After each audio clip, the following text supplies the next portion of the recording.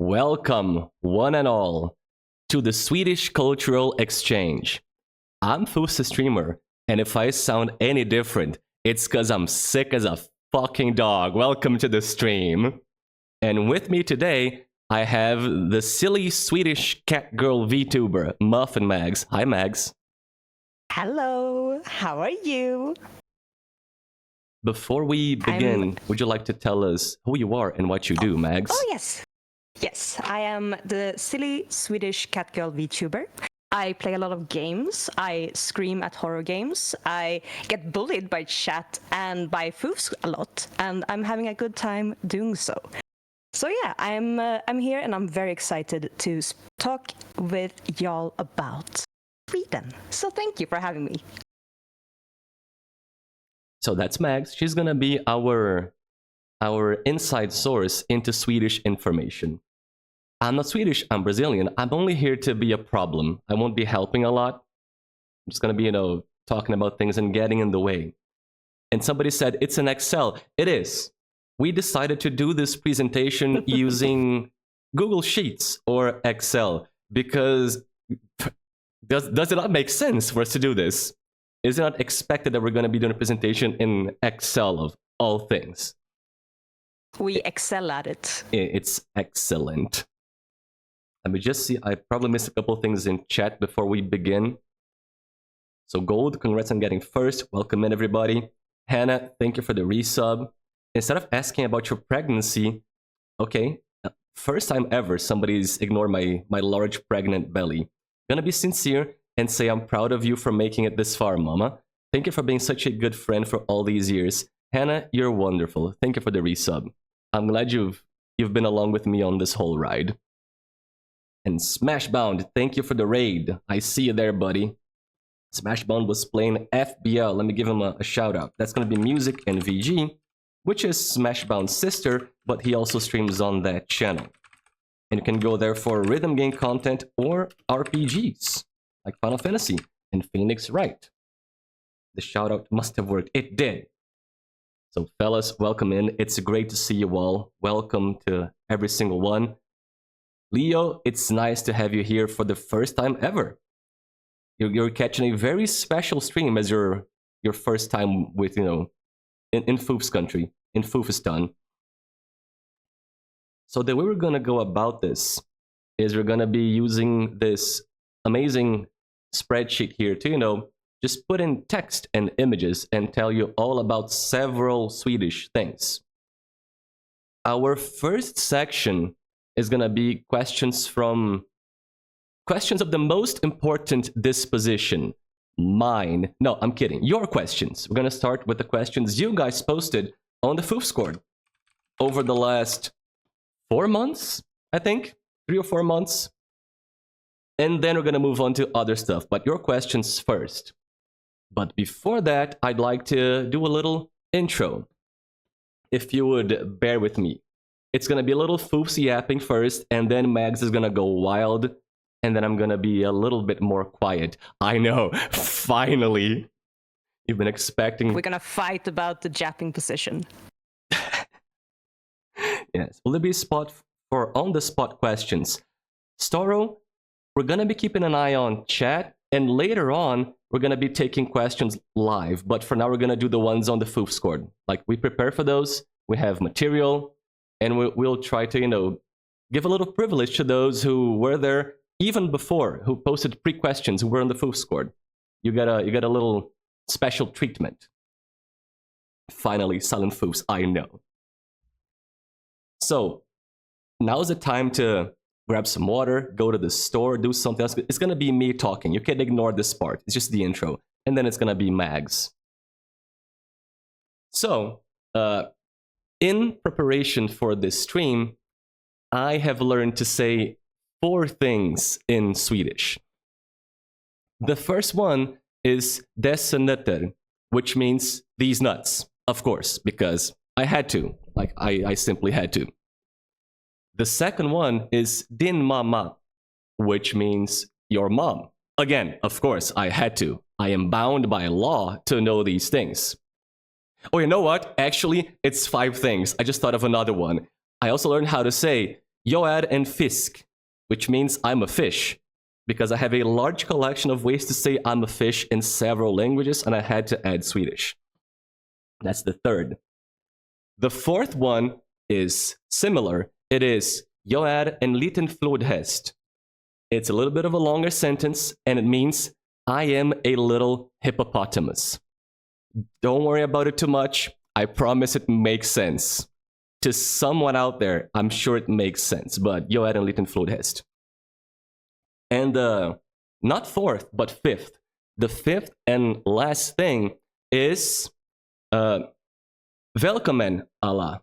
Idag ska jag prata om Sverige med MuffinMags. Vi undersökte mycket för detta och förberedde oss länge. Det kommer att bli jättebra. Jag hoppas att du njuter.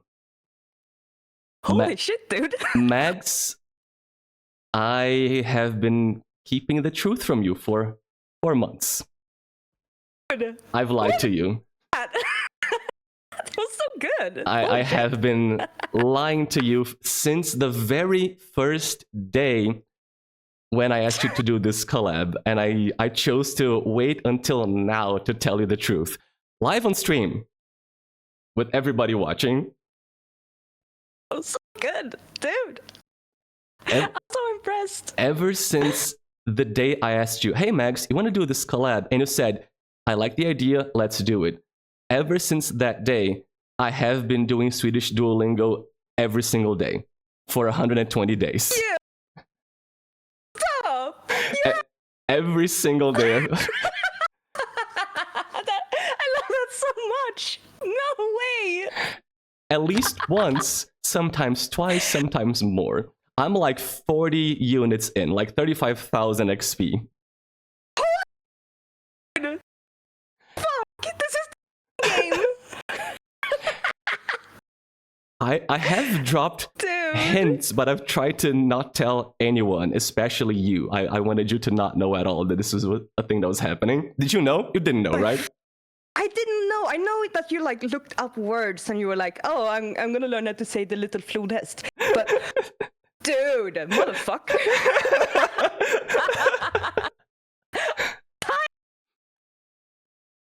Yeah, that's why the stream title says Swedish Culture Exchange with MuffinMags.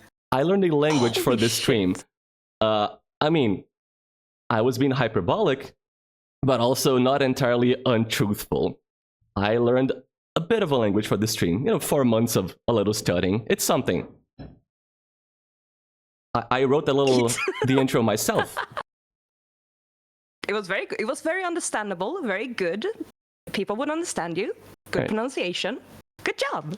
Thank you. Dude, I had no idea. Fuck you. Yes. God, sometimes we were like explaining something which I knew, like N and at words. I'm like, yes, no, okay, I get it, understand. Just you fuck. Just try not to laugh or let anything through. You absolute bastard. Yeah, right now I'm getting my ass kicked by auxiliary verbs, and I just got my ass kicked by the past tense a couple units ago. I'm learning things. Fucking god, dude. Holy shit. Get pranked, nerd. I learned a little bit of your language. Wow, dude. That's mad. That's finally out in the open. I can finally ask you questions about Swedish because I haven't been able to this whole time. 121 days. 120, dude, that's a fucking almost half a year. It's not almost half a year, but math. It's 4 months. It's a third that's of a year. That's a lot of fucking time, dude. It is. That's a fucking time to not tell me. Oh, ever since the first day, Mags, it's been a fun time hiding God. Holy shit. Brazilian boy shocks IKEA clerk by ordering fluent Swedish. That was so good. Walks in, orders a bedding and a kiwi. Refuses to explain, walks out. Did you pick today because of 120? It was a coincidence, PSX. Just happened to be 120 today. 121 today, but just happened. Just a good day for the scheduling. Oh, so now that that's out of the way, Now that the truth is out of the bag. You have been holding this for 4 months, motherfucker! Oh, that was one of my greatest pranks ever, God. honestly. That's beautiful. It's beautiful, but god damn you. Oh, Nai wants us to moisturize our insides. Thank you, Nai. Let's get some water let's in. moisturize. Dude. I love your balls in Swedish. Jag älskar dina bullar. Bollar. Bollar. Oh, different from the food balls? Kulor. Yeah, it's like... Yeah. Testiklar. Oh, okay. Different kind of ball. I see. Yeah, like ball is like playing with a football. Hmm. Yeah, I'm used to seeing... Yeah, I'm used to seeing bullar like köttbullar, fiskbullar. You could call them bollar, but they wouldn't be the go-to thing. They are meatballs when you think about it. They are meaty and ballsy. Yeah, they're balls made of meat. Sorry, talking about testicles. I gotta get through this intro. Or else it's gonna be... I'll be quiet. No, it's okay. I'm just saying, if we are left to our devices, we're gonna just talk about balls and butts and whatnot for 6 hours instead of doing the collab. Gotta keep a little bit on track. Oh, Garbaggio has a great question for you, Mags. What question did Garbaggio have? How much BR Huehue have you learned during these 4 months? Yeah, Mags. How much did you learn during these 4 months? I have learned how to say Gaza and wait, Poa. Porra. And Caralho. Porra. Caralho. And I can say eu sou pequeno hipopótamo. So I can also say it. Very good. Thank you. But I am not as impressive as you are, but I'm also doing Duolingo for Portuguese, but not as cool as you are. That was very cool. One day, a couple weeks ago, Mag said, I think I'm going to start a little bit of Portuguese Duolingo just so I understand some of what you guys are talking about. And I'm like, oh yeah, that sounds very cool. I can help if you want. Without giving away that I was doing the same thing, had been doing it for months. Oh yeah, no, let's do some Portuguese Duolingo. Sure, that's gonna be cool. Because I'm open with my friends. I'm like, oh, Portuguese, that sounds cool. I'm gonna tell foofs that I'm gonna like look into it because it sounds cool. I also wanna be in on the joke. No, 4 months, dude. You were 4 months out of the joke. Oh, it's always slow on the ball. Always. On the meatball. On the meatball. I was so conscious to not give away that I knew too much about how Duolingo works when people were talking about Duolingo anywhere. It was a good prank. It was a well-planned, well-executed prank. It was a beautiful prank, dude. Thank you. It was well done. Well done. You're getting like an applause over here. So for those who don't understand what I said welcome everybody. Today I'll be talking about Sweden with MuffinMags. We researched a lot for this and prepared for a long time. It's going to be great. I hope you enjoy. Now, before we start the free talk, part of the intro, okay, the intro was 2 things. 1, revealing the truth. And now 2, explaining to you how I came to the idea of doing this collaboration with Mags. I've had a strange connection with Sweden. I've had it for a long time because of music. I just happened to notice one day that so many of my favorite bands are Swedish. I just noticed a pattern like Sabaton, Diablo Swing Orchestra, ABBA, Roxette, fucking... That's when you blank out Europe. You know, so many bands that I like are from Sweden. I was like, huh. That's fun. Also Finland and Germany. Yes, so many musical legends from Sweden. So it began there. Oh shit, Sven! Thank you for the raid! Speaking of Sweden, there is our local Swedish pumpkin boy. My boy Sven, let me give him a shout out. It's pumpkin time, bitches. I did the wrong command because I don't know how to stream.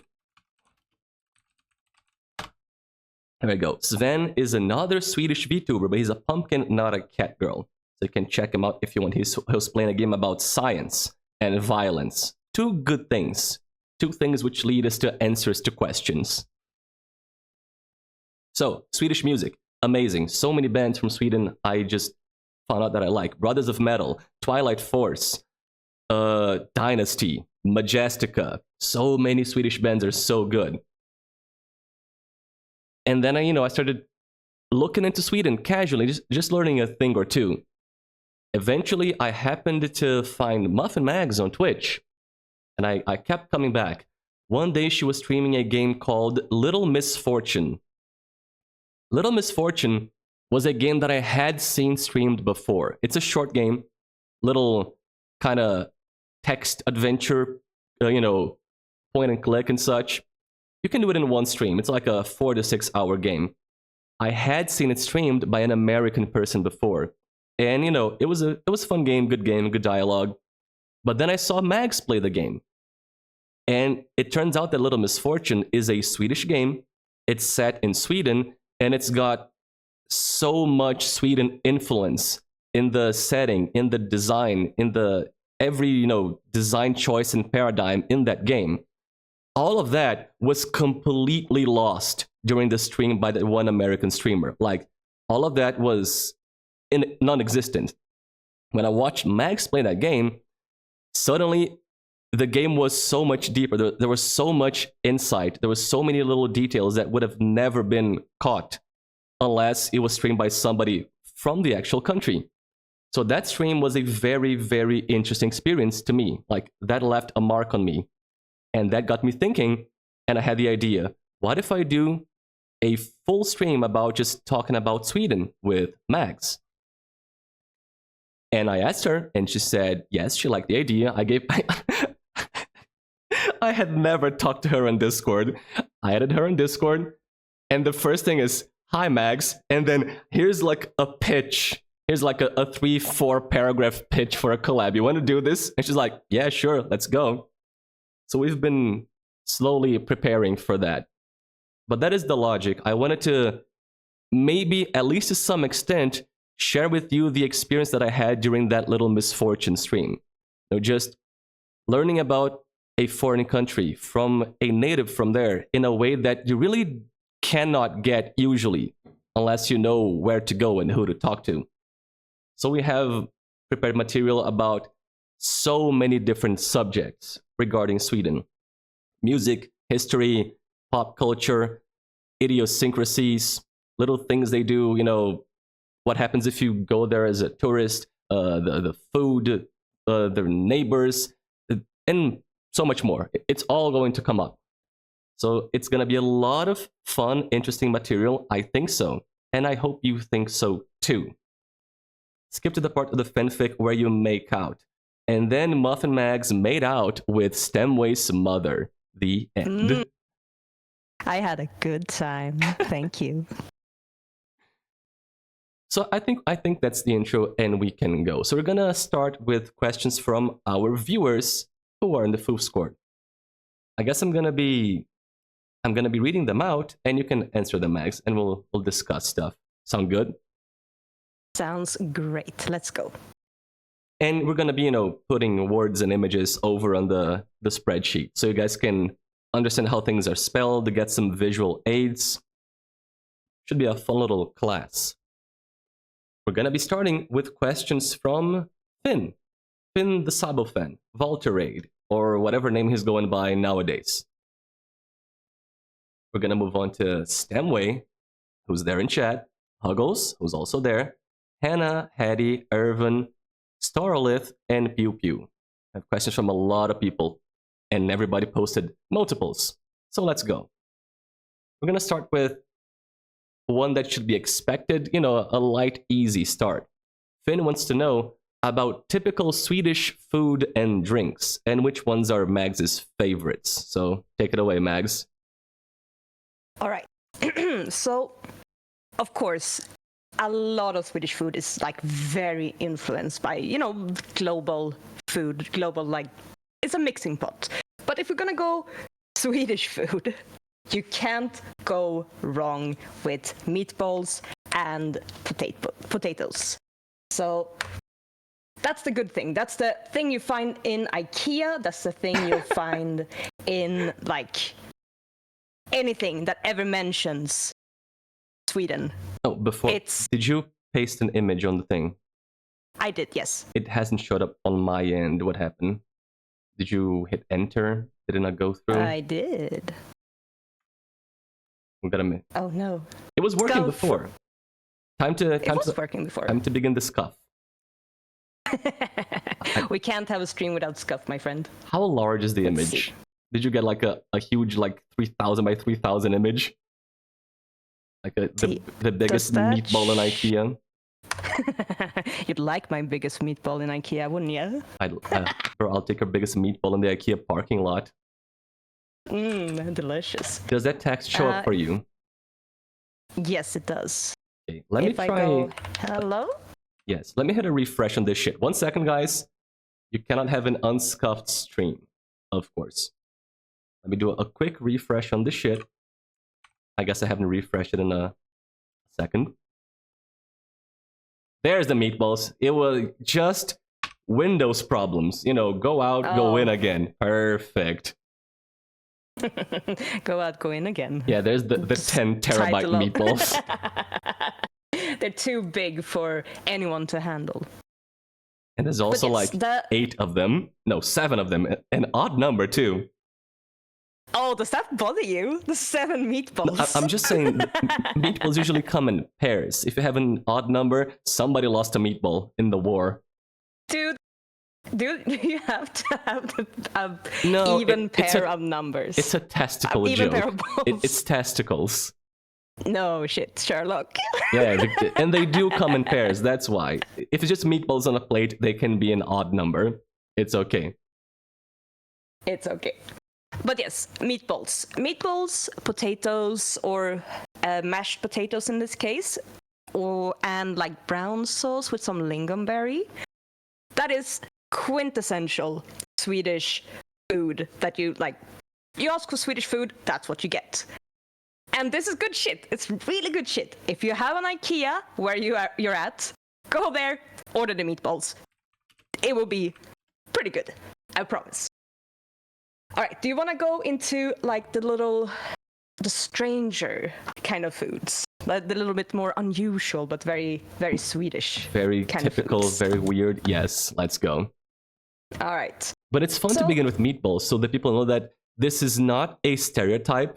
The Swedes do eat meatballs. It is like a thing in Sweden. It's very real. We do love our meatballs. We love them a lot. So, Mr. Foofs, yes. Can you tell me your feelings on the Swedish sandwiches? Fuck, dude. Fuck, dude. Tell me, what are your emotions about the Swedish sandwiches? Let me tell you something. Not just you, Mags, everybody out there. People from Sweden do not understand what a sandwich is, okay? When a Swede makes a sandwich, this is how they do it. They get a slice of bread. They maybe toast it, you know, maybe they toast that slice of bread. Delicious. They maybe put some kind of sauce or a dip or a spread on that slice of bread. And then they add some delicious toppings, some cheese, some sandwich meats, maybe some little, you know, pickled vegetables, something to give a little brightness, a little spice. And then they stop. That's where the sandwich ends. They don't add top bread to the sandwich.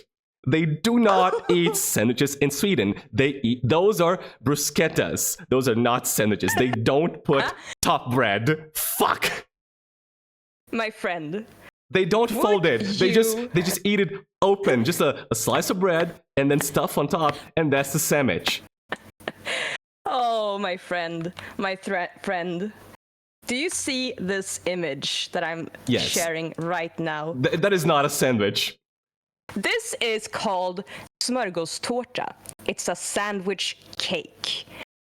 It is exactly what you described. Shit, like bread, and then stuff in between, and then you put shit on top. So we made that thing into a cake.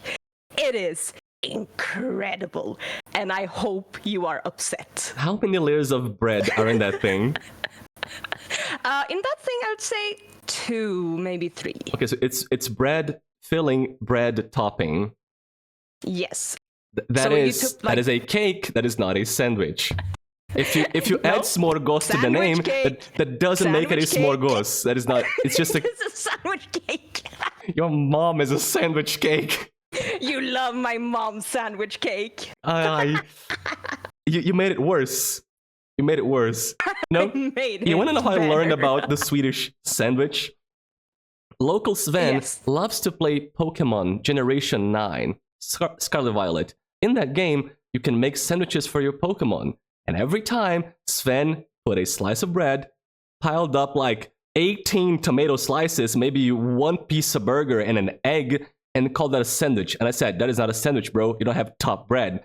And then they told me this is how we make sandwiches in Sweden, which began a whole fight about the thing. Because I thought it's just Sven being cursed in Pokemon. No, it's Sweden being cursed in general.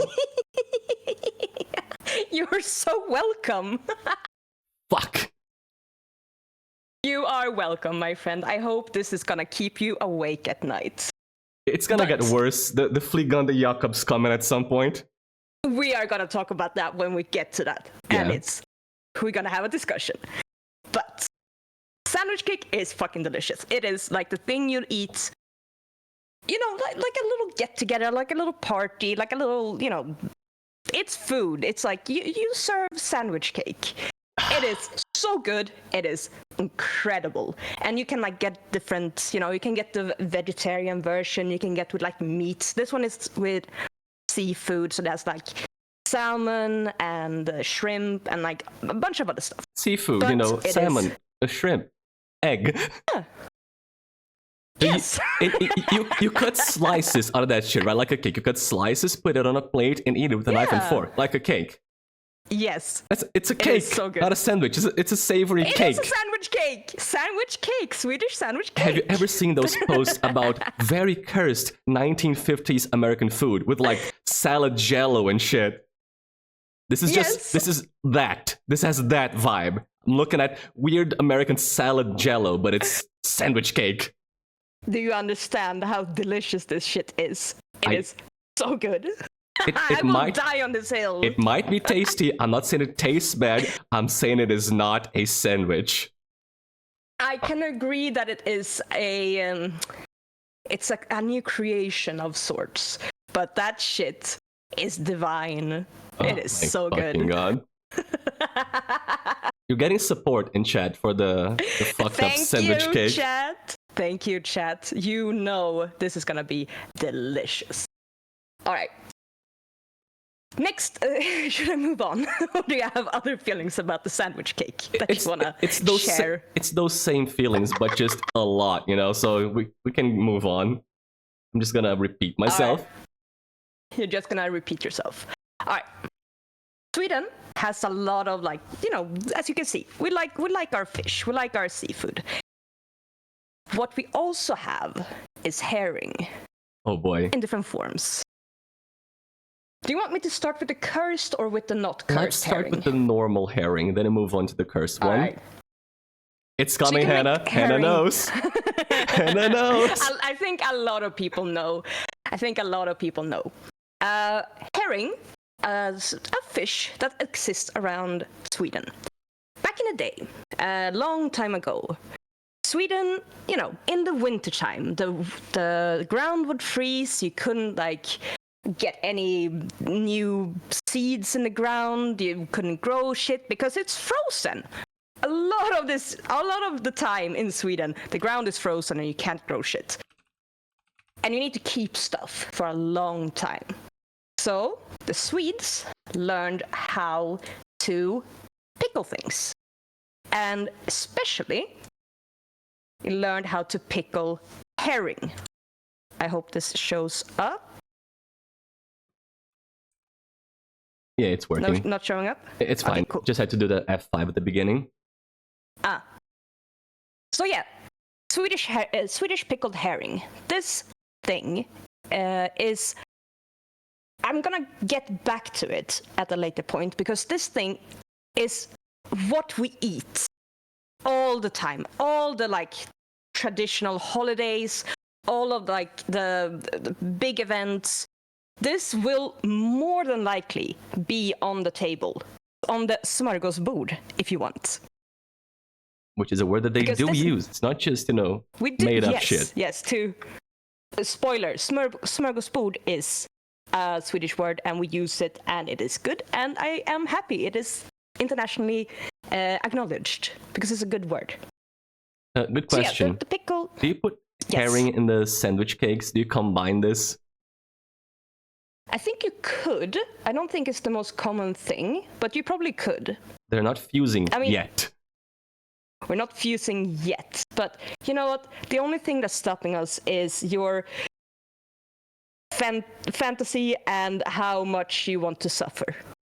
I don't want to suffer. Just looking at the sandwich cake is suffering. Like, if you add more shit to it, it won't change the suffering.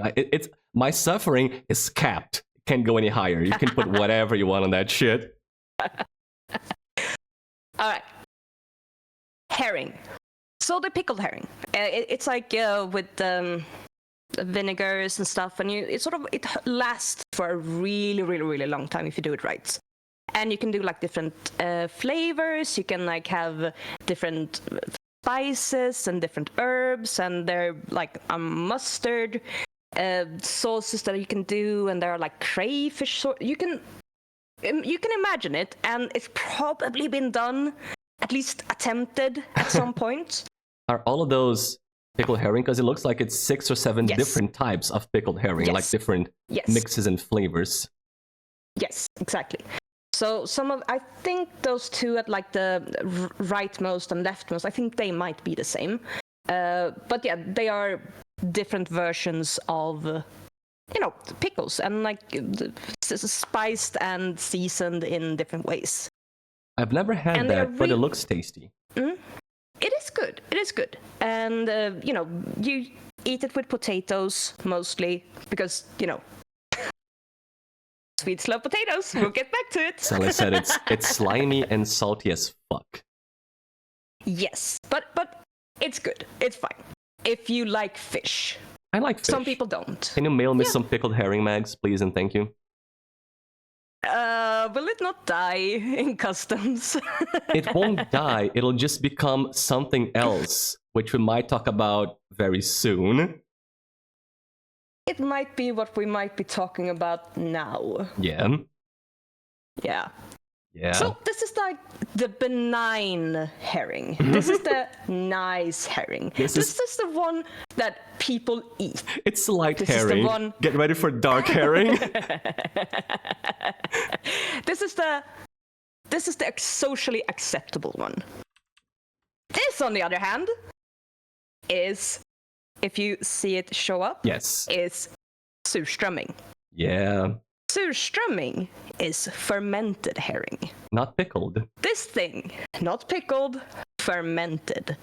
As in, it gets put in this jar, and it sort of ferments in its own juices, and sort of like, it expands, and the gases start like bubbling and moving around, and the thing just sours. This thing gets sour deep into it, and it's in the name. The name is just sour herring. Sorry? It's the name. The name is just sour herring.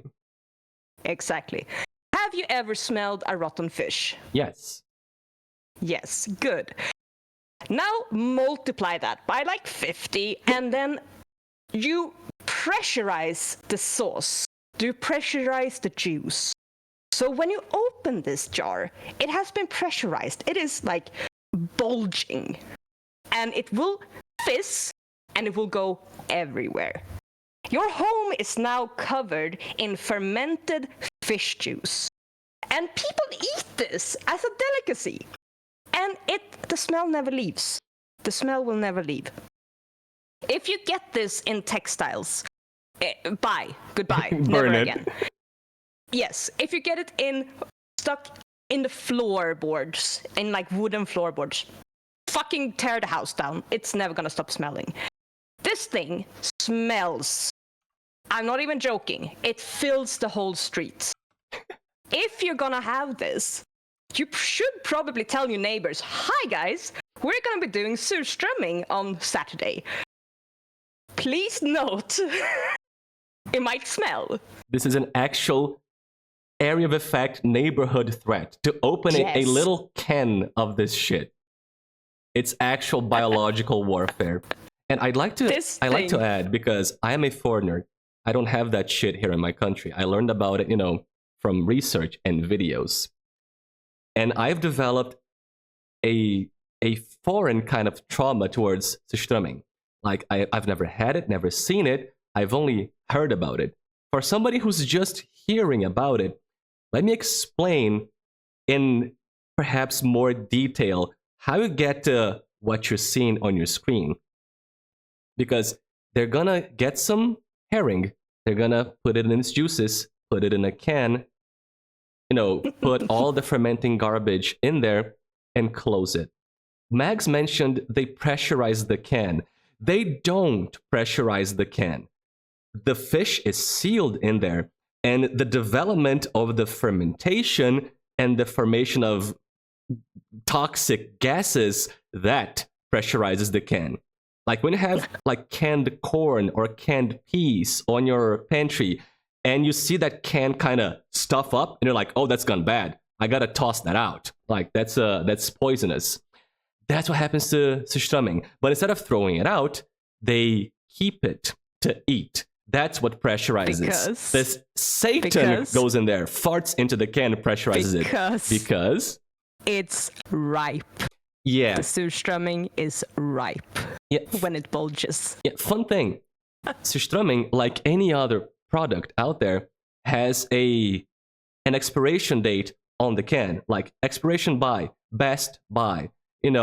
For most things, when they go over that date, you want to be careful and maybe throw it away. It's unsafe to eat. In the case of surströmming, they intentionally let it go past the expiration date so it rots even further, because they say it ripens the fish. It ripens the juices in which it swims. And it pressurizes the can further. And if you open it, you just get jets of fish juice. You get the juice fountain everywhere. Just a nice squirt all over your face and clothes. Delicious. Good work, buddy. You did it. Yes. When we go on break, our first break, I have a video that I'm gonna play for you. It's a man opening a can of surströmming and then cooking with it. So instead of just going to the BRB screen playing you a song, when you go on break, I'll play you like a 5-minute video of this shit being made into food. So I hope you enjoy. Anyway, sorry, Max, do go on. Yes. I would like to add that that's not how you're supposed to open surströmming, and that's not how you're supposed to eat surströmming. So, like, Foofs is going off about the juice fountain and the pressurized can.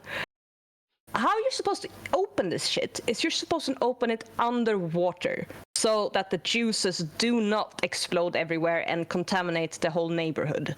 This is kind of important because it will fucking smell forever. So, open it underwater, eat it probably outside so you don't fuck up your home, and you're supposed to eat it with some potatoes, some creme fraiche, some chives, some prayer, some hope. Yeah, just sandwich cake. Put your faith into the god. But yes. And by the open it underwater, Max told me that people go outside with a can of surströmming, into a coursing shallow river, and they open that under cold running nature water, so nature takes the fishy bullshit away. Not just a bucket of water at home. You go outside and let Mother Nature, take care of that. Yeah, just fix it. We don't want it. we God damn it. made it and we regret it. Mother Nature, help. Oh, yes. Yes, this is this is so strumming for you, my friend. Swedes This is are what on you have something. to look forward to. We are, again, it's supposed to keep it fresh, edible, not dying You from failed it. on all counts. But yes, And I saw somebody that's asking why. about, somebody mentioned the Icelandic shark, Hakarl. Yes. Hakarl Hakarl. is Icelandic rotten shark. It's also supposed to smell bad, be weird, be rotten, and fermented. From what I've seen online, based on videos and reactions, surströmming is much worse. It's so much worse. It doesn't compare. Like, I've seen people it throw attacks up you. opening a can of this. It attacks you. Surströmming attacks you. Yeah. Hakarl does not.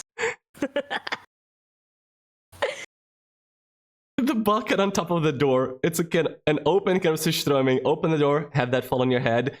You might as well burn yourself at that point. Yeah. It's actual like biohazard warfare kind of level of bullshit. Some countries have banned importation of surströmming. Like, it is illegal to import this shit in some countries. Rightfully so. With good reason. Yes, good reason too. It's foul. It's foul, man. It's foul. Yeah. Doesn't the shark thing smell like piss? It does. People have said it smells like actual piss. Fun thing, surströmming smells worse. You would rather smell a bucket of piss than a can of this fish. That is how bad it is. Just go for the piss, man. Oh, great stuff, even. Alright. Are you content with the surströmming? No feel one has ever satisfied? been content with surströmming. That thing is like a streamer challenge. Like, you know, the cinnamon challenge, the hot sauce challenge, the surströmming challenge. For content, I'm gonna open a can and eat it. It's something you do to torture yourself for views. And Swedes do that for fun, as a social gathering thing. Mags, tell us about your experience with surströmming, your own, please. Have you eaten it? What do you think about it? I have not eaten it because it's a bit too interesting for me. Yeah. But I have been exposed to the scent, the beauty. I have people in my family that are surströmming aficionados. Lord. They love that shit. They had that thing in our like cupboards, bulging, and you know. They were like, oh no, it's just like 1 year expired. It needs to wait like another year, year and a half. Dude. And I go like, holy shit, every single time I open that cupboard, I look in there and I look that fucking thing right in the eye, and it's a ticking time bomb, and I know it. I know that thing's gonna explode, and I know that thing is gonna go everywhere, and I know it's gonna smell bad. For months. But yes, months. When you open that thing, it's so hard to explain, like to convey how absolutely foul this taste is. Or not taste, but like smell. The smell is supposedly worse than the taste. Again, I don't want to eat it. Don't want to have it in my mouth. But the That's what smell, she said. I do not want to have it in my mouth, man. No, thank you. You smell it, you come to the conclusion that no, this is not edible. That's the feelings I have about surströmming. But it permeates everything. I was inside in my room. That can was opened outside in the correct ways. And it still came in my room with windows and doors closed. That thing spreads, and it's relentless, and it doesn't go away. It's like a cartoon green cloud of smell. Like it's fucking Tom and Jerry. Yes. And then days after you come back, and the smell is still there. Not as strong as it was day one, but it's still there, and it still smells, and you do not get used to it because it just keeps hitting you over and over and over again. It is not a good smell. You cannot olfactory blindness your way out of surströmming, my friend. It's foul. It's actually fucking foul. So I might be jumping ahead a little bit, but like sending it to foofs, I was like, no, I'm not gonna fucking expose you to that. Nope. Nope, that's not gonna happen. Because you would get fucking taken away by your police. Yeah, if you send me a can of that shit, I might be put on some criminal watch list. I might get taken away by the cops. You would get arrested. You would get arrested and put in for like, I don't know, terrorism or something. It's foul. Terrible. Sally said it doesn't taste as bad as it smells, allegedly. That's not a good benchmark. It's like, oh yeah, no. Actual feces, it tastes better than it smells. It smells like shit. If it tastes like, oh, almost shit, that's still almost shit. I don't want to have it. Just give me a donut instead. It tastes worse than shit, man. Oh my god. So surströmming tastes worse than shit. And smells worse than piss. So let's just have the pee-pee poo-poo smoothie and not surströmming. Pretty much. There. I feel we're satisfied with this this exposure. At least it can't get worse than that. No, I'm actually gonna go back a little bit. I'm like, bring you back a second. To food? Can we talk about food instead? I am going to talk about food, and if I may, I'm going to talk about actually a very seasonally appropriate thing to talk about. Oh? Because I might be jumping ahead a little bit, but I think this is a good spot to talk about it. This thing that I'm sharing right now. I forgot the name. You told me about this. Is called semla. Semla is a bun. It's a sweet bun with like cardamom taste. You cut it open, you put some almond paste on the bottom, and then whipped cream on top. So this is a very traditional semla. And then you put on the hat again. It's a real sandwich. Do some. What? It's a real sandwich, but you don't call it a sandwich. This isn't a sandwich, man. This is not a sandwich. This is the semla. Fuck, enjoy dude. The semla in your face. But yes, this is very delicious. This is very good, but it's very heavy. Very heavy. And the reason why it's seasonal is because it's connected to Fettistan, which is Mardi Gras. And you're supposed to only eat this on Mardi Gras. But people start early. I know I found some of these in the store in October, and people get very upset about this. But it is very delicious. Yes, it's. I think they have it in one piece. One piece is semla. Yeah, I think they have like a scene where they go, "Oh, semla" or something. I haven't seen it myself. I only got it told to me. As an aside, before you go on, Stem was mentioning semmel, which is similar name, just put powdered sugar and cream on it. In my understanding, semla is the Swedish version of a different kind of pastry. Like it looks like the German Berliner, and also like the Brazilian sonho. Sonho means dream in Portuguese. It is our version of the Berliner, and it looks just like semla. It's a little bun. Cut it in half, powdered sugar on top, cream, some kind of cream inside.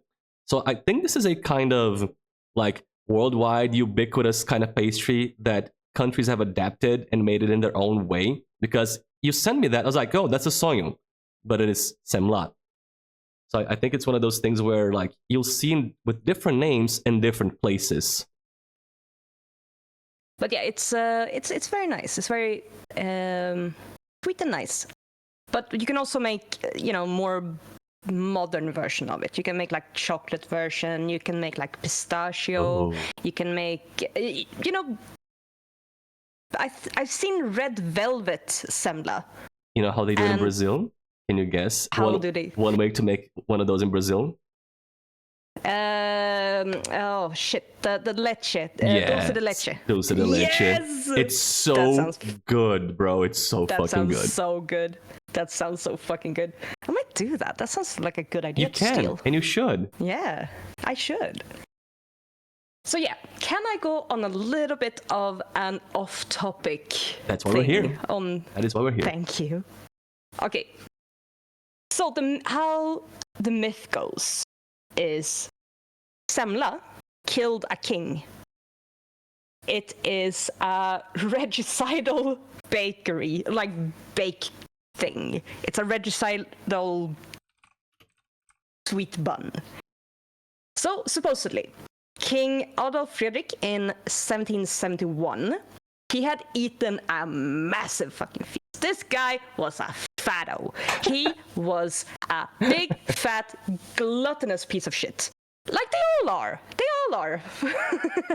Kings are, am I right? Oh man, kings, am I right? We don't have kings here, Max. That's a Sweden thing. Sorry. I know. I just feel the emotions with me. I am. 1771.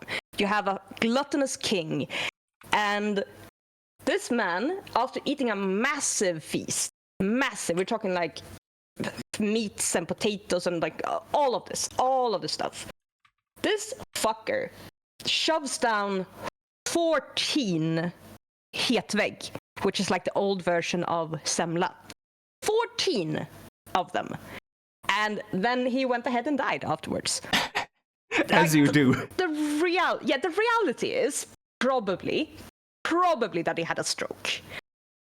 But it's more fun to say that the semla killed him. So we have a king killer pastry.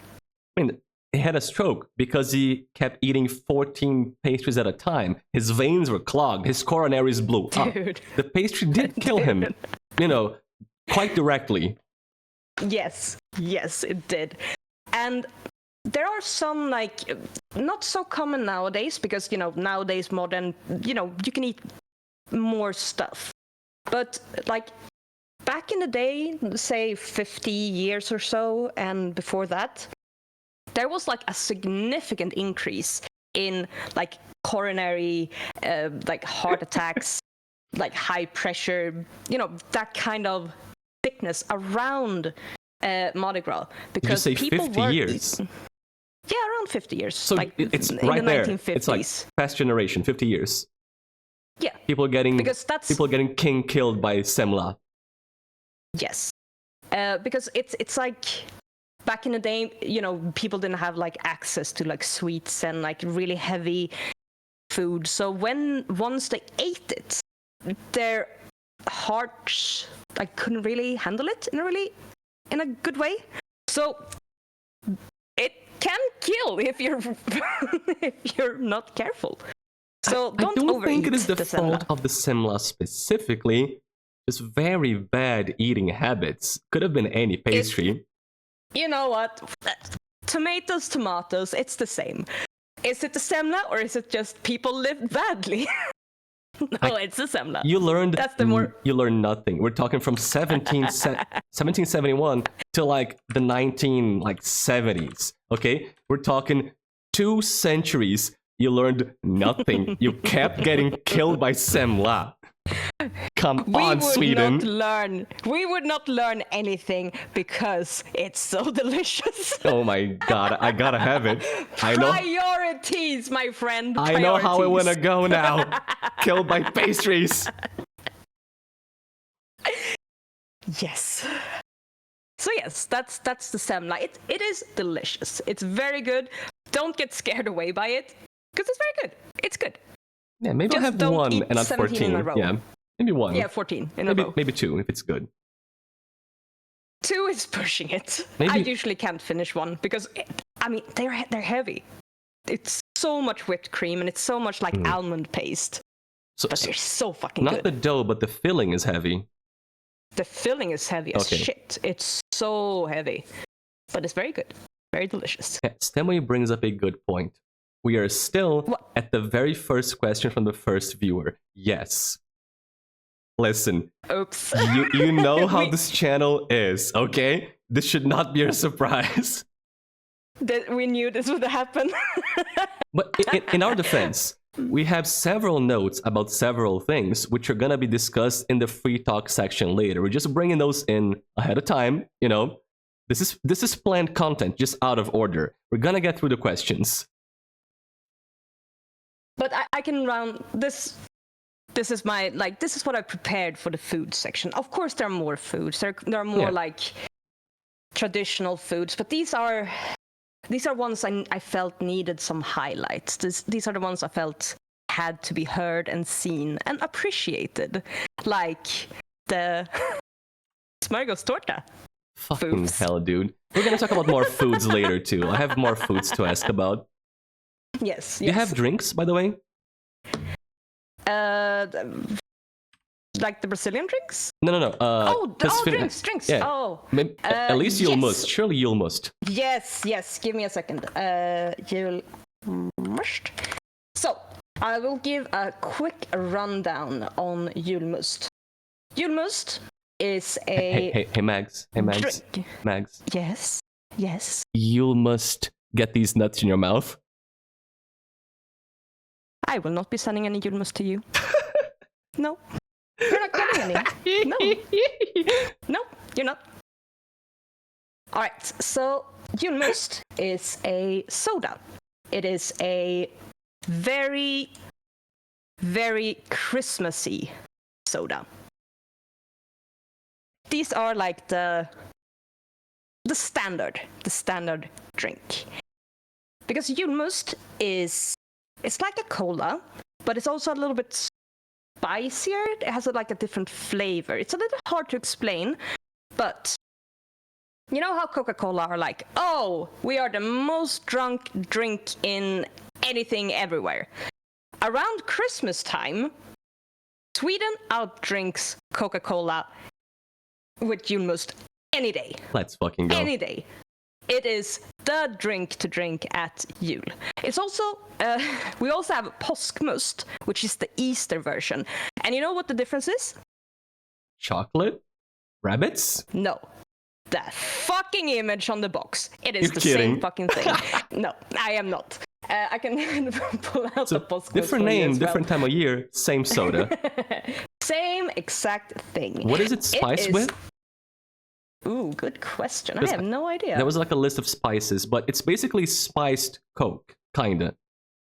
Yeah, kinda. It's Coke-like, but it's not the same as Coke. So yeah, that's the with, that's the Easter version.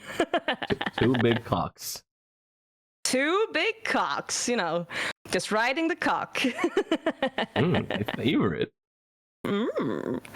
But yes, that's what we drink at Christmas. If you drink anything else, I mean, there are a lot of producers and different companies that make them, and there are more fancier versions, and there are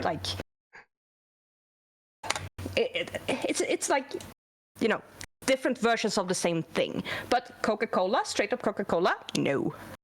If you drink Coca-Cola, then you're a dumbass because it's wrong.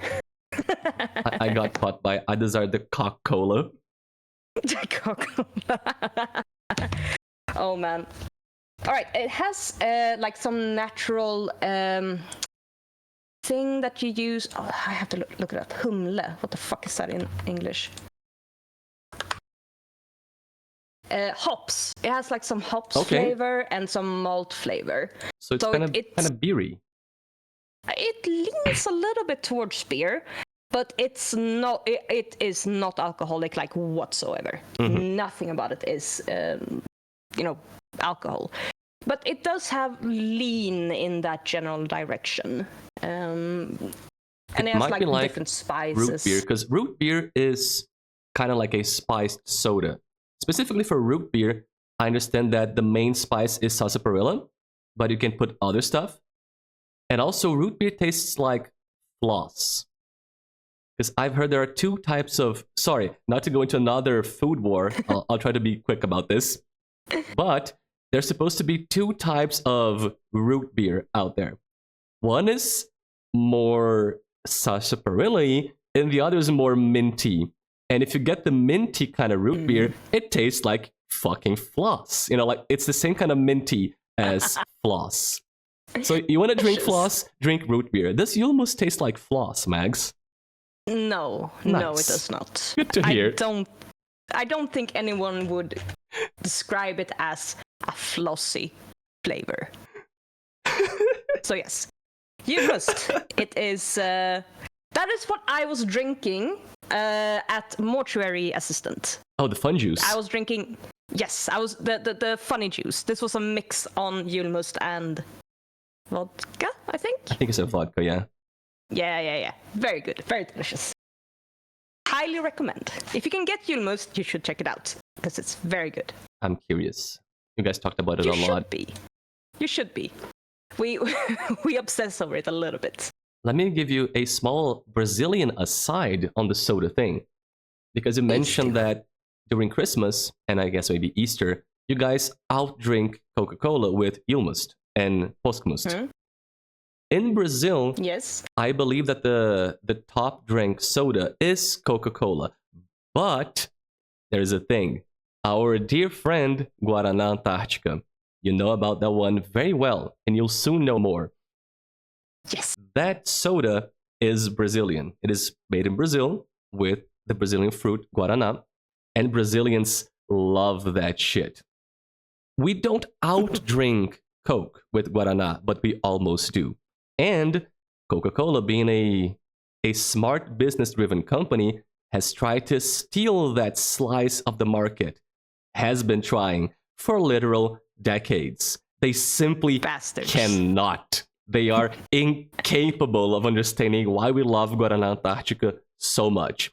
They've made, and I'm talking decades ago, they made something called Guaraná Quat. K-U-A-T. It was their own version of Guaraná with a Brazilian sounding word which doesn't sound Brazilian at all. So they failed on that too.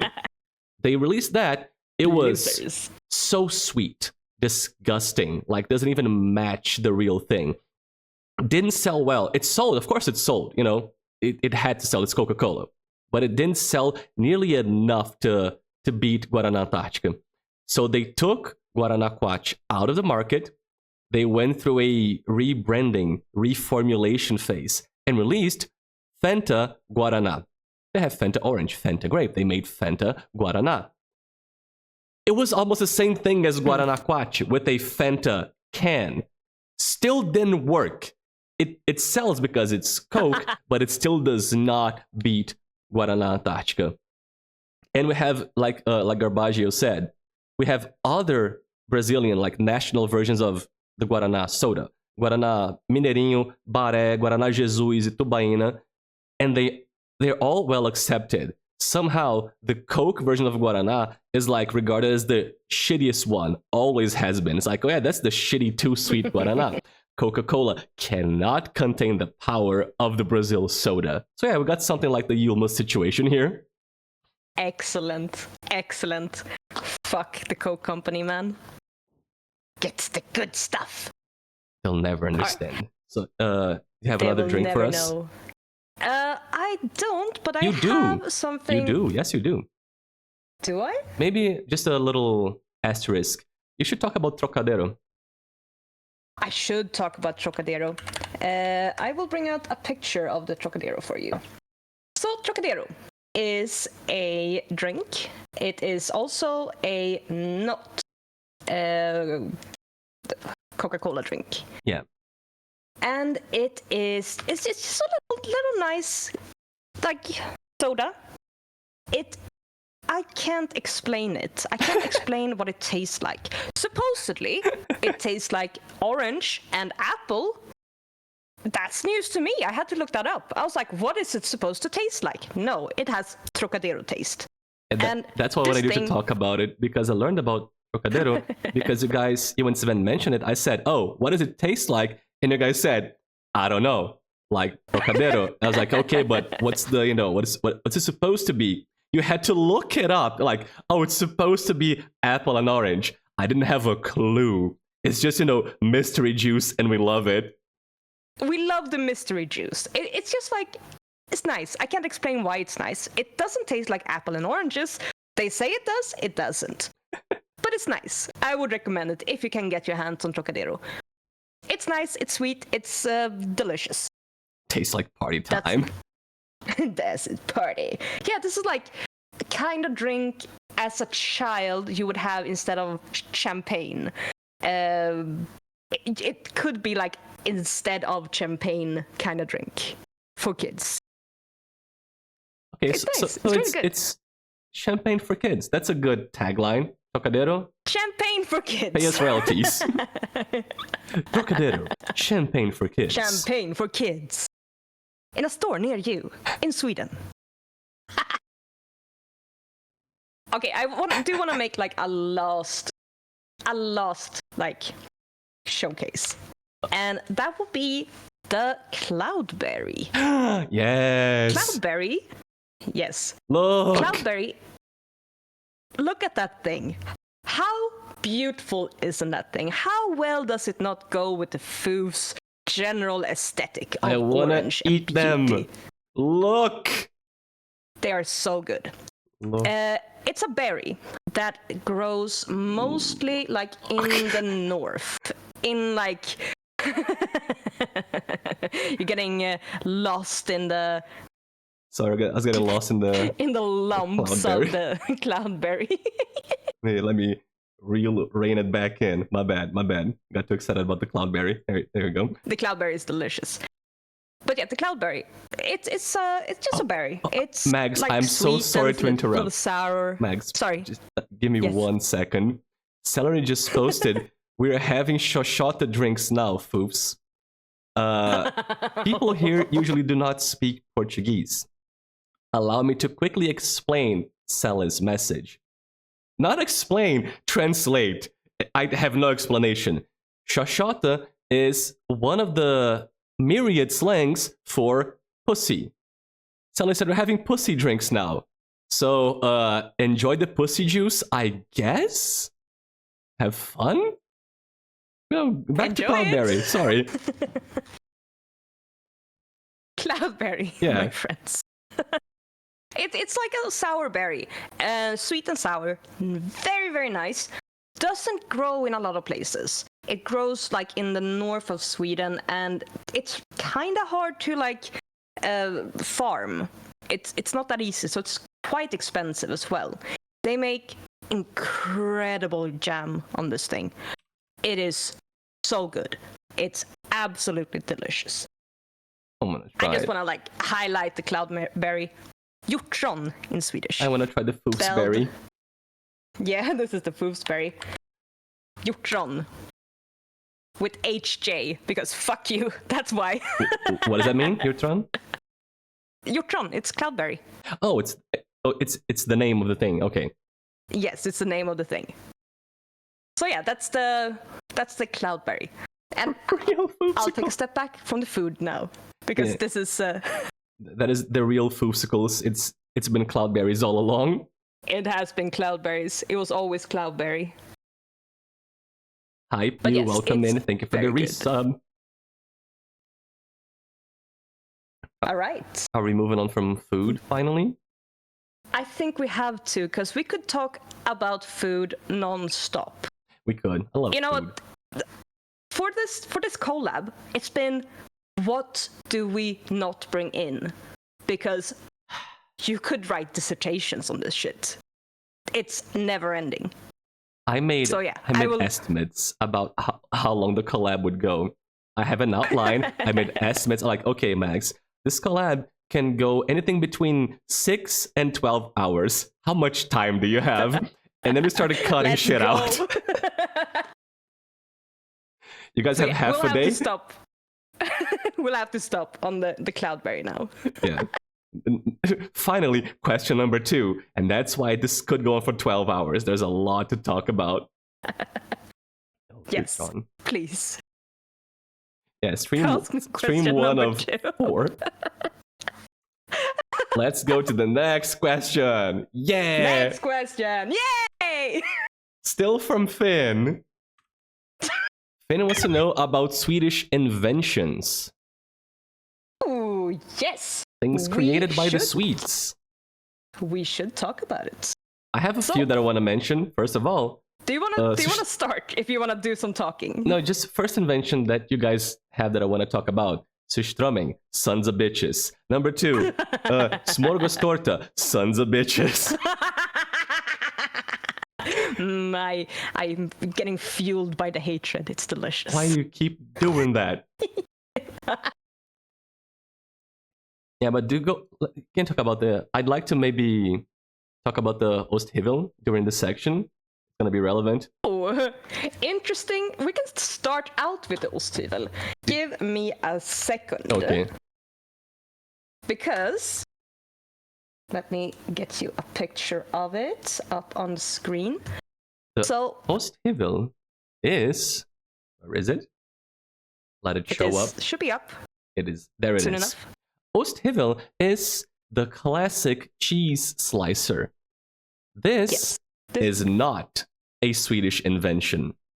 This was made... Norwegian. It was made by Norwegians, but apparently, and I think that's the funny part, Scandinavia has a little war about claiming the invention of the cheese slicer. Like, no, I made this. No, I made this. It's mine. They all claim it, but it was made by Norwegians. I think it's super funny that there's a war for the claim of the Osthivel in Scandinavia. Yeah, but there's like an actual documented inventor. It's a guy called Tor Björklund, Norwegian carpenter, who made it. But everyone claims it because we love that shit. I had a long fight with a Finnish person once about the claim, owning the claim to the Osthivel, and we were both wrong. Yeah. But you were so, certain in your convictions.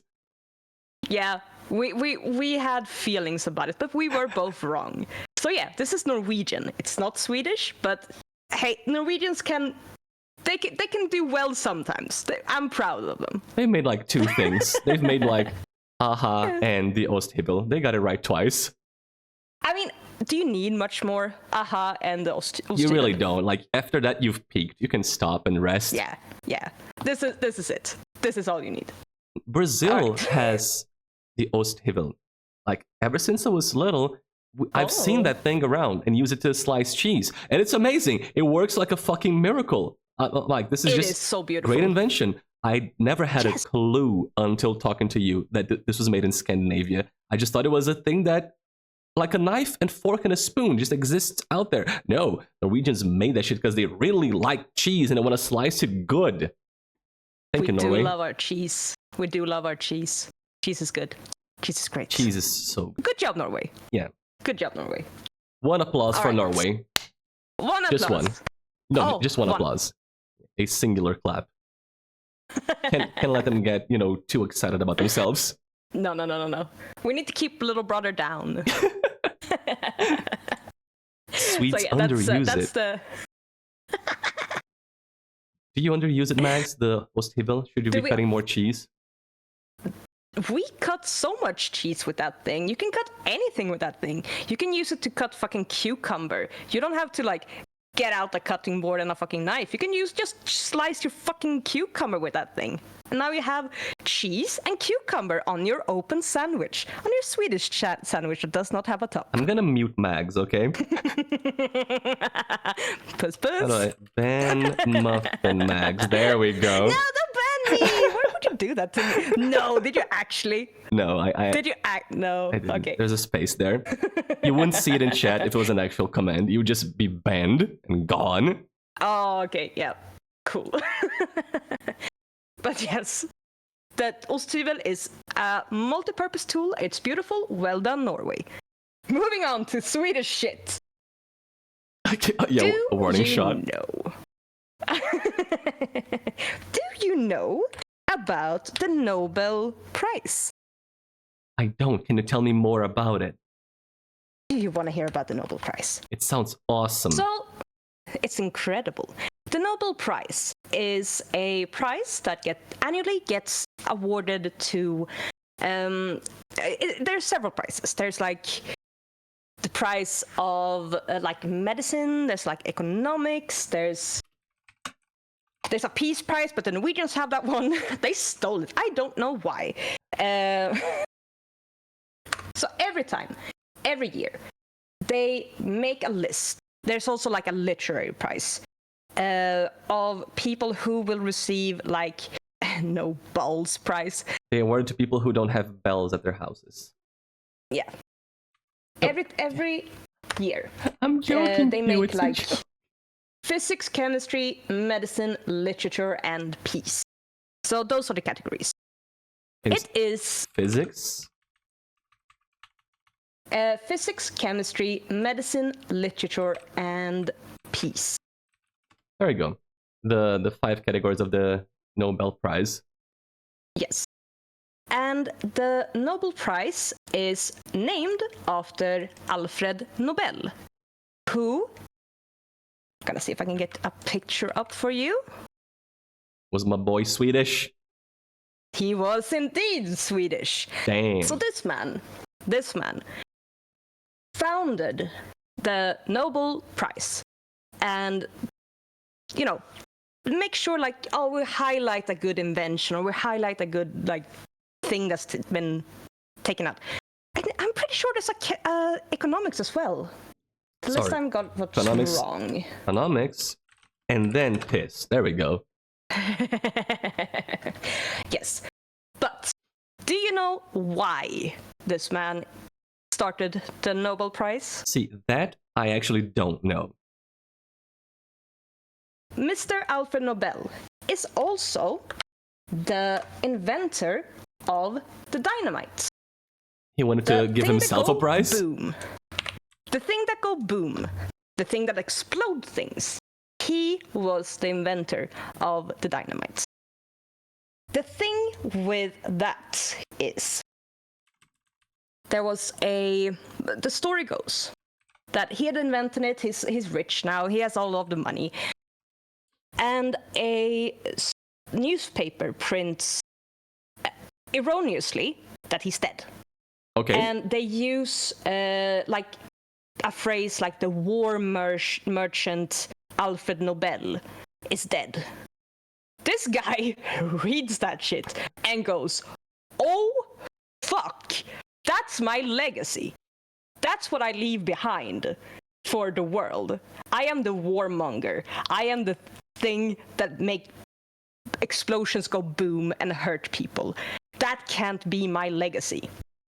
So that's why he founded like the Nobel like institution that, you know, give out, I think it's like 1 million Swedish kronors in grant money per prize. Which is about $500,000 Brazilian reais, which is about $100,000. I usually take divided by 10 for dollars. Okay. And it's a very prestigious prize. Every year on the 10th of December, they have a massive banquet in Stockholm. In Konserthuset, I think, like the concert house. And it's like a beautiful, it might not be concert, I might be confused, but whatever. It's a beautiful event, a beautiful feast. Everyone's like dressed up as fucking fancy as you can. The king is there and gives out the prizes.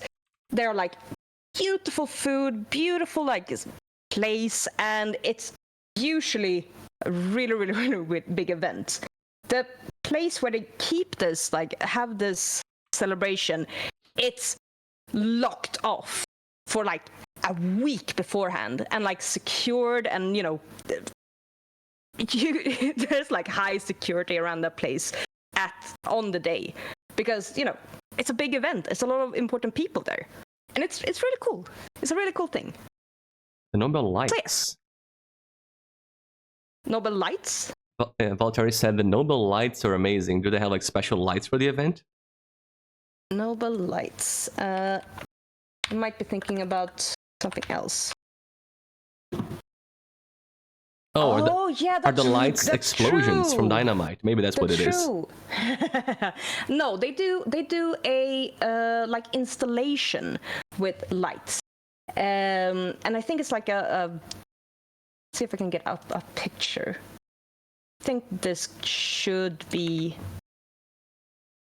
learning new things together. We are learning new things together.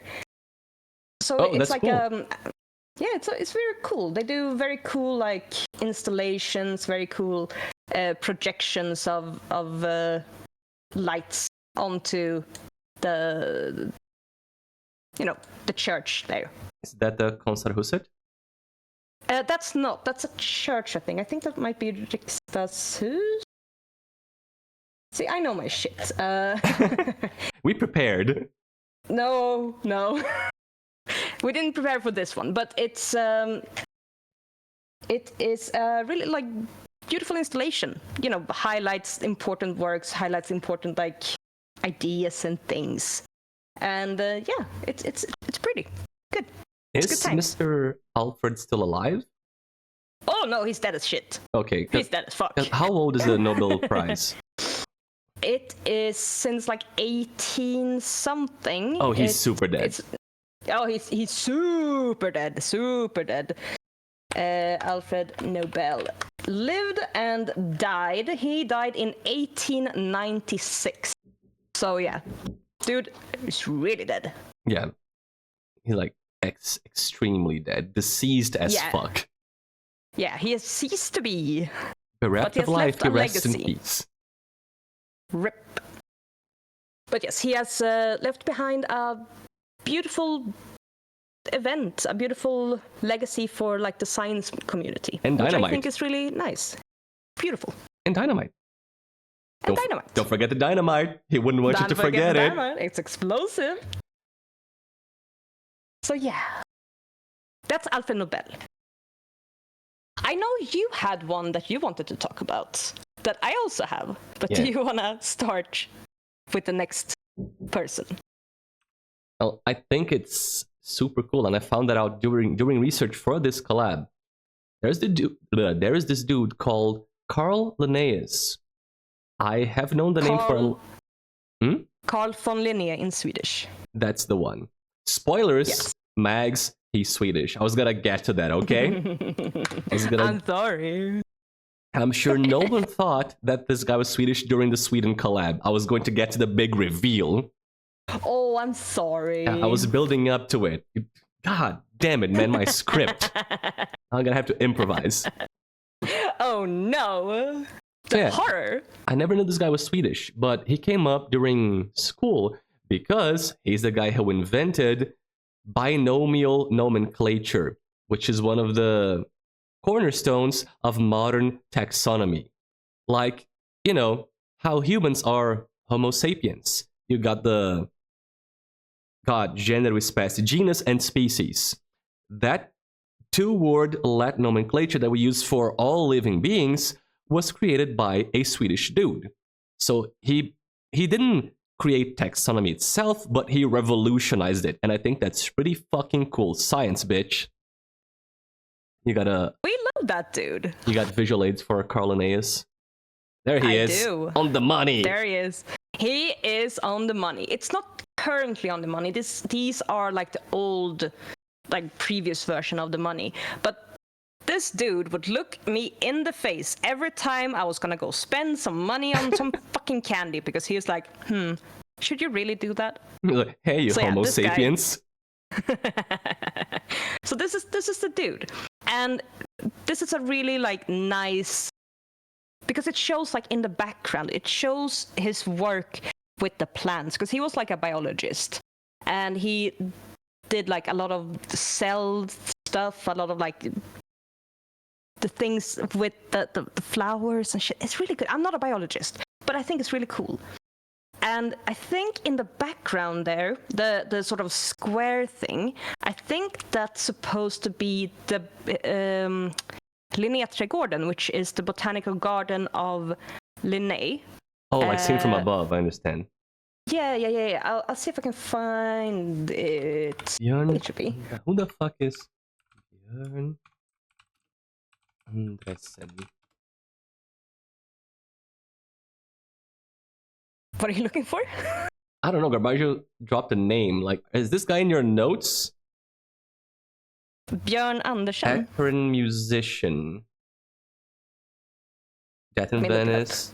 He was in Midsommar. He was a small role in Midsommar. No, I don't have that guy in my notes.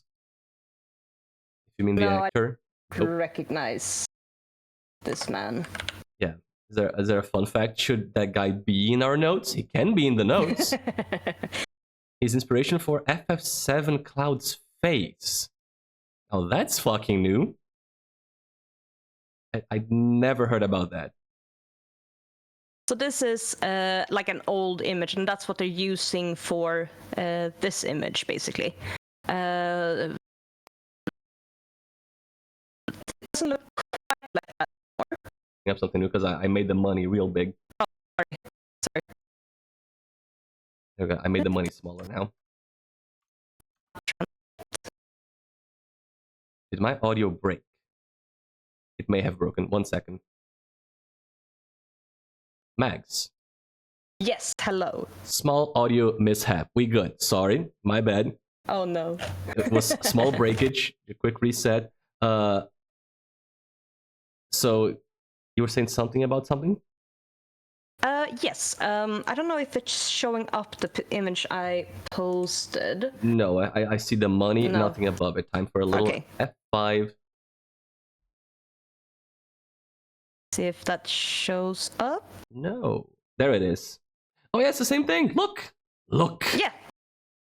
So that's the garden. That's Linnea Garden in Uppsala. It says Uppsaliensis over at the top. It does say Uppsaliensis, so I think it's Uppsala. God damn, that's a bad picture. I'll get you another better picture, but they're giving me potato pictures. Oh, you love potatoes. That's It's all true.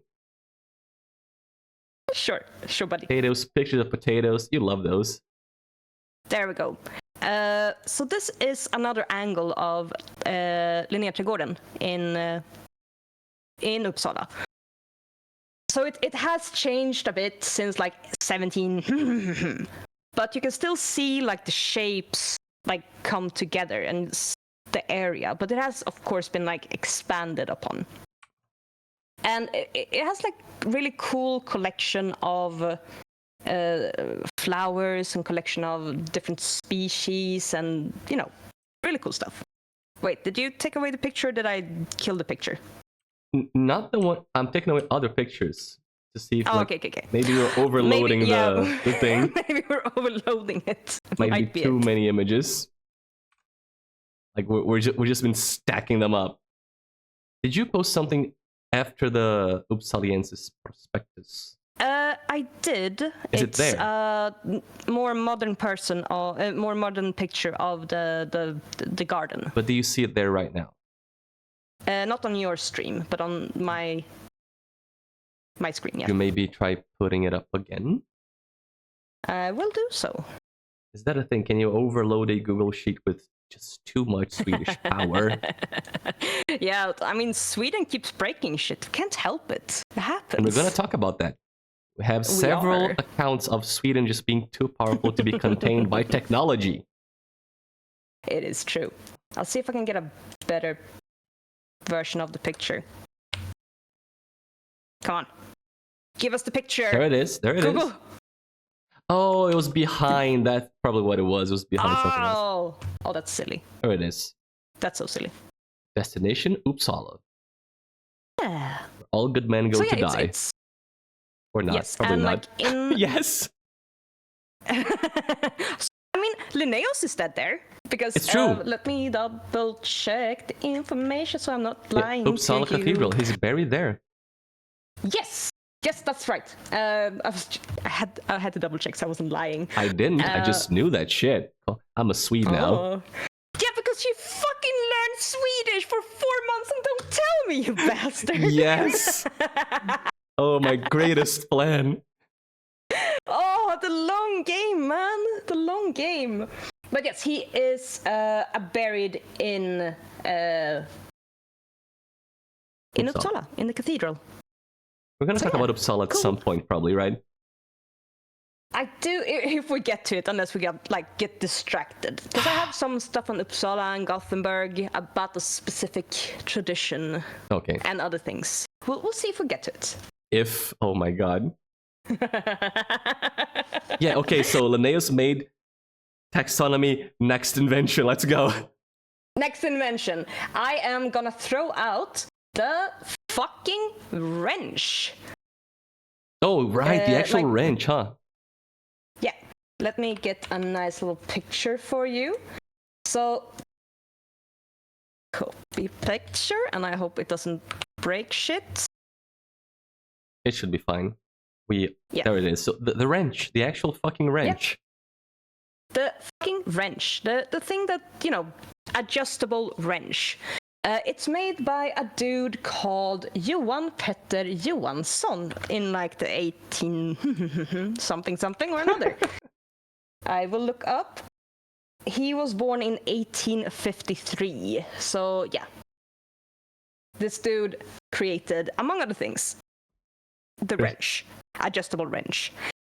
I think when you make the wrench, you don't need to make anything else. Like, you're good for a lifetime. You made the fucking wrench. So many stuff. He has like 100 patents. Okay.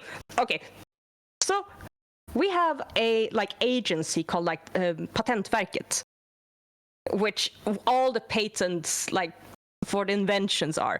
I dove deep into that fucking website to look for really cool inventions and really like cool, because I had to check with you. I was like, do you want like the patent number for these things? Yeah, she asked me that. I said, listen, Max, first, you're a huge nerd. Also, I don't think the patent numbers are necessary.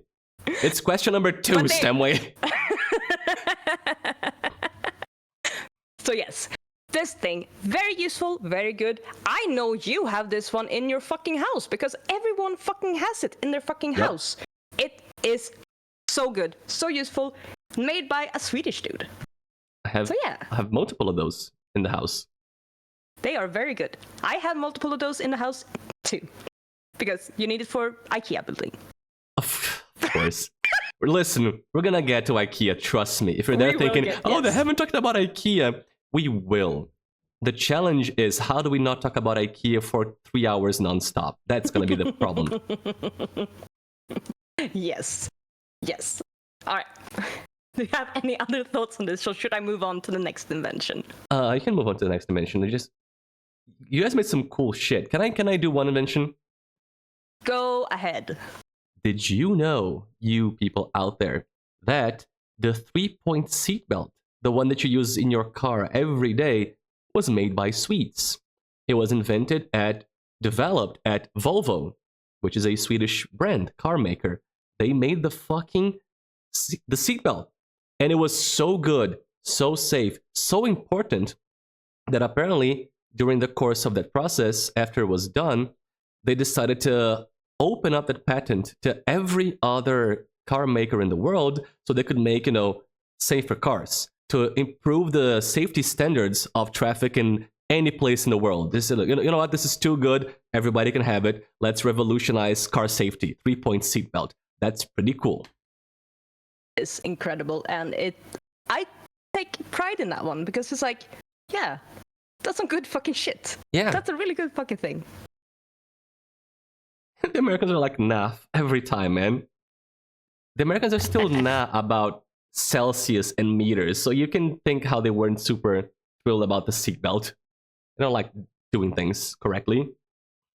Yeah, why do it right when you can do it the American way? Fucking Fahrenheit. It's a travesty, man. It's a travesty.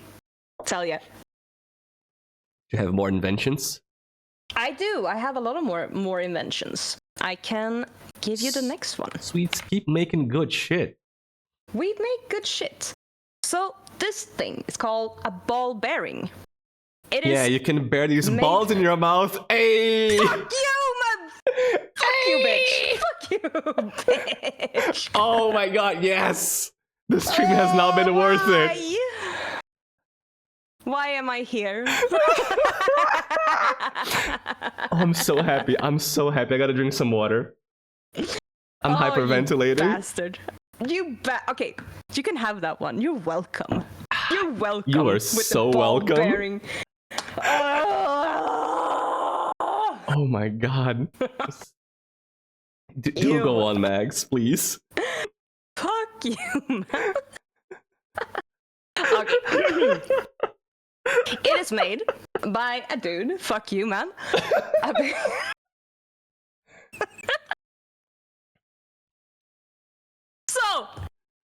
machinery in fucking massive machines that were run on like belts and shit in like the 1800s. Shit would break down. Shit would like move around. Shit would break. Shit wouldn't work. So this dude was Sven Winkvist was tasked with fixing it, figuring it out, and he did. So how this works is like between like the circular pieces, you have the like the spherical items, and they are free to move. I'm not gonna say it again because you're gonna shame on you, shame. But they are free to move around. Your mouth reduces.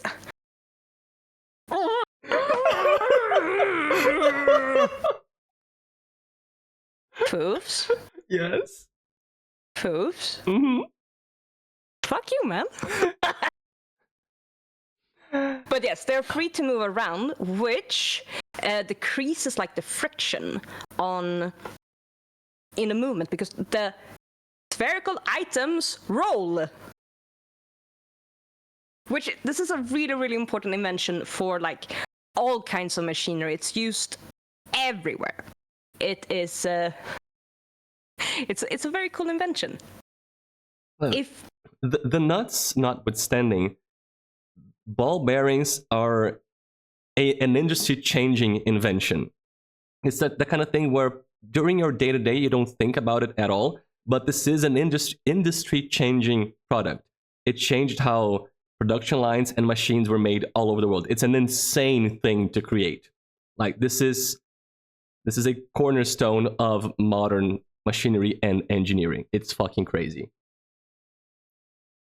Thank you, Foofs, to help me explain how important this invention is. And it's a very cool invention. I have mentioned this before. I do have a degree in engineering. I've mentioned that on stream. I have been up and close with ball bearing. You want to say something, Mags? I am a lovely human being, and I'm not going to take that shot because I am nice. Also a liar. Okay, in moving your on. Mouth with balls. There it is. So yeah, it's so important. It's such a cool thing that exists. Like it's one of those things which are simple, elegant, extremely efficient at doing what it does. It's so cool. Like ball bearings are awesome. Like they go in, like I said, in conveyor belts, in wheels, just keeping machinery going with low friction and low maintenance and a high level of trustability. Yeah, like Star said, understated, not thought about, revolutionary. Ball bearings are like a cornerstone of engineering. It's super cool. Thank you, Swedes, once more. Thank you, Sweden. Good job. Good job, Swedes. Good job, Sven Ringfit. Winkvist. Ringfit. Okay, do you want the next invention? Wait, we have food. To celebrate today, Celery Tax made a Swedish-Brazilian dinner. A sort of Swedish-Brazilian food fusion. Let's see how that looks like, since we're talking about food for 7 hours. Oh no, the shot drinks are there. Oh no. Let me get the pussy juice. Let's see the pussy juice.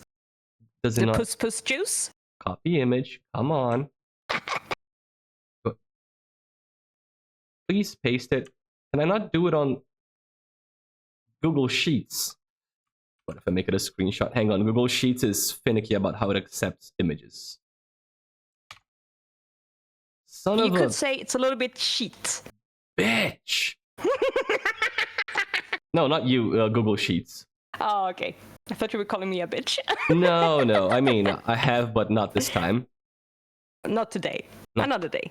Today, later. Oh, they made chocolate and bread. I'm gonna save the image. Delicious. I'm gonna import image into this shit because Google Sheets doesn't want to play. I was just gonna copy paste. No, you gotta insert image like a fucking caveman.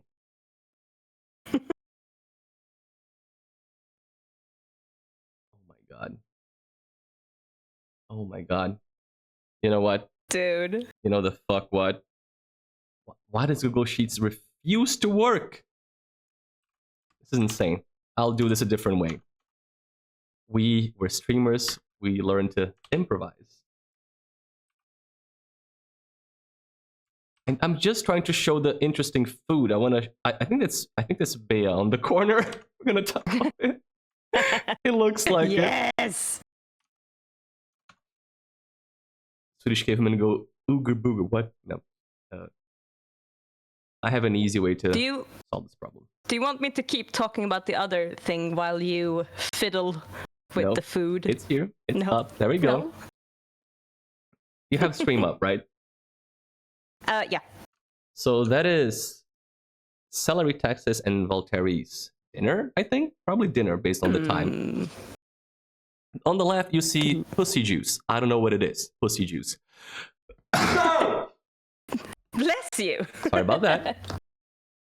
And on the right, you see Swedish Hasselback potatoes with farofa on top, which is delicious, meatballs marinated in Brazilian spices, and some red wine sauce. And the white splotch on the bottom is Bea. Bea? Yes! We will get back to it, and I'm so we're gonna happy talk that about there's Bea. Those look delicious. Like, they do look really good. farofa and potatoes is something that we do here in Brazil. So, you know, Voltaire is Brazilian and they know about it. Oh my god, you put holy shit, they put sazon. Colorau. Meu Deus. Yeah, that is Brazilian as fuck. Those shutbular, those meatballs. Sazon is a brand of powdered like spice mixes that we have here, like nationally famous. Colorau is a meat colory thing. It's like sweet paprika used to make food redder, and then it's got pepper, fuminho. That is very Brazilian, probably delicious. And then the potatoes with farofa and batata palha, which is a kind of I forgot the name in English, but it's just, you know, small, thin, crunchy potato thingies for crunch and taste. It's amazing. That looks really, really good. It does. Enjoy your fusion dinner. Let me bring our presentation back up. Boom. Boom. Yeah, another small food break. Moving on to the next invention. Please, Mags, I'm sorry for the interruption. Next invention is going to be the Tetra Pak. I had it in my notes, yeah. You did. I did. All right. So Tetra Pak is a company, Swedish company, where they figured out how to move large amounts of foodstuff, often liquids, often milk. As you can see, this is milk. Milk. Not milk. That's milk. Different. Milk. Yeah, it's milk. But yeah, it's milk. And how Tetra Pak, the name comes from like the tetrahedral shape and like package. So they sort of fused it together. But that's basically how they figured out how to move large quantities and bring down the cost of the material that they used. Because it's based on cardboard and like an inside film, plastic film. So the liquid don't go through the cardboard. And nowadays they also do Tetra Pak. They also do like square boxes. They do like all kinds of shapes. But they started out with the triangle shape. I've never seen the little triangle thingy. Oh, we still use them, but only for like coffee. Only for like milk with coffee. Because it's I don't know why, but we do get like small versions of it, not even like a deciliter. Yeah, 'cause I was gonna say those little milk pyramids, they look tiny. That's 1 liter. That is a large little milk pyramid. So that one is not like what we see nowadays, but that was what they started out with creating, like that kind of size. And it's a very cost-effective way of packaging and moving stuff around because they are stackable, which is really important compared to like glass jars full of milk. Or bagged milk. Or bagged milk. Canadians. Stack it. God damn it, stack it. Look on the right. You can see all these little, boxes that you see with products like in your day-to-day. Like the regular good old milk box that you see everywhere. That thing is Swedish. Tetra Pak and all the Tetra Pak, recipients from Sweden. You see those in the market every single day. Crazy. Yeah. Sweden MVP. The little quiet design things that you don't think about. That's us. That's where we are. We have been in your walls and in your fridges for a very long time. But not in my furniture. Not in Brazil. Not yet. Not yet. Come 2029. Then we'll see. Then we'll see. We will have the Brazilian IKEA. Yeah, we're going to talk about IKEA soon. We'll tell you tales of IKEA. Tales of IKEA. The songs of IKEA. Literal songs of IKEA. Huggles, thank you very much for raising your insights. Max, drink water, go.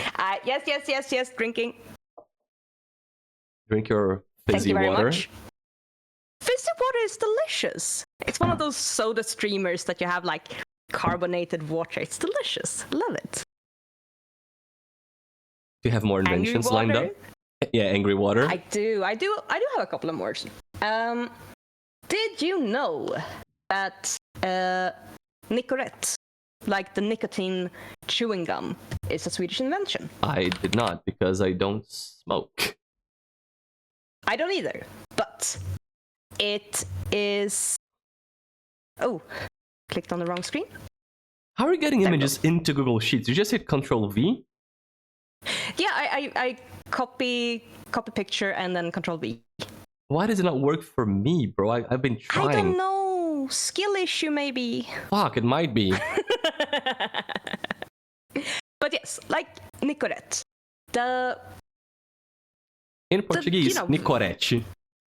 Nicorette. That was Italian. That was more Italian, Yeah, I heard it. But yes, Nicorette was created by this dude called Ove Ferna. This dude called John Nicorette. Sorry? This dude called John Nicorette. John Nicorette. I'll give you the name. And they were looking... This was like in the 60s-ish, somewhere around there. They were looking to find a way how to decrease the... because they realized, okay, smoking's not good. We want people to stop smoking. How do we do this in a way that's easier? So they came up with like the nicotine-filled chewing gum. And I mean, along the way, it has sort of evolved into like band-aids and like all kinds of stuff that you put on your body to sort of get the nicotine boost and can easily like get off the cigarette, because it's not super healthy to get like all of the nicotine in your body, but it's better than smoking. Do you know if Nicorette also made the nicotine patches? Did they invent that? If they invented them, I don't know, but they do have them. Okay. Patches. Patches. The character from Dark Souls, Patches. Full name nicotine patches. Frank Etzkorn, inventor of the nicotine patch. I don't know who this person is. Where is he from? Maybe he's Swedish. He sounds not Swedish, but let's see. Maybe he is? He might be, but he doesn't sound it. Maybe he's Norwegian. Are you sure? No, I didn't look it up. I'm just guessing. I thought you were gonna do it. I put the patent in the United States, so I'm gonna guess he's American. Could have been Probably. Swedish. He could have been Swedish. And, he's probably developed his invention on, like, the nicotine chewing gum. It's not impossible. But yeah. So they make the chewing gum. Another important invention. Yeah. Another important quiet invention. That's us. And I think that the name comes from like nicotine and rätt, which is right. So it's like, do the nicotine in the right way. Are you sure that the Nico part comes from nicotine? It might not be. I am so sure. Please don't look it up. I'm just next invention. It's okay. I'm just trolling. Okay. Why are you like this? I could hear you going to look it up. I heard you moving to Google. I looked this up like months ago. So I'm working up old memories at this point. It is nicotine. Yeah. I promise you it's nicotine. We can go to the next invention. I'm pretty sure it's nicotine. Next invention. I think you have this one too. Spotify. Yes. I have a list of brands and companies which are from Sweden. So not an invention, yes, but kinda yes, in a way. I mean, it is because they sort of revolutionized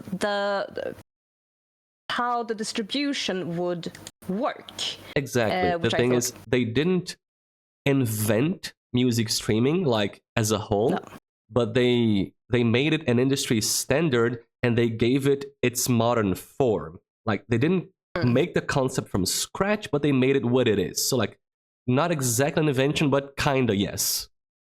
Yes. Do we want to shelf this until your idea and thoughts later on? We're gonna get to music later, and at that point, I think we can talk about music and audio stuff. So let's save Spotify for later. We can do that. And then I have one more. It's not like a life-changing invention, but it's cute. Not life-changing. Swedes invented the fire extinguisher. No, what did you invent? No. Konken. Fjällräven Konken. Like backpack. A big backpack, outdoor backpack. It was created by Fjällräven Company. And it's just like a really nice, roomy backpack that's sort of suitable for all kinds of weathers. I see it everywhere, and I see people pronouncing it wrong everywhere. But yeah, Kanken. And I'm like, oh, every time. There, it is konken. Because you konkar, which means you carry something. Att konka något. To carry. Thing on top, and it's so tiny. I never saw it. That's what she said. I hadn't seen that. It's the O. Yeah, it has the little O. It's so little discreet. A with the circle. It is, and it's fair that people don't know the pronunciation. That's fair. I'll let it go. But it's a nice little backpack. It's a nice little like outdoorsy. And I think at the time I read on like the sites that it was a very new way of doing outdoorsy bags. Like so you can like go out and walk around in nature. I will get back to that at a later point, but not right now. As far as I've heard, this is super big in Sweden, but it's not as widespread as some other stuff we talked about, like, the actual wrench. This is more contained to Sweden, the konken. Yeah. I know, but it's nice, it's cute, it's a little creation. I wanted to share it. I think it's nice. I'm just giving context to the people. Like, if you haven't seen this one anywhere, it's probably because it's not in your country. It's more a Swedish thing. They made a cool backpack that the whole country uses. True. What does fjällräven mean? Is that just something raven? Oh, yeah. No, räven is a fox. Not a raven. Fjäll is like... No. Fjäll are the Swedish mountains, like the mountain chain. A mountain chain is a fjäll. Oh, so the mountain fox. Yeah, I recall it from Fjällhögda something. From the song that we're going to talk about later. Yes. It's going to come up. Yeah. That's what I had on the inventions. I could go on, but some of them are very, like, an aspect of a specific thing, and it gets a little bit nitty-gritty. But these are some nice big ones that we have. I like Valtari's edition. There's another brand of backpacks that is a very interesting name in Sweden. It's called Asaclit. Clearly pronounced Asaclit. Probably. Right? Something like that? Something like that. Asaclit. Probably. I have a little section about funny names. I didn't know about Asaclit, but now I'm gonna add it to the list. Asaclit. Just good stuff in life. Asaclit. Asaclit is Claes Olsson's own brand. Do you know who Claes Olsson is, man? Yes. Probably do. Who is that? I have sent you images from Claes Olsson. It is a brand that sells... they sell all kinds of shit. It's like you can get hammers, you can get paint, you can get backpacking gear, you can get home inventory stuff like boxes, and you can get vacuum clean. You can get like a bunch of stuff. And you've sent me stuff from that company? Pictures of that? I have. I have. Oh, I think I sent you an image of... I think I sent you and Sven an image of a key ring in the form of a toilet. I remember that, yes. I recall the toilet. That one is from Claes Olsson, yes. They sell straight guy stuff, like the toilet keychain. Nice. The toilet keychain. As a straight guy, nice. Nice. In toilet keyring. What else would you have, dude? I wouldn't put it above you or below you. Do you think I have any key rings on any keychains on my keys? Maybe. Of course I don't. Maybe it's decoration, man. Just a hekachon. Nah, nothing. It's decoration. We don't do that here. Okay, we don't do decorations. No, can't have it. You want to know some fun math, MuffinMags? Tell me some fun math for the MuffinMags. Here's some fun stream math. We've been live for 2 hours and gone through 2 questions. Nice. Okay. Okay, should we maybe move along a little bit? Maybe?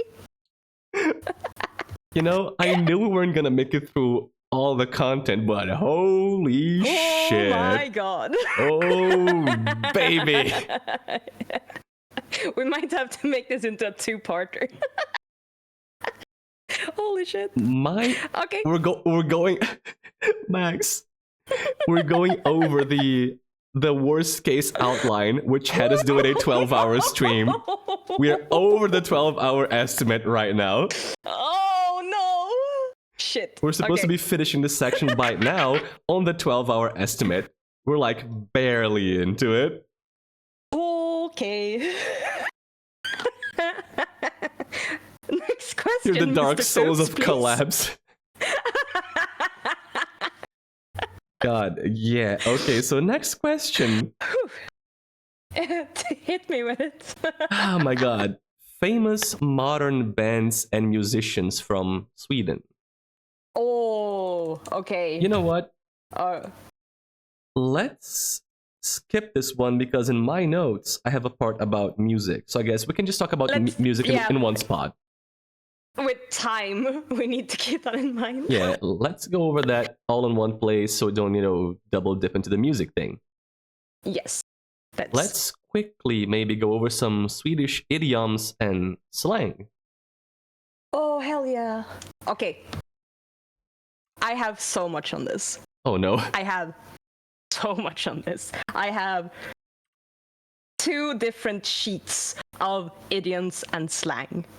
There goes another hour. I don't know where. There goes another hour. All right.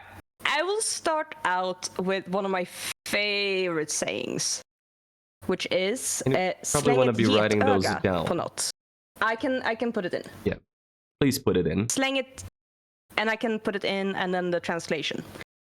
So, släng ett getöga på något is throw a goat's eye. It didn't on do the something. whole thing. Oh, I didn't put in like the end. Oh, okay. So you did the ellipses. Sorry. Yes. Because it's like you can use it as throw a goat's eye on this or throw a goat's eye on that. What does that mean?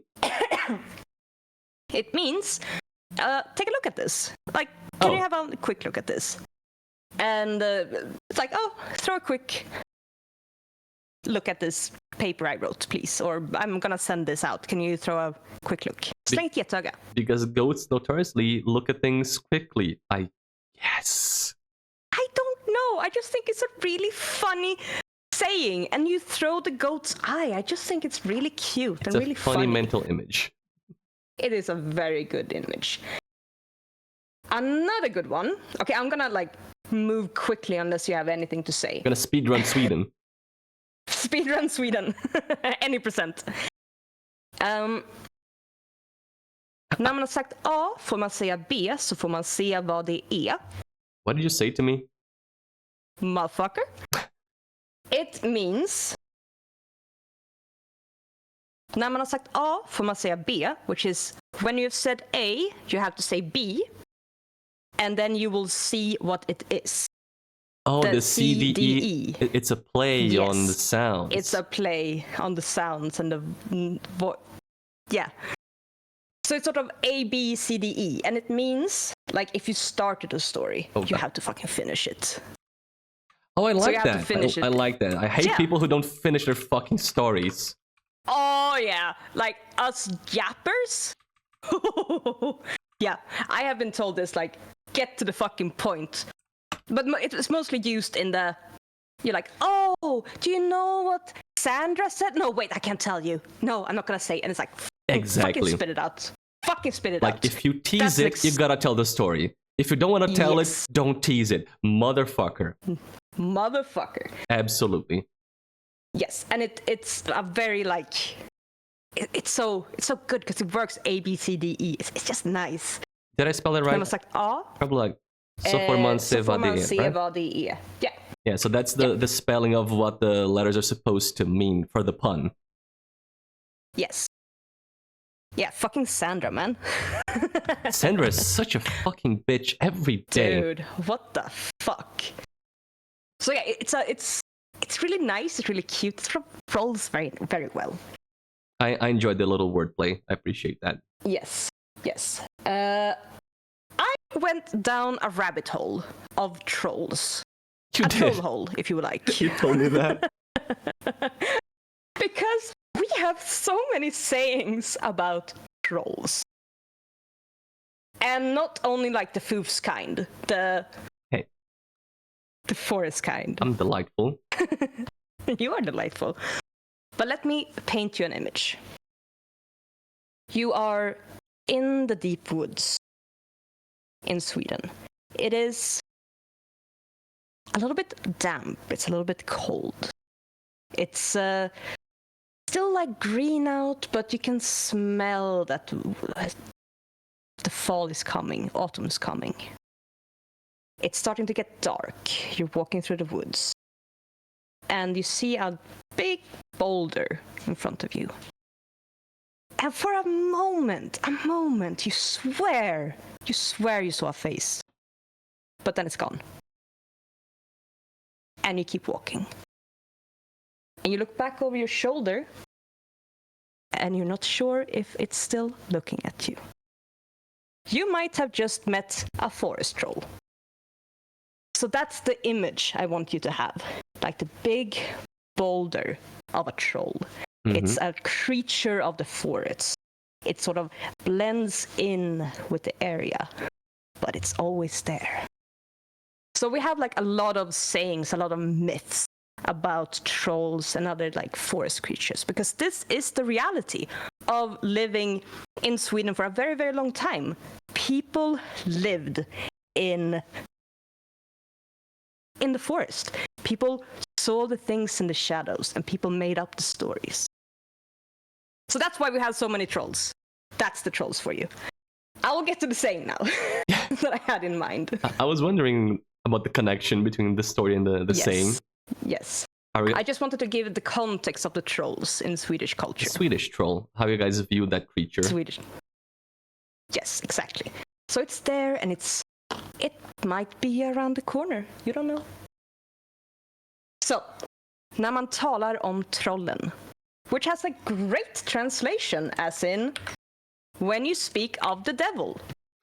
Oh, good equivalent. And this is när man talar om trollen så står de i farstun, which is when you speak of the devil, they're in your hallway, basically. And the direct translation would be that, and speak of the devil would be like the English equivalent. But we want to go with the troll. There is a very famous either Tumblr or Twitter post which relates to speak of the devil, but I guess now that I see the Swedish saying, it's maybe an even more apt translation. It's something like, if you go knocking on enough doors asking for the devil, at some point he's going to answer. It's something, you know, if you speak of the devil, at some point he's going to show up. He's going to be in your entrance hall. Exactly. So, because they are living close to the forest where the trolls live. So you should probably not talk about them. Well, they complete the saying in English. Speak of the devil and he will come. He's that easy. Don't even gotta touch his dick. Just speak of him and he's gonna finish. He's gonna conclude. He will conclude everywhere. Yeah. Oh yeah. And you know, speak of the devil. Talk. Easy translation. Mm-hmm. We also have rik som ett troll, which is rich like a troll. Which means you have a shit ton of fucking money. So you're rich as a troll. Are trolls seen as rich creatures? Do they hoard gold in Sweden? They hoard yes, they hoard gold. That's sort of what they do in their little hovels. They're like the big golden rings and like the chains, and they're hiding out under the moss and the rocks. Never knew. A giant troll horde. So like dragons for like, you know, medieval Western Europe fiction too, like the dragon gold hoards. Trolls do that in Sweden. They do. The meaning I put in was fucking loaded, bro. Do you have dragons in Sweden? Swedish mythology? Or is it not such a common figure? Yes. Not the normal like flying dragon that you would imagine. But if you fall into the Norse mythology kind of things, which you do have Midgårdsormen. We will. Midgårdsormen, which is the Midgard snake. Oh, Jormungandr. Dragon-like. It's dragon-like. Yeah, so Jormungandr is the wingless dragon. It's supposed to be a super fucking big snaky thing. So more like, you know, more like a leviathan than the usual European flying dragon creature. You know, we're gonna skip over this because we're going to talk about Norse mythology. I know. I just think it's interesting. All right, I have another troll one. Again, I found so many troll ones, and I was like, "This is great! I didn't think about this." Max, it's so interesting how our cultures differ because you found so many sayings about trolls for Sweden, and I have spent in the past in a stream 45 minutes discussing Brazilian sayings about buttholes. Oh, how we differ. The troll and the butthole. Oh, forever friends. hidden troll and crouching butthole. Yes indeed. Alright. Det går troll i något, which would directly translate to trolls are walking in something. And the meaning would be shit breaks. Something breaks, something being cursed, something being fucked up.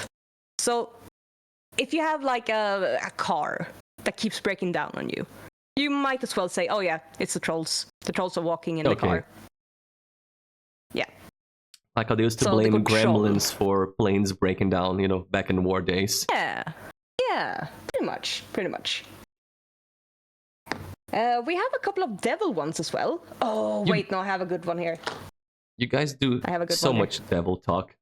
We do, but we'll get back to that at a later point. Yeah, we're trying to be more focused, but I'm gonna ask Mags about Swedish curse words. It's gonna be amazing. And by and large, Swedes prefer cursing religiously, as it turns out.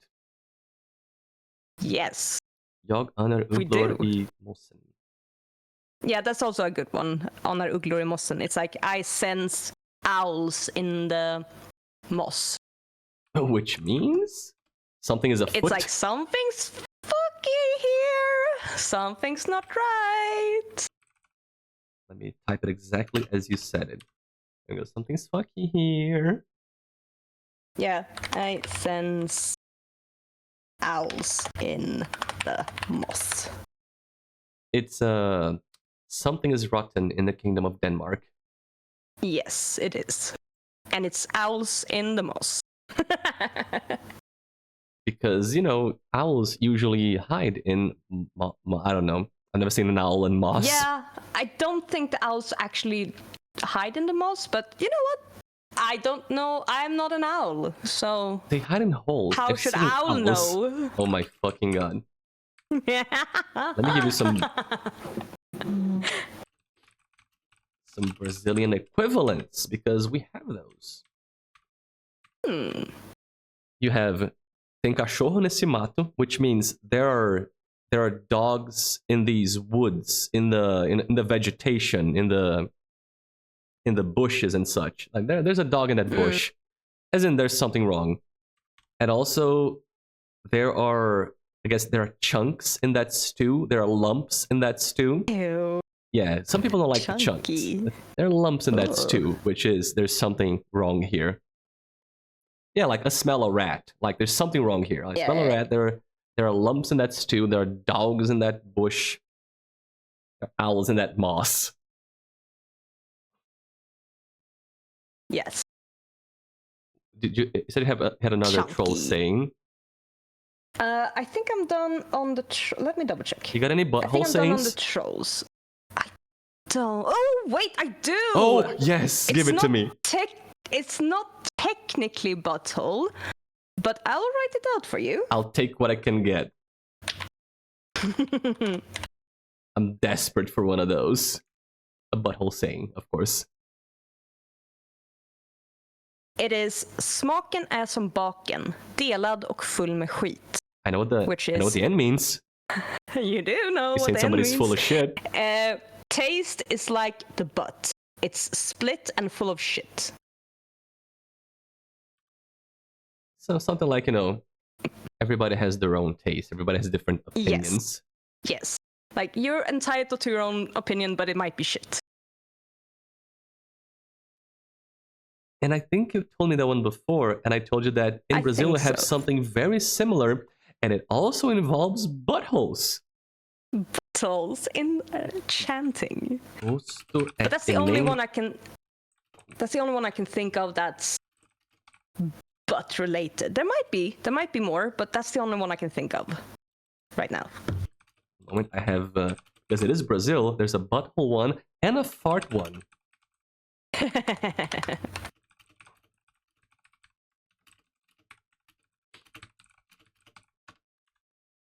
There you go. So, gosto é que nem cu. Cada tem o seu. Taste is like a butthole. Everybody has their own. And also, children are like farts. You only tolerate your own. Yes, exactly. Huggles, you were correct. Right. Swedish has Germanic roots, just like German and several other languages. Correct. Let's see. I have another good one that I hesitate to tell you because you are going to misuse it, knowing you. I will give it to you because I am a kind and helpful friend. And it's stor I orden, liten på jorden. Which means large in words, small on earth. You are gonna misuse it. I am going to misuse it. But yes, it's like you're very boastful, but you can't really back it up. Yeah, like you talk a lot and you can't back it up. Yes, yes. I have an equivalent in Portuguese. Give it to me. It would be... There are many equivalents to this one, actually, but one I like a lot is é muito chapéu para pouco gado. It's a lot of hat for not enough cattle. Like, you know, you're a big cowboy man with a big hat, but not enough cows to back it up, to just to fire a big cowboy actions. A lot of hat for not enough cattle. Yeah, all talk, no action. All bark, no bite. That kind of saying. Nice.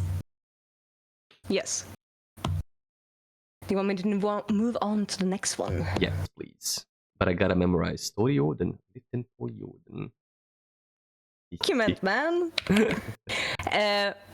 Måla inte fan på väggen. Don't paint the devil on the wall. As in, don't worry about something that might not happen. That's the current use of the phrase today.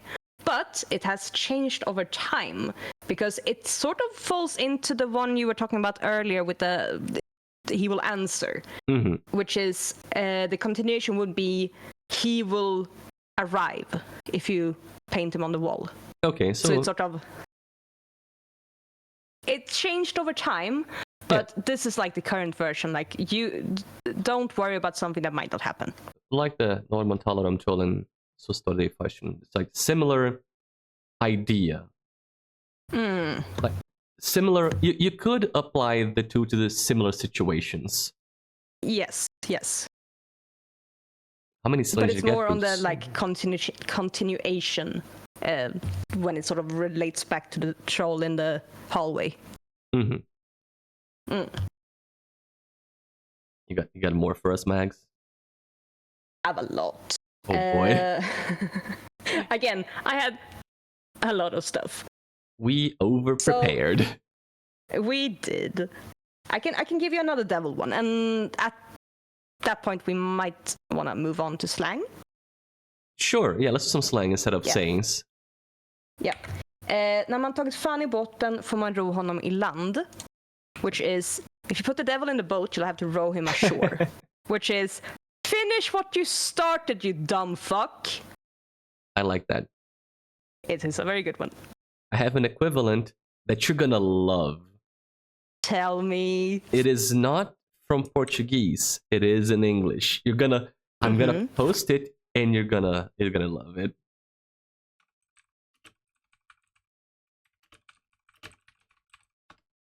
Stop starting, start finishing.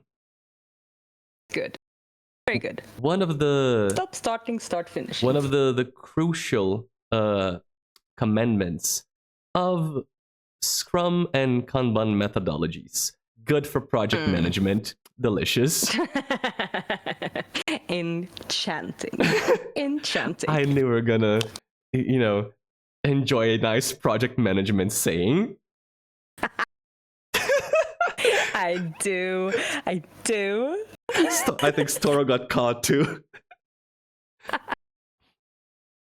And I love it. I say it all the time. I try to, lead my actions through stop starting, start finishing. It's super good, but my god, what a place to get, life mottos from. You want to do some funny slang? I do want to do some funny slang. Wait, to answer Stemway, we went through many sayings. 0 slang. There are good sayings, okay? They are good sayings. I really cut down on the amount of sayings because I sort of deep dove into the trolls one and ended up reading a lot about trolls. And I had a good time with the trolls. Storjorden liten på jorden, because I'm gonna use that for reasons. For reasons, yeah. I know I shouldn't have given that to you, but I will have to lie in the bed that I made, which is also saying som man bäddar får man ligga. Which translates literally to you gotta lie in the bed you made. The way you made the bed is how you will lie. Okay, so similar meaning to how we do it in English. Yeah. Cold boat, hola, hey. All right. Do we want to move on to the slang? Should I give you some? Slang me up, mommy. Slang you up, mommy. I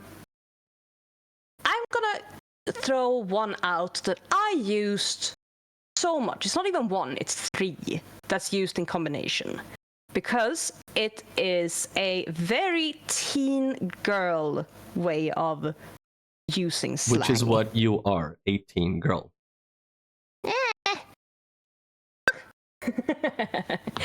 But I will break it up a little bit.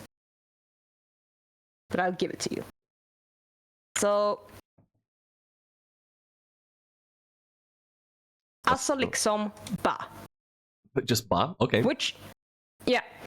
Alltså liksom ba. Han sa liksom det här till mig och jag bara... Menar du ba? Alltså, han bara kunde inte va? You just sprinkle it throughout the sentences. Alltså liksom ba. Because alltså liksom is like... I wrote down the exact word. So... This is what I wrote out. It's like, also it's like thus, therefore. But it's not used like that with a teen girl slang. And liksom is like, as well as. They're big. Is it like how young people use like all the time as filler words? Yes. Good example. And you just like sprinkle them. And ba would be a shortening for Barium. bara. Almost. So it's like, han ba, vem är du? Which is like, he said, who are you? But the ba is like, bara, which is just. He just, who are you? So you sprinkle it throughout like a retelling of a story. And it sort of turns very like sing-songy, weird. My parents hated me using this, and me and my sisters would just go fucking off and just the amount of like alltså bara liksom han var så liksom vad sa du when we were talking was incredible. Our parents hated that, which was very funny. I don't know a lot, but what you said sounded like pure gibberish. Like you just connected a bunch of gibberish and got no content out. But I did. The Swedish girls that heard me say that would understand what I was saying. They would understand the meaning I was trying to convey in my retelling of this incredible story. So yeah, that's why I wanted to start with that one, because it's a fucking weird bunch of like slang, and it just sort of grew out of things, and it's so fun. I like it a lot. Good comparison by Pox. The ba thing is like, he was like, instead of he said, just he was like, and then the quote. Yeah. So he was like, Yeah. Yeah. Like, fucking Sandra. Oh my god, fucking Sandra. Ha. Hon bara, Sandra, vad fan gör du? We have a villain for the stream. It's Sandra. It's Sandra. Fuck Sandra. I'm wondering how old Mags is. Mags is 16. She's a teen girl. That's why she says just a teenage girly baby. She's allowed to be on Twitch. You gotta be 13. Yes. No, it's not a joke. Mags is a teenage Swedish girl, which is why she uses Ossolixum and ba all the time. Alright. Do you want me to continue? Yes, more slang, please. Alright, more slang. Because I realized a lot of our slang are enhancers. So it would be something like os. Oh my god. Os, bra. Sorry, I was reading Valtari's message and I was trying to decipher it in Swedish. No, they mean Brazilian. Like Minas, there's Minas Gerais, I think, the state in Brazil. Like the ba in Minas Gerais is more like an expletive, an intensifier of like a reaction, like ba meaning like oh boy, just as a sound you put out to give an intense reaction, not the ba from Swedish. But I was like, Minas ba, what is that in Swedish? It was Portuguese. It was my own language. You're linguistically confused. Welcome. A third one is gonna be tough to deal with, man. Wheat. Yep. That's poop. Alright, so yes. Asbra, astrött, aslätt. It enhances it. It's sort of, oh, it was super fucking good. Asbra. I'm so fucking tired. Jag är astrött. Fan, det här provet var aslätt. This test was fucking easy. So it sort of enhances it. It's not correct, but it enhances it like so much. Same with skit, like as a prefix. So skitbra, skittrött, skitlätt. It's like also skit means shit. We will come back to it probably because the curse words. Foofs love that. Foofs love that sound. I was thinking you were gonna say about the curse words. So that intensifier with the shit, is that necessarily positive or negative, or just depends on your tone of voice? Like fucking in English. Yeah, if I say skitbra, it's like fucking well done. Jesus, that was so good. It's like, yes, you did so fucking well. But you can also go, Skitbra. Skitbra. Skitbra jobbat, which is well fucking done, you idiot. So it also very much depends on the tone, but it is an enhancer of words to sort of make them stronger. Like fuck. Like, oh, that was fucking good. Oh, fucking good, man. Yeah. Fucking great, man. So yeah, and there were like, I forgot the others, I didn't write them down, but we have a bunch of these like enhancers that we put on like as a prefix to make the thing stronger. I know about cool. Jätte, like jättebra. Jättebra is also a really good one, but that one is less slang because it's a good word to use for a lot of things. Jätte is like a lot. It's supposed to be like good. Giant, I think, literally. Like that's giant good. Yes. Yeah, like and jätte, a giant. Mm-hmm. But like jättebra, really good, super good. So yeah, it's very cool. Is it baby swearing? Is the wheat thing Fox said it's baby swearing? It's like, I wouldn't even like put the skitbra in swearing category, but it's sort of, technically it would be a swear word.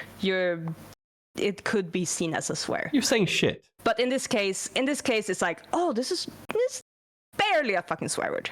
Depending on who you're talking to. If you're talking to a very anal person about linguistic rules and stuff, then yeah, they might be a little bit. They might be anal about shit. They might be anal about shit, surprisingly.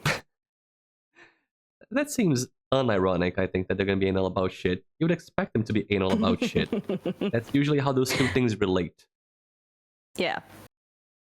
I also have a really good word that I really couldn't find a great translation for because it doesn't have a great translation. You can find one together. Together. Palla, which in this meaning would be, if I say, jag pallar inte gå till skolan, it's like, fuck, can't be bothered going to school. Or, fuck, I don't have the energy to go to school. Okay. Fuck this. So it has an equivalent, which is orka. Orka is the more correct term. You like have the energy for something, right? As a verb. Yes. Which is a very specific verb that you guys have. Yes. And I couldn't really find a really good translation for it, but I thought it was like, yeah, this is a really good slang word because, jag pallar inte. Can't be fucking bothered. I don't have the energy. Jesus Christ, leave me alone. So this is like what I wrote out about it. And funnily enough, palla also means stealing fruit. So palla äpplen is stealing apples. You could say stjäl äpplen, but that's not what you're doing. You're taking the apples. You're palla äpplen. What about if it was lemons? You could palla lemons, palla citroner. Yeah. That's. I'm gonna just drop that thing about stealing lemons for those who know. We're gonna move on. We know. Those who know, know. Those who know. All right. I will give you. Exactly, Poxuz. What did he say? Yep. That's the one. That's the one. Don't look it up. Yeah. Nope. Don't look it up. This is a clean channel. It's really not. Svennebanan. No. Sven's banana. Has it ever been? Svennebanan. It means a Swede. Kind of derogatory. So if you call someone a svennebanan, it's like, oh my god, you're so fucking Swedish. Holy shit. Embarrassing. I needed that word. You never told it to me. Sometimes you guys are so Swedish. Yes. Like with the One Piece. We're very. Sometimes we'll get back to the One Piece. The One Piece is so fucking svennebanan. Holy shit. Yes, that would be a good use for the word. What a time. Thanks, Gold. Oh, moisturized. Oh. Yes. So is that banana over there or something else? Yes. Okay. Yes, banan. Call them like a Swedish banana. Yeah, you're Swedish banana. Fucking sweet, man. So fucking Swedish. Banan. And let's see, I found another one that's kind of good, but I don't really know how to sort of put it in. Typical and you boringly can go so basic. far. Yes. You like a lot of these. There's like how much fucking slang do we put in? Because there's like so much fucking slang. I went with this one, lacka. It's like lacka loss, which means get fucking furious with you. I'm so fucking furious. So at lacka loss, it's like I fucking piss me off. So lacka, get angry. Very like. It is loss. Is this loss? Is this lacka? Lacka loss. But yeah, I just think that one is really fun. How is that slang? It's not really like a normal word. Okay. Like, I think you could find it like in the official like dictionary, but it is definitely a slang-y kind of word. Like again, the word, because I told you, I was a little bit wrong when I told you this before because I look it up now. The word tjej, yes. I'll write it out for you. Tjej means girl. It is a very normal word. It's very, very, very, very normal. But it comes from, oh god, Romani, the Romani language. And it is a loan word. It started out as a slang, but nowadays it is a very, very, very normal word. So does it still count as slang, or has it been incorporated enough not to be slang? Because it's not originally Swedish. It's Romani. I don't know. I think it's very, very interesting. That brings me to a question that I've had, and I couldn't ask you up to now. Oh my god. You see, in Duolingo. For 4 months! You see, in Duolingo. Tell me about your experience in Duolingo and how I can enlighten you. That the thing you've been sitting on for months. I am very good at sitting, as you can tell. Oh, yes. The foofs, the sitter.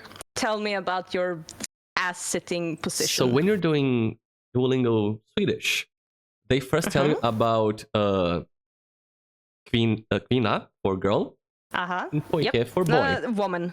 Sorry, woman. kvinna, fucking... Mixed up my words. Flicka? Flicka. I lost it. Yeah. Flicka and pojke for girl and boy.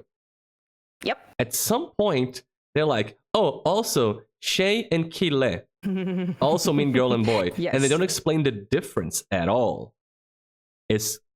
Are they slangy? Do they refer to different age groups? Is kille something that came from Romani like tjej? How does that work? I looked up kille as well, but it didn't have the same like background as tjej, but it was also slightly, I can't remember exactly, I didn't read up on it so hard. But the only difference would be, like nowadays, would be just different words for it. they are interchangeable. Flicka might be a little bit younger. So if you're talking about an 8-year-old, she will be a flicka. To call her a tjej, it's not wrong, but it's probably more appropriate to say flicka. So tjej more like a preteen girl, like a little bit older. Yeah, but it's not wrong. I could be referred to as a tjej, but if someone called me a flicka, again, they wouldn't be wrong, but it would be a little bit like derogatory, like, oh, lilla flickan, a little bit patronizing. Like a tiny little girl. Yeah, flicka is younger, I would say. So yeah, it's yeah. If somebody called me a poike, would that be, perhaps patronizing too? But kille, not so much? Yes. Yeah. If they were like, oh, pojken, lilla pojken. Oof. You have just been called, oh, little boy, and patted on the head. Yeah, you've been boyed. So yeah, it's not wrong, but it is a little bit patronizing. Okay. And Stella says it's supposed to mean GF and BF. Yeah, and kille and tjej don't really have like age ranges like Poxuz says. But I would put it maybe a little bit older than the flicka range. But that's just like my opinion. Your experience with the words. No way. Sorry. What did you say? That's your experience with the words, like your own. Yes. So yeah, it's like, where do we draw the line between slang and the non-slang when we've reached this point? Because things get. Can I go on a tiny little detour? No. A tiny. No. Shit. Of course you can. Okay. You just gotta close a window while you do that because the sun is in my eye. Okay. All right. Oh my god, we have night here. But yes, a tiny detour. Because when I did this work and like started looking up words and how words worked and how many words there are for things, I started like figuring out, okay, can I Google how many words does the Swedish language have? I remember that. And when I did that, yes, I think I talked about this before. You can't know how many words the Swedish language has. Or any language. You can't know how many. Yes, English, Portuguese, anything. You can't know how many words it has. One, because loan words. Like, say, oh, now I'm blanking on words, but yeah, tjej. Excellent, thank you. Tjej. It was not a word a couple of 100 years ago. It is now, because it has been incorporated in the Swedish language, and it now counts as a Swedish word. You have archaic words that you don't even know anymore, but technically, yes, they are Swedish words. Are they counted as a word? We don't know. And all of these things are moving, and languages are living things depending on the people who speak them, which makes it really, really, really interesting in how you sort of group together words. You could, of course, go by like the definition of, oh, this dictionary has 50,000 words, separate words.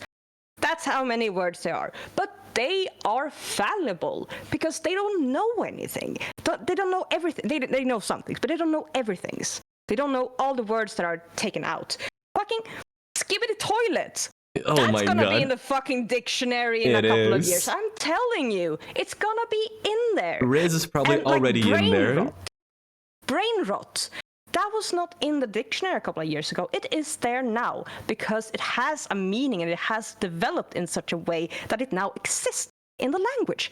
So I went on a really deep dive into this, and I think it's fascinating. Sorry, I agree. Tangent done. No, I think it's a great tangent because we were talking about something like that, and we got to the point of how many words are in the Swedish language. And the conclusion being you cannot know was not what I expected to reach at the end. But you cannot know how many words are in any language. Cannot. Any language at all. It's so good. It's so good. Even the simple thing as you have a word now and it has 2-3 meanings. it's the same word, but do you count every meaning? And then what if it gets a new meaning later, or one stops getting used? Like, there's so much that goes into it, and the conclusion is you can't know. And then you're gonna add more things like skibbity toilet, Ohio Riz, you know, brain rot. The bullshit's gonna go into the language, and then suddenly you got more words. It's cool. I think I gave that example earlier. Krona, Swedish krona, the word krona. It has like 4 different meanings to it, all separate. And does it count like 4 words or 1 word? How do you categorize it? What are the meanings? Is it like crown, like what goes in your head? Like, the crown on your head, the the money, the Swedish crown. The concept of like kingdom, the Swedish kingdom. Svenska kronan, liksom. It's a concept of kingdom, you could say. And also something like trädkrona, which is like the crown of the tree, like the top of the tree. Oh, okay. So all like of these things have... Yeah, like the big green shit at the top. Perfect. I'm good with words. Lyrical as fuck. But yes, all these things are true, and they all have different meanings. Does it mean that it is the same word or 4 different words? We don't know. You can't really make that decision. And there must be heated debate in the linguistic communities about how to deal with this shit. They must get so mad all the time, yelling at each other. Probably. Like, one guess, probably. I'm sure it happens. Tangent kind of over. You got any more slangs for us, Mags? I do. I want to give you softa, which is... It's just soft. It's the word soft. So, soft, but okay. This is a loan... Yeah, it's a loan word. And that means, to hang out. It's nice, it's cool. If I say, han är soft, it's like, oh yeah, he's really nice, he's really chill, he's really cool. It's like, he's a nice person, he's nice. But does it come from the English word soft? Yes, it does. But it does not carry, like, maybe the sort of concept of the idea of soft, like, not pointy, but nice and soft. Which falls into, he is a nice person, which falls into... Like, he's chill. pleasant. He's pleasant, yeah. But it's not technically the soft, like, this thing is soft to sit on with my butt. Mm-hmm. I mean, maybe he is. The concept of it. He might be. I don't know. If you ask nicely, you'll find out. Nice. Kinda. Pleasant. Cool. And I also have another one. Oh no. We're so excited about that. Because it's funny. Because I think it exists in English as well, but I thought it was very funny. Fun fact about Swedish currency. Once it was known as dollar or fixed dollar, which is similar to dollar. Oh yeah, dollar. Yeah. It became kronor. Pingis. No. Which is pocket pingis. There's no way. I just ran across it. I was like, this is perfect. I need this. It's not There's no way. It's not a normally used slang term, but it's a slang term that I thought was really funny. It cannot be thick penis. Thick penis, motherfucker. Good old fuck penis. I have another really funny for you. Isn't penis slang? Ping pong? Yeah, like ping pong. Yeah, it is. It is. Hands in pocket and play with balls. I'm sorry. Does that mean when you put your hand as a guy, you put your hands in your pockets and you mess with your balls with your hands in your pockets? Ping pong, pocket ping pong. Is that specifically? And this is gonna be a guy thing. Girls, scroll past. It's a guy thing. When it's kind of when the day's heating up, and then your nuts can stick to the side of your thighs, and you gotta fix it. You gotta unstick him. So sometimes you maybe you spread your legs a bit, you walk a bit weird, or maybe sometimes you can get your hands in your pockets, and you can kind of get your underwear, and you pull it, and you can unstick the balls from the sides. Is that thick penis?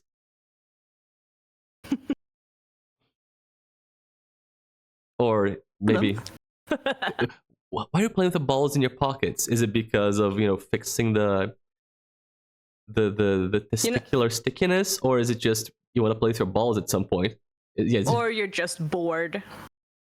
do people do that when they're bored? They play with their balls in their pockets? Because I've never done that out of boredom. I have to admit, I've never been at work bored, hands in pockets. I'm just gonna fick penis for a bit. Is that a Swedish thing? Not just the balls, also the racket. We lost her. She's having too much fun with the mental image of the thick penis. I knew this was the right word to put in because I knew you'd appreciate it. Bro, this was the best one. I'm so glad for thick penis. I'm gonna give you another one. Please. It's not technically slang, but I think it's funny. So I'm gonna put this right there, and those words, ficka and fitta. Fitta was 2 T's, right? Not 3. Yeah, 2 T's. Did I have 3? I fixed it. Yeah. I fixed it. 2 T's. Thank you. Ficka and fitta means very different things. Yes. We have a great. There's an incredible morning news show segment from like the fucking 90s. It's incredible. It's, they're in the morning talking about shit on the fucking sofa. You know how they are. And they're like talking about Superman, I think. And the guy goes, the lady goes, oh, I met Superman in the elevator this morning. And he's like, oh yeah, I have a piece of green kryptonite in my pocket. Pussy. Oh boy. He did not mean to say. I could put in the link and we can show it on in your Discord or something, but it's all Swedish. It's all Swedish. Yeah, we can post it later on the Foofs Squad, yeah. Which you can join if you go on this link in chat right now, man. There it is. So yes, it's an incredible piece of history, Swedish television history. The kryptonite in your pussy. Was that live? Yes. Amazing. Yes, Similar it to was. Titta, which is tits.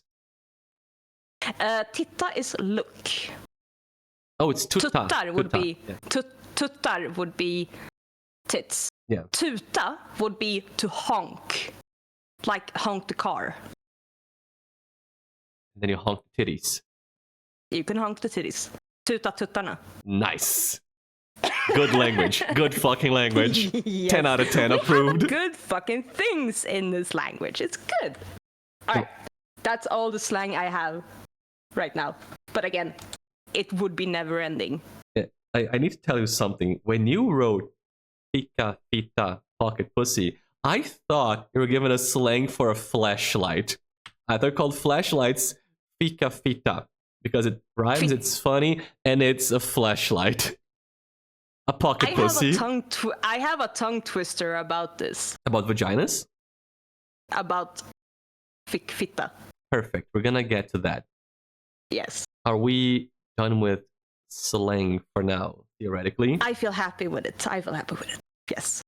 Then I am happy to announce that we've made it through 3 questions in exactly 3 hours. We are so fucking cooked, MuffinMags. Why are we like this? We overprepared. So cooked, dude. All right, let's bowl, baby. Let's go. Jesus Christ, as a small aside, you weren't here for when I played Sea of Stars. Do you know how long you're supposed to take to 100% Sea of Stars? 4 hours. Sea of Stars is an RPG, like Chrono Trigger, Final Fantasy. To 100% it, it's around 30 to 35 hours. Okay. It's a hefty, nice 100%. Not, an 80-hour game, but a solid RPG. 30 to 35 Yeah. hours. I played that game for a bit more than that to 100% it on stream. You want to know how much? I go with 120 hours. I'm going to check it exactly for you on the thing. I'm going to give an exact number. Oh, for me? If the website Follow me? opens. Come on, website. Don't fuck around. Son of a bitch, it's not opening. I know you're a yapper, and I know you can yap forever. So 120 hours for a 20-hour game for you, I'd see it. I'd see it happen, man. Yeah, you were going overboard with the number, but not as much as one would expect. I played Sea of Stars on stream for 105 hours. Dude, the 30-hour game. That is within an acceptable range, dude. Holy shit, man. So I'm not surprised that we're going an hour a question. Yeah, Staro said it. I took one entire 6-7 hour stream to get past the game intro/tutorial. It's supposed to take maybe 20 minutes. I took 6-7 hours. Oh. It was wild playing Sea of Stars. When I finished it, I said, I'm not streaming RPGs anymore. I'm not made for this. No, you might enjoy it, but you're not streaming those.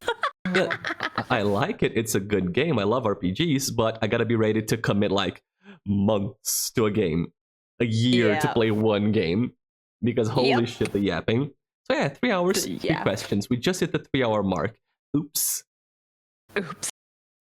So I have a suggestion for the game plan.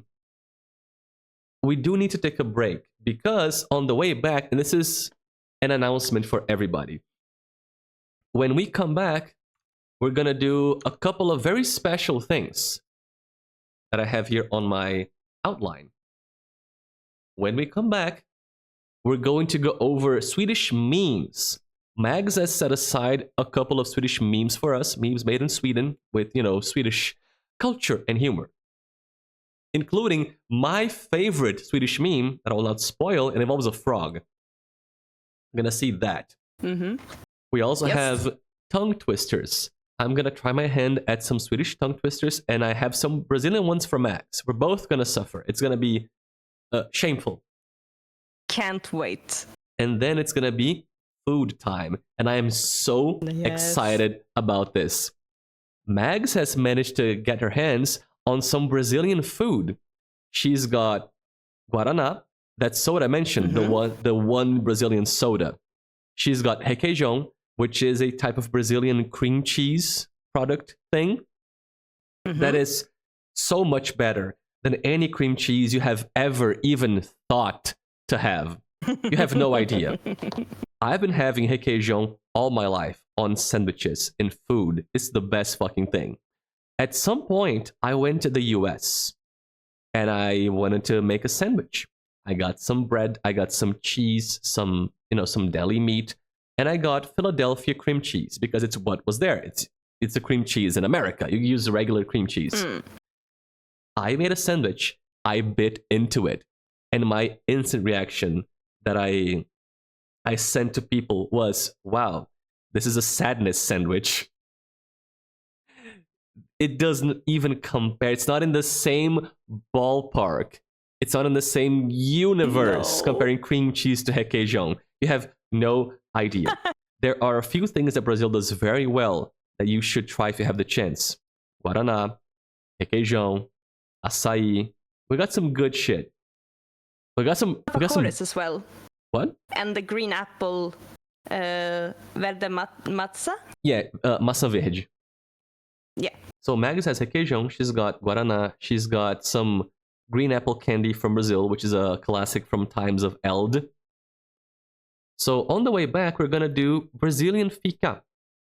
And we're gonna talk about fika, probably, so you can know what the fuck's happening. Yes! And I'll follow along. I also have all those products with me. We're gonna post pictures of them. You're gonna see what we're having. We're both gonna Should I tell the story about Hekeshon, my Hekeshon mission at the time. Yes, we're going to tell you a story about the quest to obtain those products while we try them out. Mags has had those cans of Guaraná in her fridge since early December, okay? Late of November even. She had those cans for 2 months sitting in her fridge, dutifully unopened, waiting for the stream. And she got the requeijão this week. So she's finally going to get the chance to try Guaraná, and her life will be changed. Has not hyped it up at all. I've been hyping it up for months. He will not end our friendship if I don't like it. I will. If you don't like it, I'm ending stream and our friendship. I'm blocking you on everything, and I'm leaving forever. Also, foofs is not dramatic. I am not theatrical or dramatic at all. We're gonna go on a short break. On the way back, memes, tongue twisters, food time, Brazilian fika, and then more talking about, your questions. We're gonna go back to those. We're gonna answer like 3 more, I guess. Boy. Fuck, dude. Fuck, dude. And I have a special thing for you on break. We talked a lot about surströmming, the fucked up fermented fish. Instead of giving you the BRB screen and, a song, I'm gonna play you a video of Mr. Sausage from Ordinary Sausage opening a can of surströmming and making a sausage with that. It's amazing. I'd like for all of you to watch that and get the surströmming experience through Mr. Sausage. And then we'll come back and continue our talks. Let me just open that up. I'm full of regret. Hi, Hannah. Hi, Hannah. Hannah loves Mr. Sausage. Yeah, she showed me Mr. Sausage and changed my life. Like, she doesn't like it. She thinks he's disgusting. She can't watch the videos.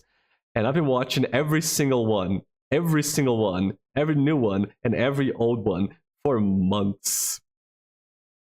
I never stopped following Mr. Sausage. It's so fun! Love that guy. It's an experience, definitely. It is. Okay, let me that shit. Swimming sausage. I like sausage. You're gonna love this one. There it is. Okay, so we're gonna go on a short break. 7 minutes and a half, I guess, which is how much the video lasts. Yeah, so like a 7-minute break. Where's MuffinMags and what did you do to her? She's here. Hi, Joe. Welcome in. I'm still alive, in spite of it all. Yeah. So I guess we're just gonna go on a break. I'll play that. Do you think we prepare the snacks right now, Mags? And on the way back, we have them ready? Probably wise, right? Yeah. Because we're gonna have 7 minutes to get through the stuff. Yeah. Okay, so everybody, enjoy the sausage. We're gonna go on a quick break, prepare our snacks, come back for memes, tongue twisters, and fika. Let me just, do the things with stuff. See if you have audio for the video. Oh, hey there, folks. You have. Amazing. Perfect. BRB, fellas. Well, hey there, folks, and welcome back, I guess. Surströmming sausage. You asked for it, I deliver. That's how it works. The can's got some bulge going on to it. It's starting to gas up in there. A delicacy from Sweden, from the Gastahanos Fisksalantadori brothers. Oh, good. We haven't gone past the expiration date. So enough talking. Let's crack this thing open. Give it a whiff. All right, let's break the seal. Oh, that's not a good hiss. I smell it now. It smells like sulfur. It's very bad eggy. We're gonna have to throw out the can opener. It's landed in the juices. I gotta stick my fingers in there. I don't want to touch it. I don't want to touch it. Holy God. That is a smell you will not soon forget, my friend. If you've ever ran on a treadmill for an hour and then stuck your finger in your belly button, That's what it smells like. We're gonna have to burn everything this thing touches. God, it smells! Now, who is the first person to look at this and say, yeah, let's eat that? That's a fate worse than death. That's a whole lot of juice. I'm not comfortable with this episode anymore. We're definitely gonna have to mix this with pork because there's not enough here to make a good sausage. And quite frankly, I don't want to eat it on its own. The air combines with the fermented fish and spoils it even more. You Swedish people are crazy.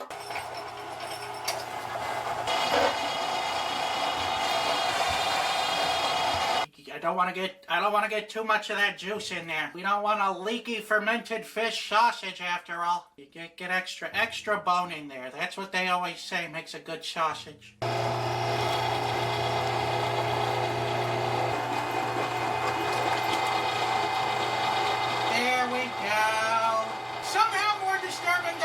Sausage. It's like from The Shining. Yeah, you know what? It's an improvement, but I don't want to be accused of going half speed on this, so we'll give it a little bit of that juice. This is one big disaster. Salt, some fancy pepper's gonna solve this problem. It's not even. It's. Surströmming, Surströmming, baby, Surströmming. It's getting progressively worse. I'm gonna throw it in the smoker and hope to God that cures the smell. Otherwise, my neighbors are gonna be mad. Oh, that's the surströmming water. You willed this into existence. In 3, 2, 1, let's sausage. Whoa, buddy.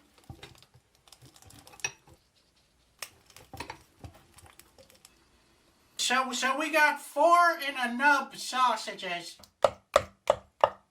With special thanks to today's Mark Boxalo box artist, this guy! And you can see where my printer ran out of ink right there. This very special Will It Blow is brought to you by Bright Cellars. You know what's always a fun beverage at family gatherings? Sink water! Come on, man. Upgrade your next gathering of relatives or like-minded individuals by bringing in the good stuff. Wine! And Bright Cellars is going to help you find those wines. Because unlike your local corner gas station or upscale Walgreens, they have the good stuff. And they're going to personalize your wine experience by picking out the wines for you. But Mr. Sausage, how are they going to know the wines I like to drink when I don't even know the kind of wines I like to drink? Well, bucko, the first thing you're going to do is take their quick 7-question quiz designed to match you with the perfect wines for your fussy palate. And with over 100 varieties sourced from 80+ wine regions, you'll be happy to skip over all that research and get straight to the wine selected just for you. Once that wine is delivered to your door, Bright Cellars does you another solid by giving you wine education cards, which tells you about each wine, like where it comes from, how it tastes, and which food best pairs with it, like Arby's and Pinot Noir, or barbecue ribs, and this Mojave Rain Red Blend. With Bright Cellars, your satisfaction is guaranteed. If they send you a wine and you don't like it, they'll replace it for you with one you will on the house. Thanks, Bright Cellars, for giving my followers their first 6-bottle subscription box, usually over $150 for just $60. Click the link in the description to take the quiz and get started today. I don't want to do it. I don't want to do it. All right, let's get that fermented fish and raw pork right on the lips. Here we go. And there it is, a pretty solid Will It Blow. Oh, you know what? That tastes, bad. Pretty solid Duke on the paper. I'm gonna have to give that Will It Blow 3 Mark Ruffalo's. I lit a candle to cover up the smell and it is not working. So we're going with plan B. Probably not the best to have the chemical on the sausage. Now it smells like uncontrollable diarrhea and original citrus.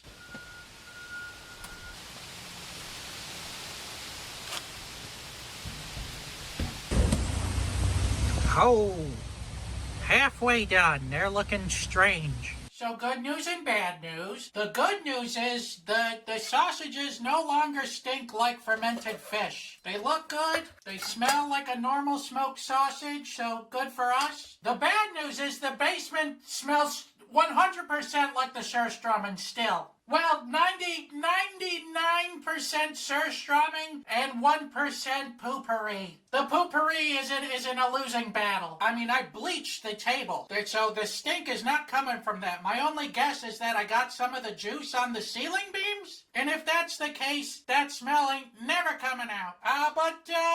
Let's, oh, it's on the floor. That's gonna be now our cut open sausage. Ew, so let's open it up and see how we did.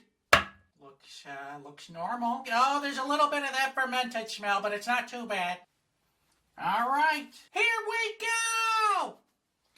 Not terrible. Not terrible in the slightest. It kind of tastes like fishy bacon. There's definitely a fish gone bad aftertaste to it, though. We did ourselves a solid by including the pork. You know, I hate to say it, but it's pretty good. It's definitely an acquired taste. It's a strong taste. It tastes all right to me. Smoking it was absolutely the best choice to make on this one. You may not believe me, but it's true. I'm gonna have to give this sausage here a 4 out of 5. Bop, bop, bop, bop, bop.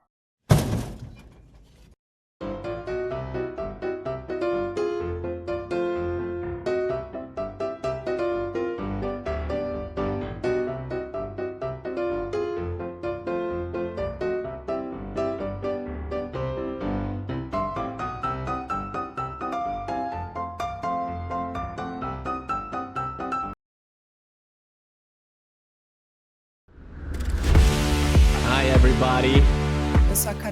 We're back. Let me Welcome. bring the spreadsheet up again. Thank God it's over. There's a spreadsheet.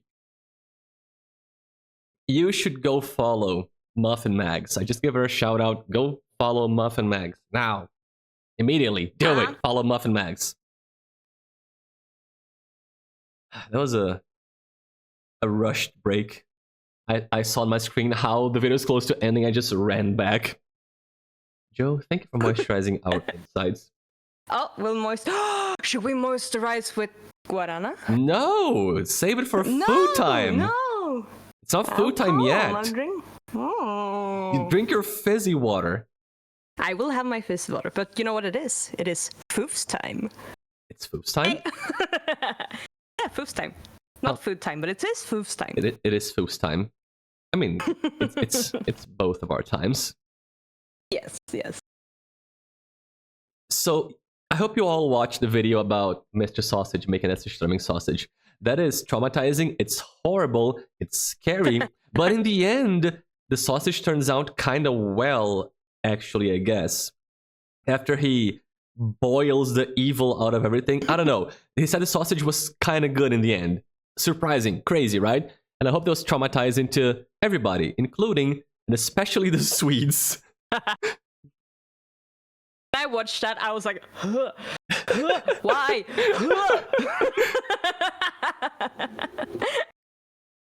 I love Mr. Sausage. Did you manage to get your snacks ready, Mags? I do have snacks. I have been told that it works, Häckerson works well with meats, like sandwich meats. So I have some of that. I have some of dulce de leche. I have 3 kinds of bread. One of them a very Swedish kind, tunnbröd. It's very nice. I can bring up a picture of tunnbröd, just so you know. It's just like a small detour. Yeah, I mean, it is Swedish bread. It counts. Yeah. And it's very delicious. It's think Swedish tortilla, but nothing like tortilla. Oh God, not the tortilla. Tortilla, but not. But it's very nice. It's very good. I don't know if it's gonna go well with it. I would not say that requeijão goes well with tortillas, but you said that is not a tortilla. So I don't know. Is it like a pita bread? What is that? Naan bread? It's how the fuck do I explain it? It's made from wheat. It's like very floppy. You can like flop it around. It's flat. You make it, you can like roll sausages into it and make like a roll with it. So like a hot dog, but Swedish. Like a tunnbrödsrulle. Okay, that It's would cold. not be my first guess as for the bread to go with requeijão. You said you have something similar to a baguette. I'd go for that one Yes. first. Okay, that one first. I have a lot of stuff, so I go with the baguette thing first. I have a pão de sal, the one I showed you, that French bread thingy with the salt. Similar to rapidez.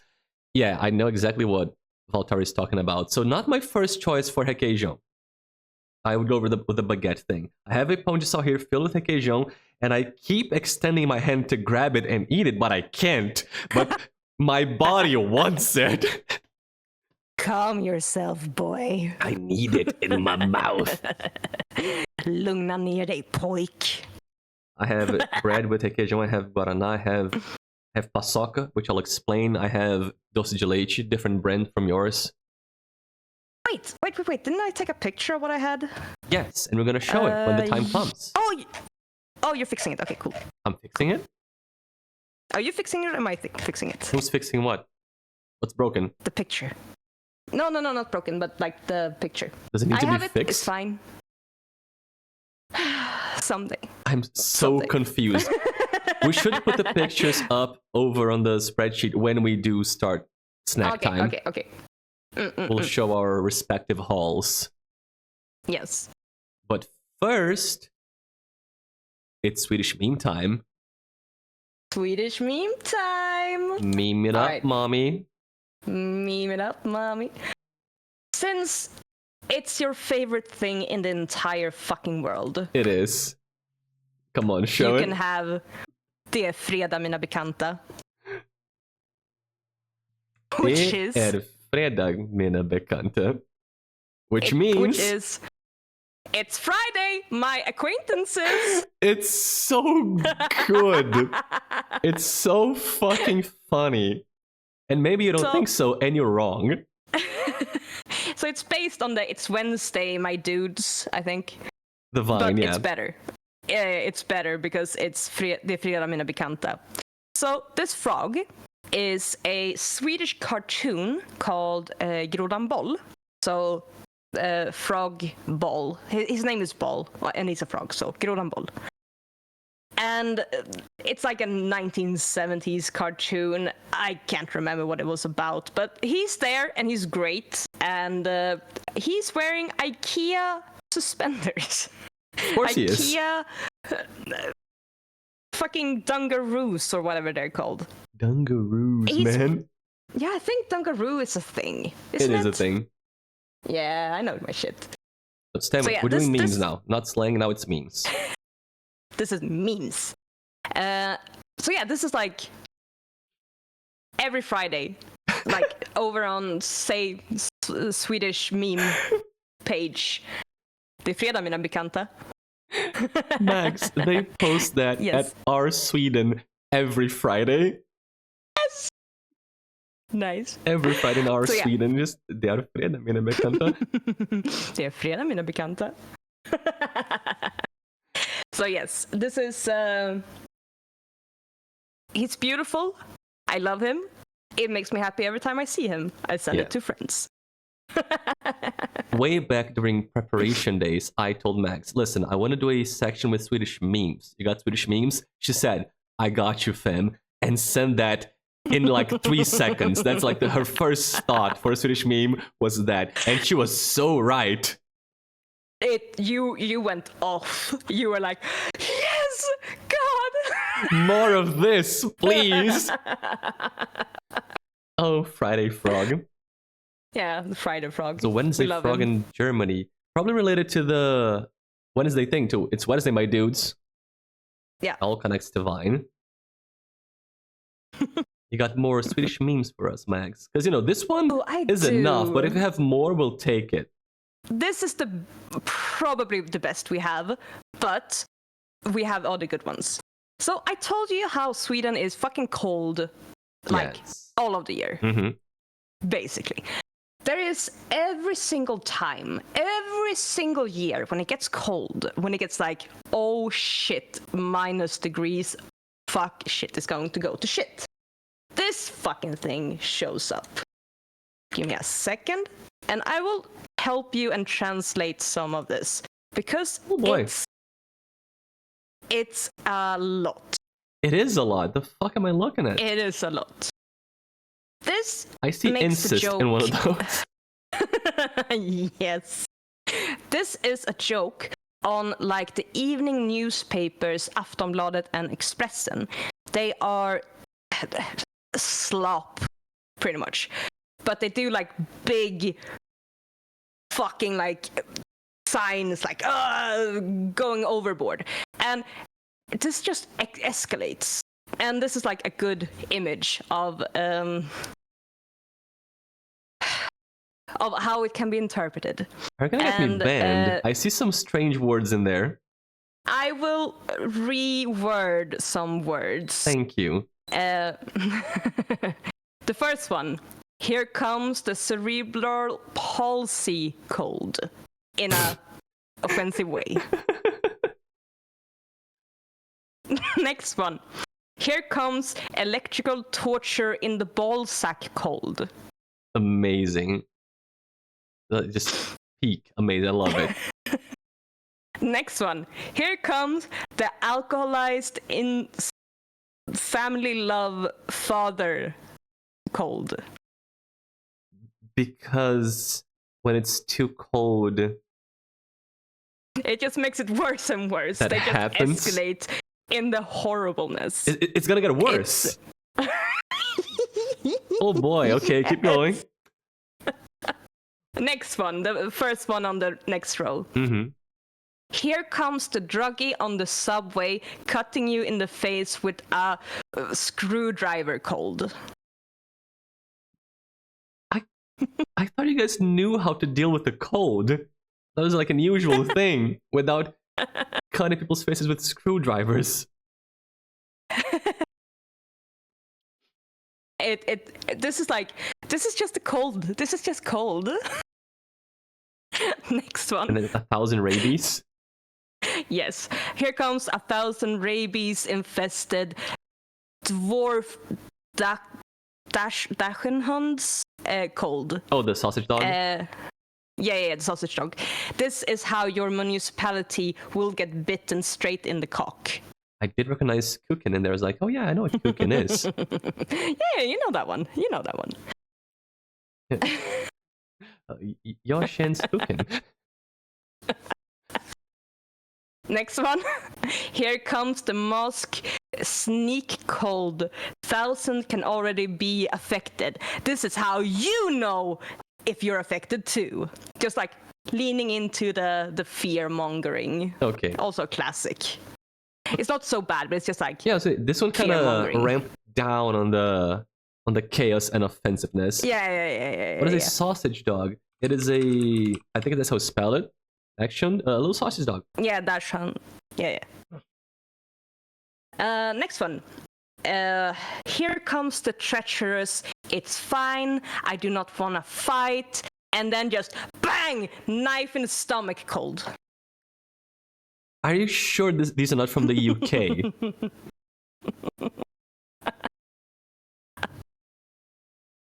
Like so fine, many I don't want to stabbings. fight. No, we didn't talk about the weather yet, Fox. No. I mean, I said it's cold, but nothing more interesting than that. And the last one. Here comes. There you go. Take a chocolate ball. Haha, it was really poop cold. Guys, Sweden is a very special place. Every year. I've seen this every year. I don't know for how long, but it's beautiful and it's incredible. Like, every time. Winter peeks its head and you start with the 1,000 rabies infested screwdriver up the ass cold. Yes. So Sweden. Thank you for the follow, Keo. Welcome in. See, this one I had not seen. I only saw the frog. Yeah, no, this is I've kept like a lot of these from you just to sort of get the joke across.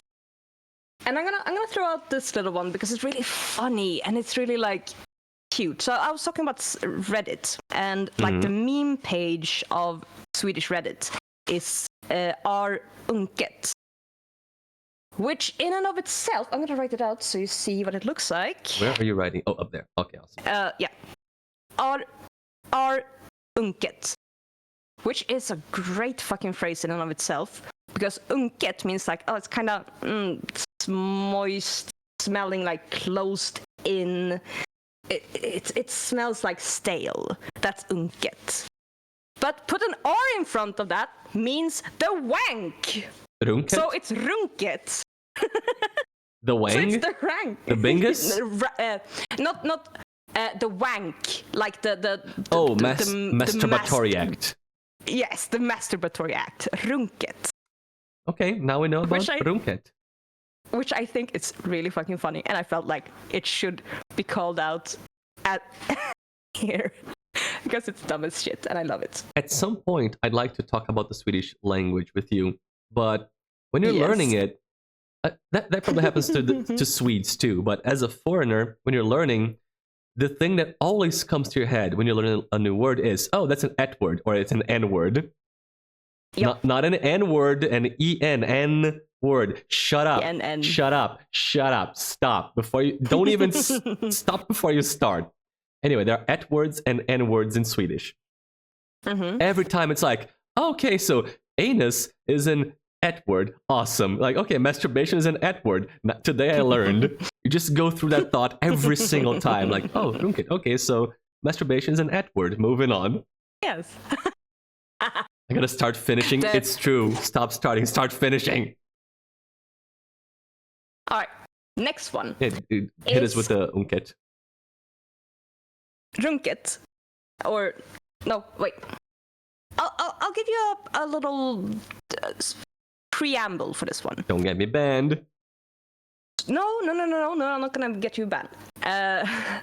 Swedes are famously conflict averse.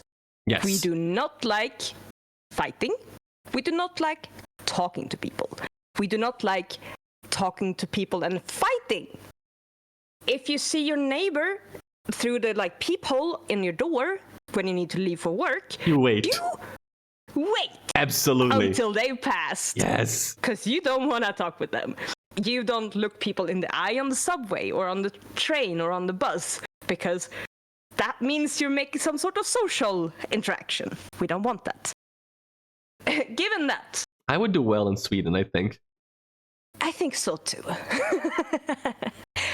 Given that. Sounds amazing, right? For Swedes to fight, we use indirect ways.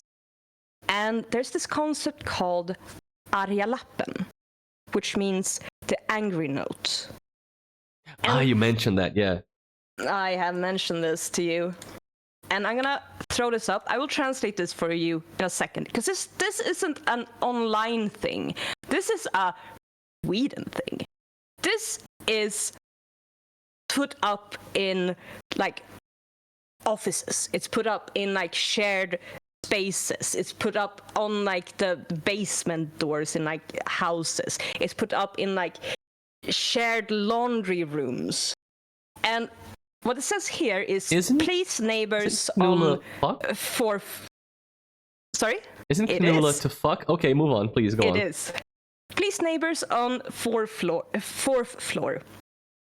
Please fuck earlier in the evening so we don't have to hear you when we're gonna go to bed. P.S. Your record this month is 3 minutes and 15 seconds. Damn! Oh my god. I'm sorry, you said you're conflict averse? Because that's a fucking roast.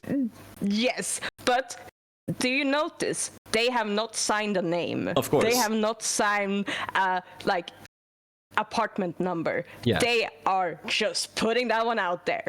And these things happen everywhere. Maybe not as egregious as this, but a classic one in offices is your mother doesn't work here. Just a big sign, your mother doesn't work just here. That? Meaning, yes, wash up after yourself. Your Oh mother my doesn't work God. here. Another one is in laundry rooms, because you have like the dryer and you have to remove the dust collector, otherwise there's like fire risk, and Yes. it is fucking point of conflict in Swedish culture, the fucking dryer. So there are signs everywhere: empty the fucking dryer, the lint box. Fuck you. But Max, empty it. here's the thing: who does Yes. it? The one who uses it at the end, or the one who's gonna use it at the start? And I guess that's where the fight happens, right? Yes, because the appropriate thing is that the one who has used it need to empty it. I agree. Because then I the agree with next that. person, that's the sort of rule that we go with, It's and a that simple. most people agree with. It's the concept is you use the thing, you gotta zero it out, like you found it. Yes. So you zero it out and Yes. clean the shit out of the thing. But some And people this are is- impolite. Yes, Swedish. this is everywhere. Oh my god, I have been in places where turn on the lights, 5 exclamation marks. It's been like it's just like never-ending passive aggression through notes. But if you meet them and you talk to them, they will not bring that up and they will not say anything. And it's very fucking funny. So just like act normally, act pleasant, just talk normally. Yes. And they just Talk normally. told you like that your mother doesn't work there and you fuck bad.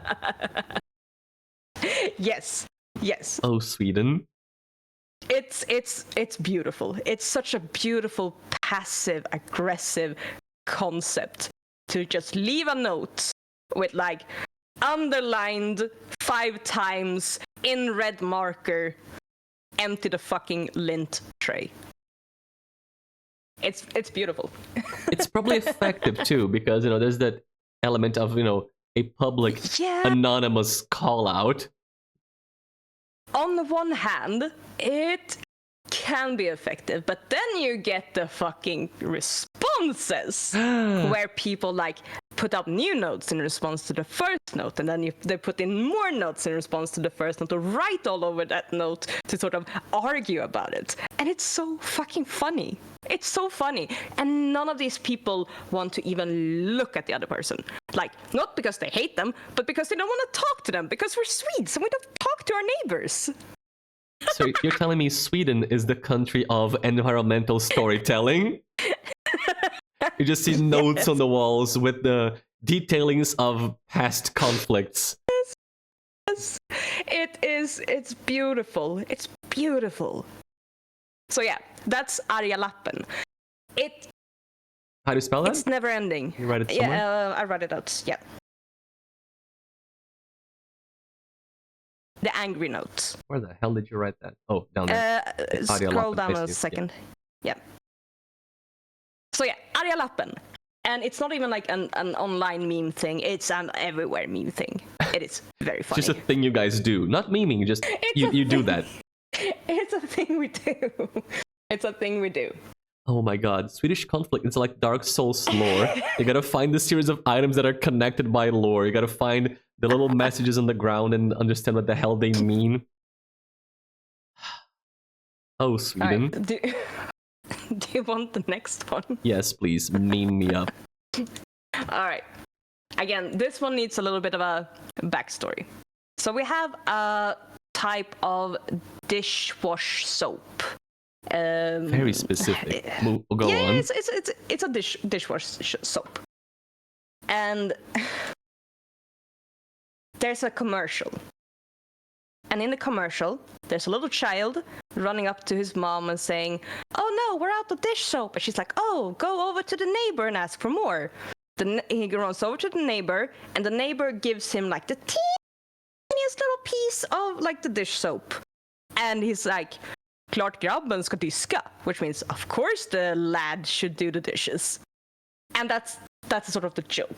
And you're supposed to be able to do like a lot of dish washing with that amount of like dish soap. So I'm not sure I get the I don't joke, know. but It's just a really dumb klart grabben ska diska. Of course the lad should do the dishes. So when the dish soap, when we're out of dish soap, and you run over to the neighbor and ask, improvise, adapt, overcome. It's dumb as shit. See, this is the kind of meme I was expecting. Like, regular meme templates, but so deeply soaked into extremely specific culture that it is almost indecipherable to an outsider. Like, I'll give you another one. without the context, that is nothing. That is gibberish. But there's a whole context about a very specific dish soap ad. Yes. And this is a. I don't know if you can see it yet. Well, I can see the meme. Yeah. Yeah. It's like, him, come over. Me, I can't. I have to go to the store to buy new dish soap. We're all out over here. Him, I have a drop. Yes, here. Yes is the brand. Me, running. Oh my god. The first dish soap meme made sense. It was okay. I did not expect to have a series of dish soap memes based on the one ad and the one brand. Now that is incredible. That you have two. If you have three, I'm gonna flip. I can find another one for you, but I only saved two. No, two is already more than expected. I expected zero, I got plenty. two. Two is plenty. Alright. Next one. If Swedish conflict resolution is like Dark Souls, we'll do a no-roll challenge when you visit Mags in Sweden. Like Garbaggio said, we're gonna fight in the IKEA parking lot. No rolling. Yeah. No rolling. Yeah. No, we'll bring out our IKEA furniture and we'll hit each other with them. It'll be fun. Bro, I'm bringing it. I'm bringing my Bundy stick. Get ready. Hell yeah, brother. All right, next one. I don't know if you can see it quite Not yet. There it is. All right. Is it about the pocket dance? It is not.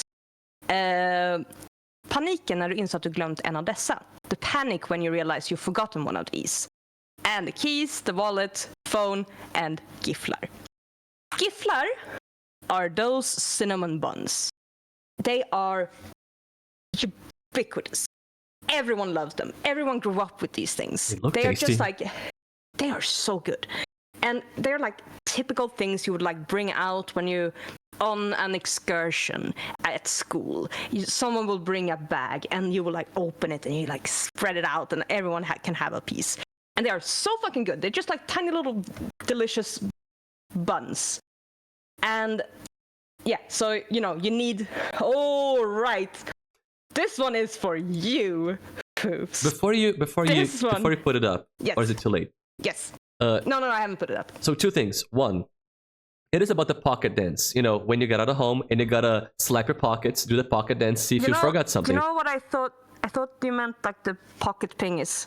No, not fick pingis. The pocket dance, when you're looking for things in your pockets and you see if you forgot something, including gift flower. They do look super yummy. I want to eat them. They Second are thing, really fucking good. How is it possible that most of these memes are about brands? Had IKEA, had Giflar, and two for the Yes dish soap. Why so many brand memes? What is happening on Sweden? It's a place. It's a place. I have some other that are not brands, but I thought these were funny. So I will give you the next one now, Which unless is for me. you. Just for you. This one is specifically chosen Give me the for targeted you, my meme. friend.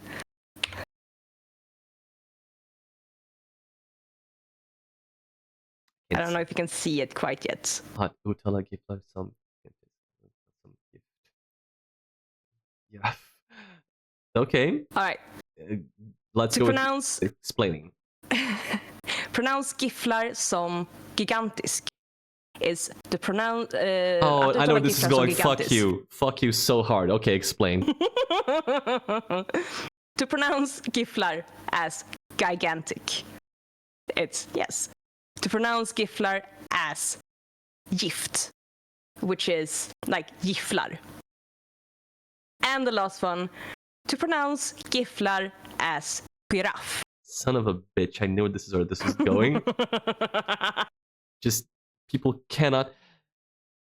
We're gonna get to language, and I'm going to distill my poison about how Swedes pronounce things, okay? We're gonna get there.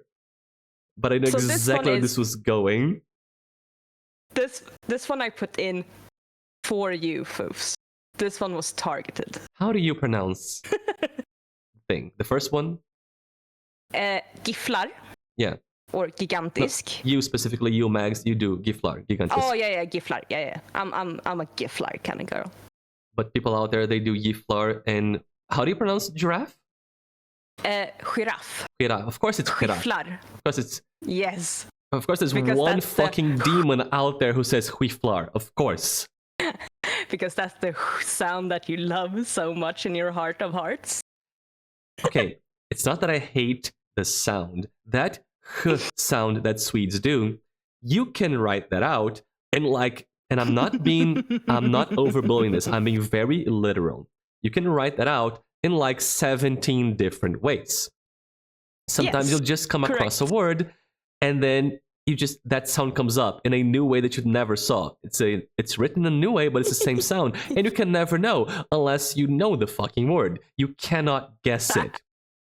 And then you get into the hell of words which are spelled the same, but are pronounced different. And sometimes you just get the h sound randomly in there. Vaccio, I'll see you later. Thank you for coming in. Thank you for being here. Fucking Giflar. Giflar. Just go with Giflar. Hate everything. I just hate it. It's like Kex and Shex, but much worse. And it makes me so happy that it makes you so upset. It's so unreasonable. Choose one. No. There's only 10 million of you. Just organize it. You don't need all these ways to pronounce Giflar. We will not. Alright, do you want me to give you the next one? I'm not sure anymore. Is it gonna be painful again? No. This one is just cute. Okay, give me the cute one. Yeah. Like, det finns Giflar. There are Giflar.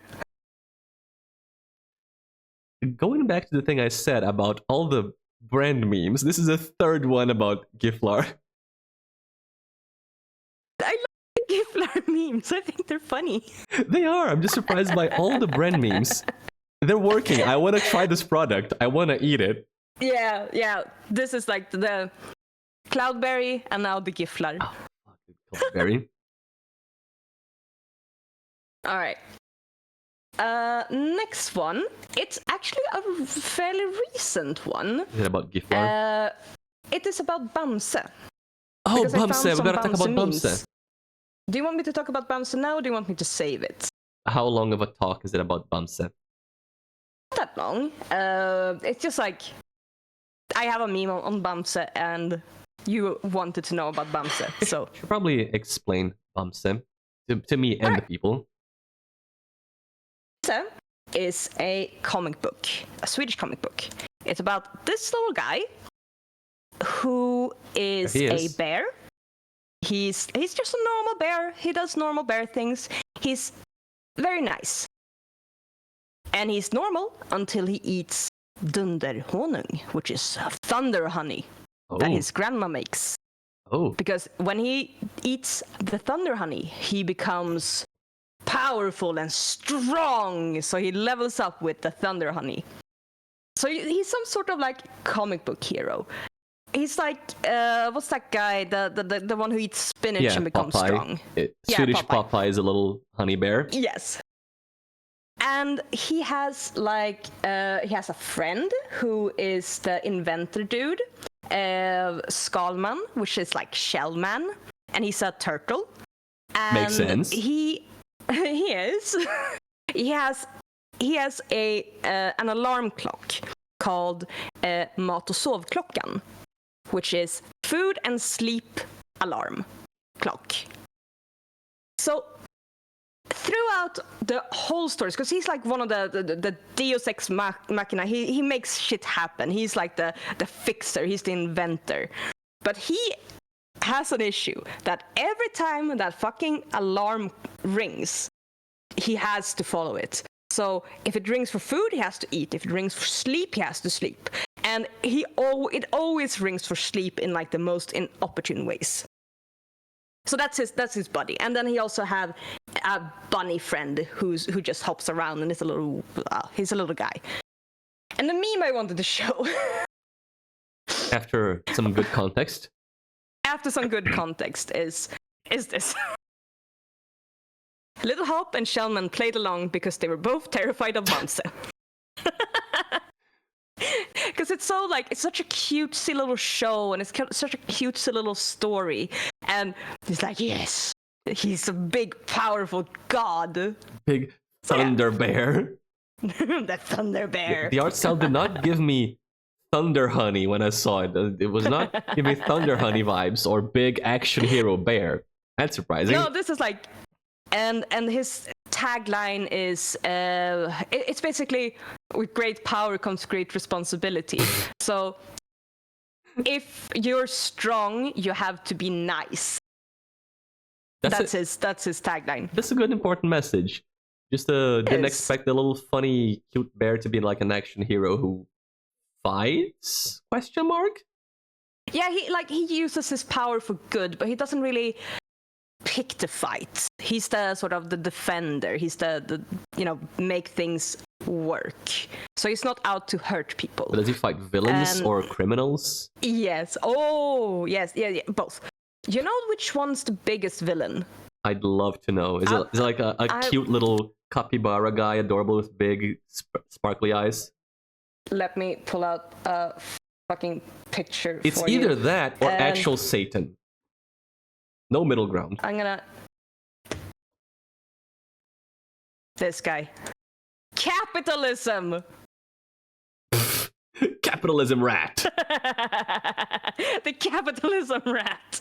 Krösus Stork. He is like in a lot of the stories, the main evil, because he just comes in with capitalism and fuck you, and I'm gonna buy all of this and I'm gonna corrupt it.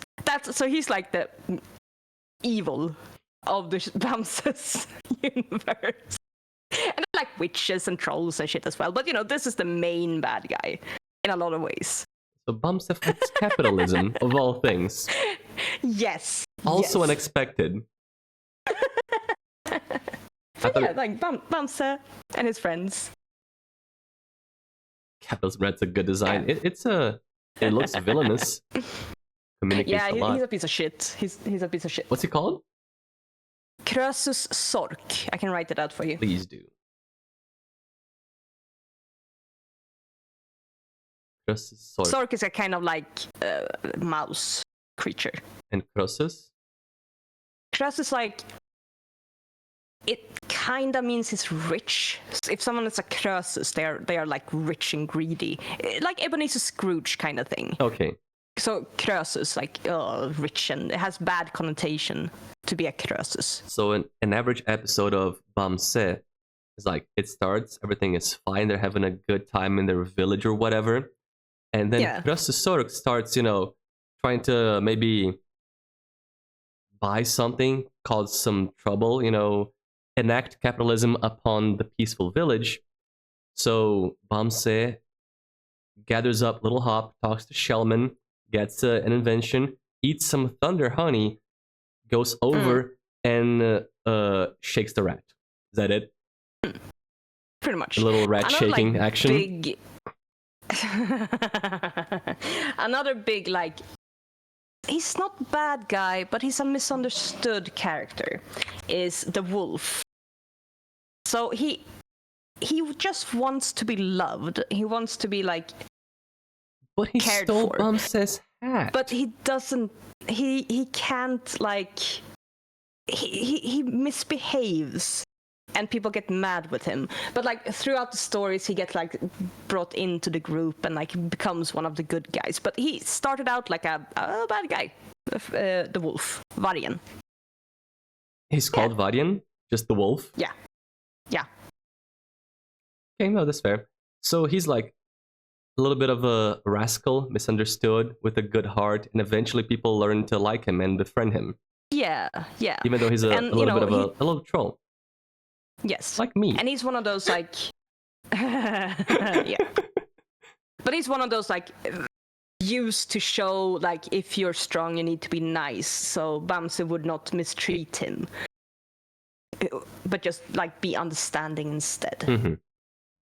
So yeah, Bamse is like it's a fun little comic book, fun little story. There's like films and series about it as well. I was gonna ask if it's on a TV nice because series. it looks like it's a TV cartoon the way these screenshots are. Yeah. I think it started out as a comic book, Okay, but it does have like a TV show as well. now we know about Bamse. Oh, yeah. Now you know about Bamse. Next one. More memes. Dude, I More have so many product memes. placement. No more product placement. Had to check just in case. I had to double check my brain because there might be. Give me There more might be. beef lard, god damn it. Yeah. I will show this to you. So, famously,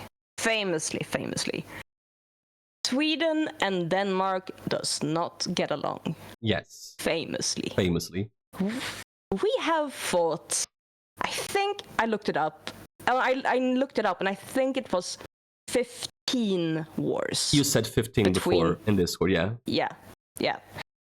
There are some fights that, is it a war, is it not a war? But 15 straight up wars between Sweden and Denmark. For the longest time, they fucked us over, we fucked them over, shit got fucked, they hated each other. And it's all like a question of territory, and it's all a question of like where things belong and which country is which. And nowadays, the joke remains that the Danes are hopeless and they are bad. So it's like a good sort of image of how. Oh my god, it's Danes are. amazing! Definitely made in Sweden, this meme. This is a Swedish meme. This is a very Swedish meme. Max, And I guarantee this meme exists in Denmark and it's the opposite. I'm so fucking sure it exists in Denmark as well. Just reverse the But flags, boom, Danish meme. This is the Swedish meme.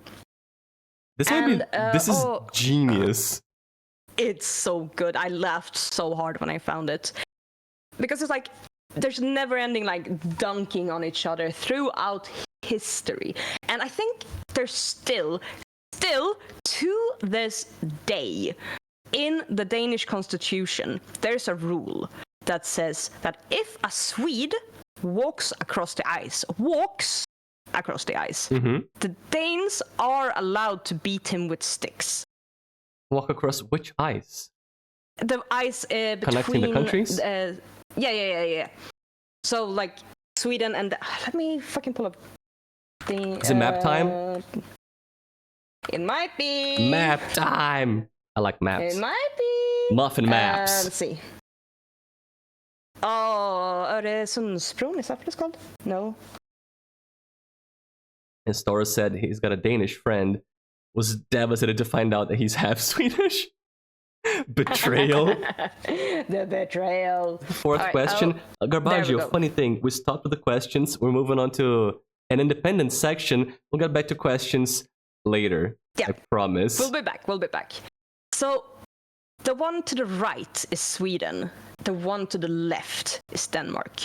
And I think it's like twisted a little bit, but basically that's how it looks right. It doesn't look right. Okay, they're close. This is a good like indicator. And they're very close. They're very close to each other. And it sort of freezes over the ice. It can freeze over, which means you can walk between the countries when it's like real cold. So that's why the Danes have a rule about being allowed to fucking beat the Swedes with a stick if they walk across the ice. Do you have any idea Fun like fact. how close that is in kilometers? Like, Oh, give me a second. like 1, 10, 100, like a ballpark. I mean, I can look up Öresundsbron, how long? Good question, Smashbound. Does Sweden have the same rule in their constitution? Can you beat up the Danes if they walk over to you? Because I don't think we can. I don't think we can. you should be able to. You know, turnabout's fair play. Like, if they can beat you up, you beat them up. Why would you not beat them up?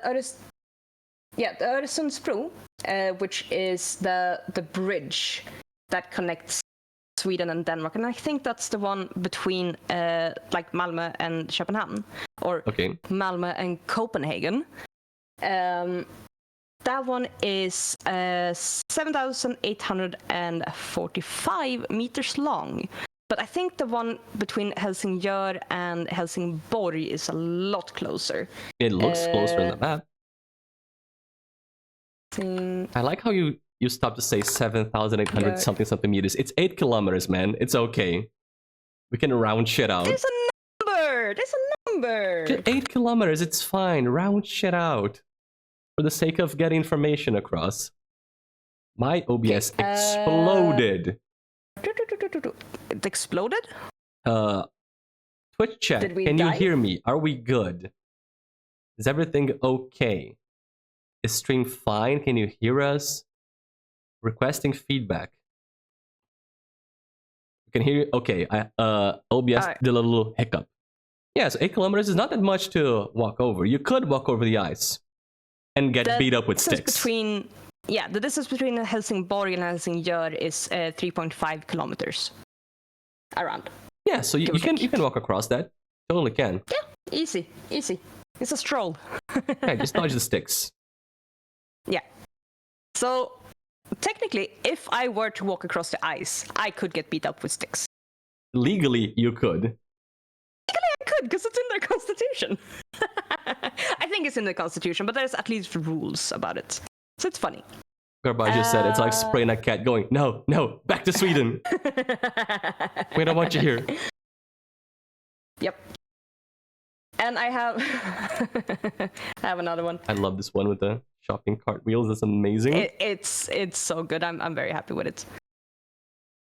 So this sort of same idea. I sort of like we ended up on the ice discussion. It's time to fuck up Danskjävlar. The Danish devils.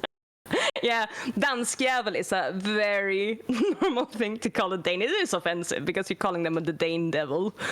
But yeah, Danskjävlar. It's time to fuck up Danskjävlarna. Oh my god. So Carl, look. And we have so many like these kinds of memes where we just dunk on the Danes because of course you do. You know, fucking have to dunk on them. You can't not.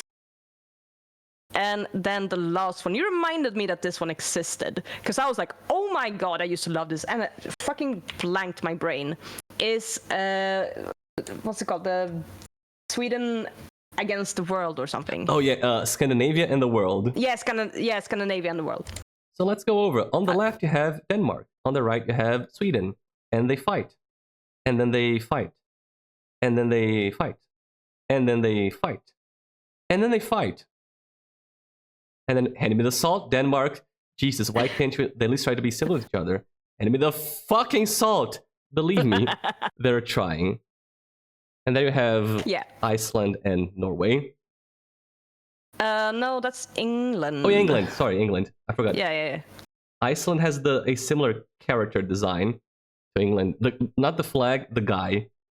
So this is a webcomic from Times of Eld called Scandinavia and the World. And it's Hetalia, okay? Listen, if you know, you know, it's Hetalia. Each country has a design and a little guy with a shirt, and you got a guy and a gal for every country. It's Hetalia. And Iceland is kind of similar to England, but with a hat, I think. And the flag changes. Yeah, great comic, by the way. I used to love it back in the day. Read it all the time. Fun. It's really fun. And the Swedish girl is great. The Swedish girl is blonde, hot, huge boobies.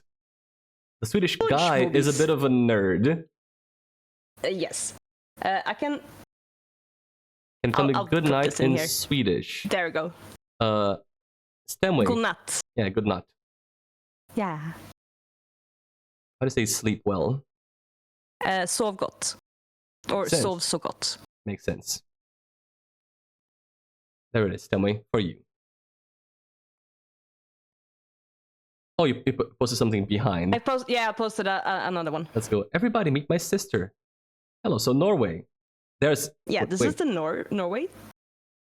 This might be. Wait. That's Iceland. I was thinking of a different guy. That is Iceland. I was thinking of a completely different guy. Not a fuck. Listen, fuck my ass. It's my beautiful sister. Hi. There's Finland. There's Finland. Somebody was asking about if all Scandinavian countries are like a bit awkward and closed off because they heard something like that about Finns with the post-it notes. There's Finland. Yeah. Here's how they're viewed. Yeah. Angry, knife, alcohol.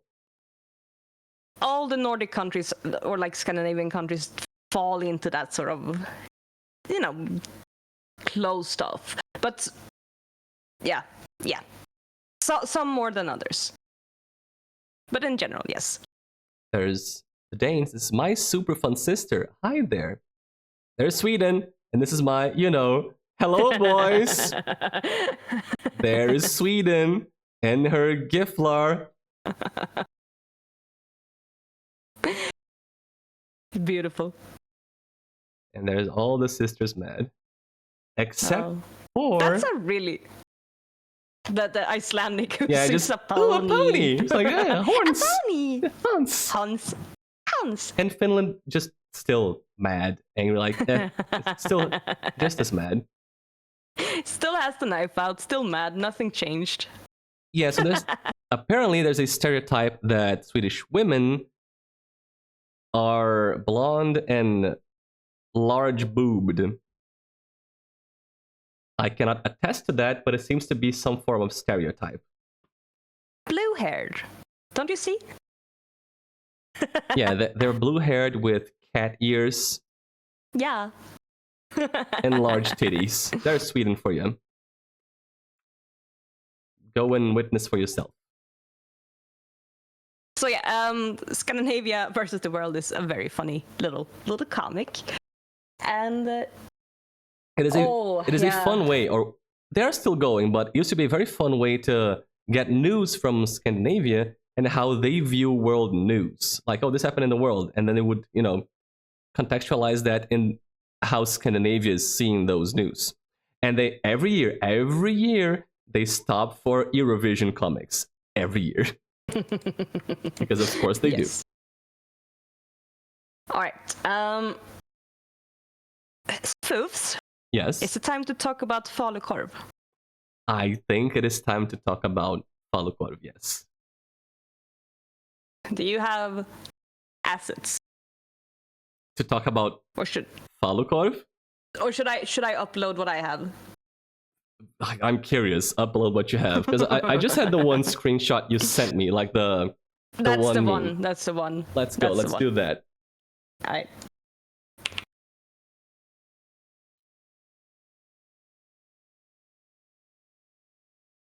There it is. Vad blir det till middag? That means, what's for dinner? And the lady says, falukorv, which is a type of Swedish sausage. Yes. Do you want to give people some context on the sausage, on falukorv, Mags? I can absolutely give you some context of falukorv. So falukorv is a type of sausage that comes from Falun. That's why it's called falukorv. And it's quite large, quite, thick. Covered in like a red sort of sleeve. And it's nice. You like fry it, and you can like make it into different kinds of like fried falukorv, and that's also a very like common food. But there's also, you can make it into korv stroganoff. Do you want to talk about that later, maybe? In the food section, but they use the sausage for many things in Sweden, including a type of stroganoff dish called korv stroganoff, which gets that sausage, also typical of Sweden. Very much so. Very much so. Should I go into the context of this falukorv? Because I'd like to at some point talk about Falun, the city. Maybe not now, maybe in a second, but Falun is a city in Dalarna, which is where the Dalahans comes from. The Dalahans. It all connects. The province, it's a province, right? How would you Yeah, classify it? yes, Let's say yeah, province. The province of Dalarna or Dalecarlia is where the Dalahans comes from, and several other things that I'd like to talk about, including for some reason so many bands. But the Dalahans is from there, and there's Falun. In Falun, you have music, you have copper mines, you have a river, and you have Falukorv. Mm. And then in 1978, I think, right? Yep. In 78. 1978, Sweden decided to do some cinematography. They decided to film. Cinematography. Yeah, they decided to, make absolute peak kino cinema. They made a movie called, what's it called, Mags? Fäbodjäntan in Swedish. Yep. And in English, Come Blow the Horn. Come Blow the Horn. Mags, what's that movie about? This movie is a porno. That Falukorv gets some love. Yeah. And this scene is something else. I would not recommend that you look it up. I would. But don't, but is absolutely something. do. It is something else. It is a shit fucking production. But that scene put this thing on the map. It's something. Something indeed. Allow me to paint you a picture. Gold, come back. Don't open Google. Let me paint you a picture first. Listen to the picture. Then you can Google it. The movie's called Come Blow the Horn. The premise of this movie is that there is a musical instrument, kind of like French horn, that when played makes people incredibly horny. The movie's like almost 2 hours long. Apparently, boring as fuck. Yep. This one scene has a young lady playing that horn, the aforementioned horn, in a different room. And the lady in the picture you're looking at, her husband is away. She's alone. And the horn is playing, which makes her horny. Isn't it amazing how the horn makes them horny? She starts getting horny. Her man is away. The only thing available at that moment is a nice, thick fucking slab of sandwich meat. That big fucking sausage. Yep. Look at that image and please understand, try to put it into perspective how long and how wide that thing is. Look at her hands. Yes. And the sausage. Imagine her hands closed into a fist next to the sausage. That sausage is about fist wide and change, a little bit more. That woman, entranced by the sound of the horn, has no choice but to relieve her urges on the sausage. Without watching the scene, you cannot guess how much of that sausage goes into that woman's vagina. You're not ready for how much. There's a lot of sausage in that sandwich, if you get my meaning. First of all, that thing is again, fist wide and change. The fact that it fits in there is already amazing. The fact that it goes in It's fucking at all. mind-blowing. Holy shit. Massive. Yeah. And it fits in there. And then she starts, pushing it in, and it keeps going in. A lot of that sausage just, goes there. And then she starts, in and out, doing the thing with the sausage. And you need to understand that while all of this is happening, the one girl is playing that horn in the other room.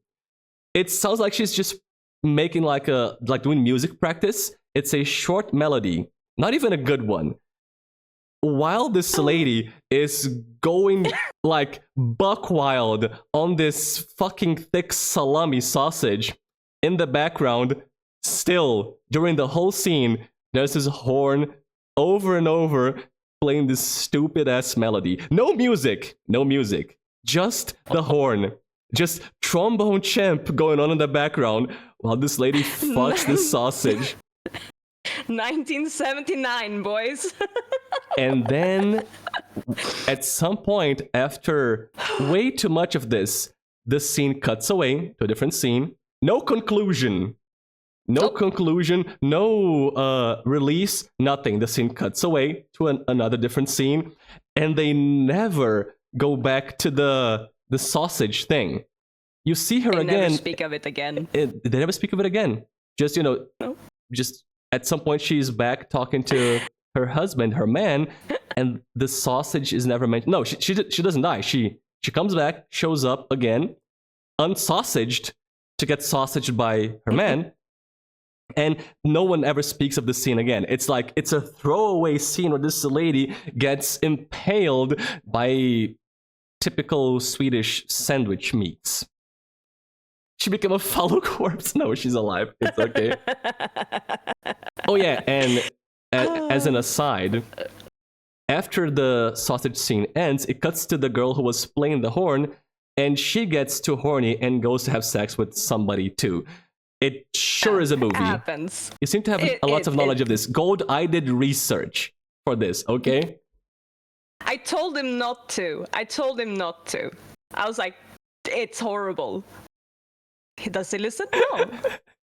Yeah, she sent me the meme and said, it's about this and that. Don't look it up. And then I was quiet for like 5 minutes. And then I came back. She was like, you looked it up, didn't you? But yep, I did. But I hope my description was enough to give you a mental image of what happens, so you don't have to look it up. But if you do, it's out there. It's like 2 hours long. It's probably not worth watching the whole thing. I just looked for the sausage scene for context and research. So what's for dinner? Falukorv. Let's eat it up. Falukorv. We're just gonna pickle it beforehand and then cut it up for our sandwiches. Just a little pickling. Okay. Delicious. You weren't ready for that, were you? No, I did not expect You said Swedes like pickling things. Maybe you want to pickle some falukorv. Thanks, yeah, man. marinated. A very Appreciate special it. blend of the juice fountain. Alright. But that's the last meme that I have. Best for last. Perfect. Best for last. Best for last. Oh, falukorv. Oh, Falukorv. Yep. So that is our meme section done, Mags. I appreciate the memes. My favorites Thank you were for allowing me Friday to. Frog, #1. Falukorv, love it with the context. And the ones dunking on the Danes. I love the one about time to fuck up Dansk Javlar, and the one about the shopping cartwheels. Amazing. It is beautiful. There are a lot of like good ass memes out there, but there's limits to how much we can take. And the fact that so many Brendan memes, Giflar, and yes, amazing. You know what I forgot? I forgot to What mention. did you forget? I forgot to mention that all the art being featured today on the starting screen and over on the top left is made by our dear MuffinMags. Digital and physical. You have emotes, you have some digital art, you have some GIFs, you have some stuff drawn with, pen and paper. All the art on the top left is made by Mags. I know, crazy, right? Mags is extremely, super multi-talented. Like, she can play instruments and draw, and she made her VTuber model and rigged it, and she's an astronomer and a physicist. And she's super cool. You should go follow MuffinMags because she's great. You. Yeah, like, she's not talented, she's multi-talented, and also cannot take compliments. Yeah. Too bad. Get appreciated, bitch. Okay. Next section? Thank you for following MuffinMags Smashbound. I'm sure you weren't yet. Oh. Thank you for doing that. He was. He's I been know there he was. forever. Does she have ADHD? Yes. Next question. I mean, undiagnosed. I've never been diagnosed, but who knows? Who knows? Soft maybe. Soft maybe. Google did it. Google Leaning did yes. it. He Googled it. You Well- regret Googling whatever you just saw, and we told you you would. Welcome to my world, Gold. Except I hold no regrets. It was funny. It is very funny. It's so fucking funny. Should we do a quick round of tongue twisters and then go into snack time? Because God, I need to bite into that bread. It's looking at me. Yeah, dude. The Hekeshon is like, you want me? Is I'm it like, taunting yeah. you? Yeah. Let me put my I like the sausage. follicle. What? Like the follicle. Yeah, taunting me. I can hear the horn. It's telling me to put my mouth on this sandwich. I'm gonna need space for this. I'm gonna scroll down so we have space for our tongue twisters. Yeah. So we have tongue twisters in both languages for each other. And I'd encourage you guys to try and pronounce them too at home. Swedish and Portuguese. Have fun. We're gonna go through a few and then move into snack time. Would you like to start with a Swedish tongue twister, Mags? I can start with a Swedish tongue twister. And I know you have heard this one before, and I know you hate it. So that's why you start with that one. Of course. Of fucking course. Let me zoom into that garbage. I'll give you the translation as well. Thank you. Do you want me to say it for you once or twice? Of course not. Of course not. You want to go for it? I'm gonna raw dog that shit. All right, raw dog it, baby. Because I know what it wants from me. I know exactly what it wants from me. It's the h sound. Yes. It's yes, just it is. h. By the way, Mags apparently made up a new tongue twister just for today, so that's gonna be fun. It's gonna come up eventually. I think it's good. I think it's fun, but it's like, I made it, so. So let's try to get through this garbage. Something like a hu huka human på det sjunkande skeppet Shanghai, not Shanghai. Shanghai sköttes av undersköna sjuksköterskor. That has to be sjuksköterskor. No, it's not. It's not? It's not. I was like, fuck it. Every sound is on that one. But it was really good. It was really good. But you were struggling. Do you want me to say it for you? Yes. 7 sjösjuka sjömän på det sjunkande skeppet Shanghai sköttes av 7 undersköna sjuksköterskor. The last one, please. Sjuksköterskor. Oh, It's so with there's a hard SK. a teshkor at the end just to fuck me up. Just to fuck you up. I did mostly well up to the last You word. did really well. You did really well, I gotta say. Just sjuksköterskor. Fucking sjuksköterskor. That is on purpose there just to trip people up. Sjuksköterskor.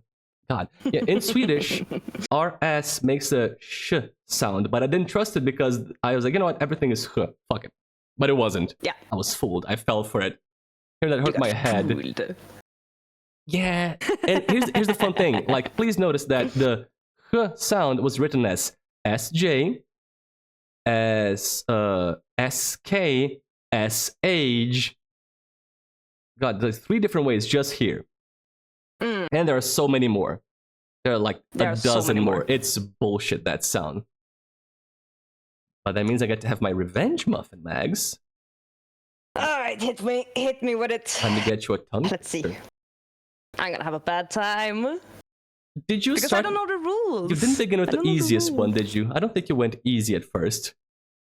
No, this was the first one because I knew you hate it. This is the worst one. It's such an interesting difference between our mindsets because my list is ordered by difficulty. I wanted to start easy, like I'm gonna begin easy so she can, warm up, get used to stuff. You begin at the hardest one, the one that would annoy me the most. Mr. Foofs, You have learned Swedish for 4 months. Don't come at me. You didn't know this, though, when setting up your tongue twisters. No, I didn't, but now I do. I don't feel bad for you. You were evil from the start. You did not know you were not being that evil. You did not know I was preparing. I'm gonna skip I do tongue not twister regret 1. anything. I'm gonna skip the easy one. I'm gonna jump into the second one because fuck you, that's why. All right, buddy. Oh yeah, translation. I don't have. Hang on. 3 plates of wheat for 3 sad tigers. All right. In Spanish, like if I was pronouncing it like Spanish, I would know how to use these words, but you fuck around with the pronunciation in a lot of ways that I don't know. Should I pronounce it first for you? Yeah, please. There's no catch here. It's just a lot of the T and TR sounds. Okay, then it should be fine. If it's no catch... no, there's no catch. Mags. No, there's no catch. It's hard to say, but it's not hard to guess how to say. It is. Okay. 3 pratos de trigo para 3 tigres tristes. Oh, but you have the Okay. 3 pratos de trigo para 3 tigres tristes. 3 pratos de trigo para 3 tigres tristes. Now fast. 3 pratos de trigo para 3 tigres tristes. Sound like you were struggling, but you got it out there. I did it. You got it out there. All right. Do you want another one? Yes. Oh, Smashbound. The DE preposition in Portuguese that is largely pronounced not as de, how it looks like, but G. 3 pratos de trigo. Why? It's just how most people pronounce that. It's got that J sound and it's the E, not E. However, if you go to certain places, they would say 3 pratos de trigo para 3 tigres tristes, depending on the accent, but they could pronounce the T's and the E's more like how it's written. But it is regionalistic and uncommon. Hit me with another tongue twister. Hit me with another. This one is not too bad. It's just like how funny the Oh language my god. is. Look at that shit. This is just funny that it's possible. Farfar. 444. Nej, 444. 44 lam. Perfect. No notes. Farfar 444. Nej, 44 inte 444 lam. Perfect. I have no notes. Really good. Yeah, because 4 means sheep, but also get. Yes. Do sheep get sheep? No, sheep don't get sheep. Sheep get lambs. Makes sense. Makes sense because the babies. Yeah, just 44444. Yeah. The number 4. 44444. 44444. All right, hit me with your next one. No, that was easy. That was okay. Just it's funny easy. I just think it's fun. It's fun that you can write that and it makes sense. So 444. Yeah, 444. Nej, 44 inte 444 lam. Okay, I'm gonna give you one that uses different R sounds because I know you love those. Oh, fuck me. The spider scratches the frog. The frog scratches the spider. That's what it means. Holy shit. You wanna? If it's. You want help? Yeah, give me the pronunciation once. So you've been through this. R between 2 vowels gets the rolled R sound. Yeah. The double R gets the H sound from poha. And also the R at the beginning gets the poha sound. So that is aranha, ranha, rã, aham, ranha, aranha. Fucking shit. Okay. Aranja. Aranha. Aranja. Oh, it's the H it's thing. The nya sound. Aranja. Aranja. Ara. Ahanya. Aha. Aha. Ahanya. Aranya. Oh. You Fuck me. wanna give that another shot? Is it that bad? Okay. Aranya. Anya. Ara. Anya. Aranya. Yeah, this one's a bit more complicated. Dude, this is like brain on off. You got an ara in there at some point. It's true. You're losing it. So this one is hard to say for native Brazilians. This is not an easy tongue twister.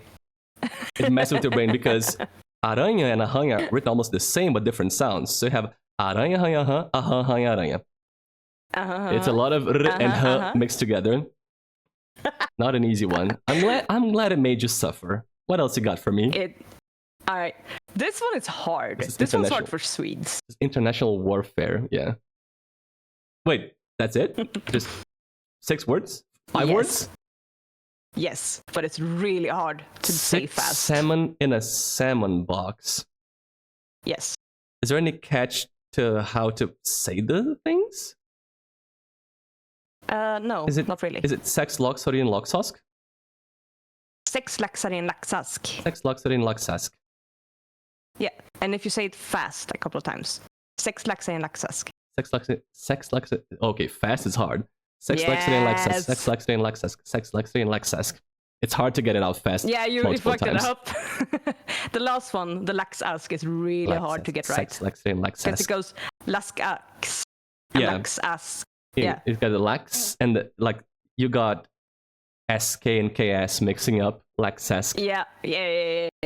Sex, salmon, so and a salmon hard. box. Sex, laxody, and laxask. Easy to say normally, but yeah, fast more than once. It's that kind of tongue twister. Like, oh, you think it's easy? Say it fast like 5 times, and then you get fucked up. Yep. Oh, Voltari, you're gonna love it. That is on my list, and it's the very next one. Oh no. Yeah, Voltari said the worst one for me is super small, but it kills me. That is exactly the next one on my list. Oh no. This is perfect. It means dirty house, dirty floor. That's it. 4 words. Wait, I know Gaza. I know that one. Casa with a K sound. Gaza. Yeah, a K sound, not a G sound. Gaza. Okay. So that means dirty house, dirty floor. There are no. Can you give that to me once? There are no mystery sounds there. It's casa, suja, chão, sujo.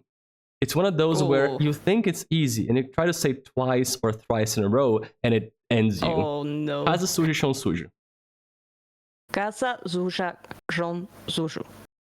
No, like Casa, suja, chão, sujo. Like 3 times in a row. Casa, suja, chão, sujo. Casa, suja, chão, sujo. Casa. There we go. That's what happens. The 2 first weren't bad, but then the 3rd one hit me hard. Yeah, Holy shit. You trip up in the shush. Casa suja, chão sujo. Going from suja to chão to suja and the j in the middle, it's an evil sequence of words. That is I don't think I have the one about salsicha. I don't. There is a similar tongue twister that I didn't add because it is similar to casa suja, chão sujo. That is, it means, like, I found the dirty sausage on the floor, something like that. It is, oh, fucking Christ. I clicked the wrong button, sorry. I brought us to the BRB screen by mistake because OBS was misbehaving. We're good, we're fine. OBS. Sorry about that. Quick keys. It's something like achei a salsicha suja no chão sujo. I found the dirty sausage on the dirty floor. Achei a salsicha suja no chão sujo. It's even harder than... Because casa suja chão sujo is a classic. It's timeless. Everybody knows that. The second one is less common and much harder. Achei a salsicha suja no chão sujo. Salsicha suja is an evil sequence of sounds. Achei salsicha suja no chão sujo. See, I gave up. I don't know. It hurts. It's evil. Achei a salsicha suja no chão sujo. You gotta use so much brain power to get that out. Yeah, no. Huggles, that is pronounced... That is wash your sister sauce. How to pronounce that? Alright, do you want the next one? Yes, give it to me.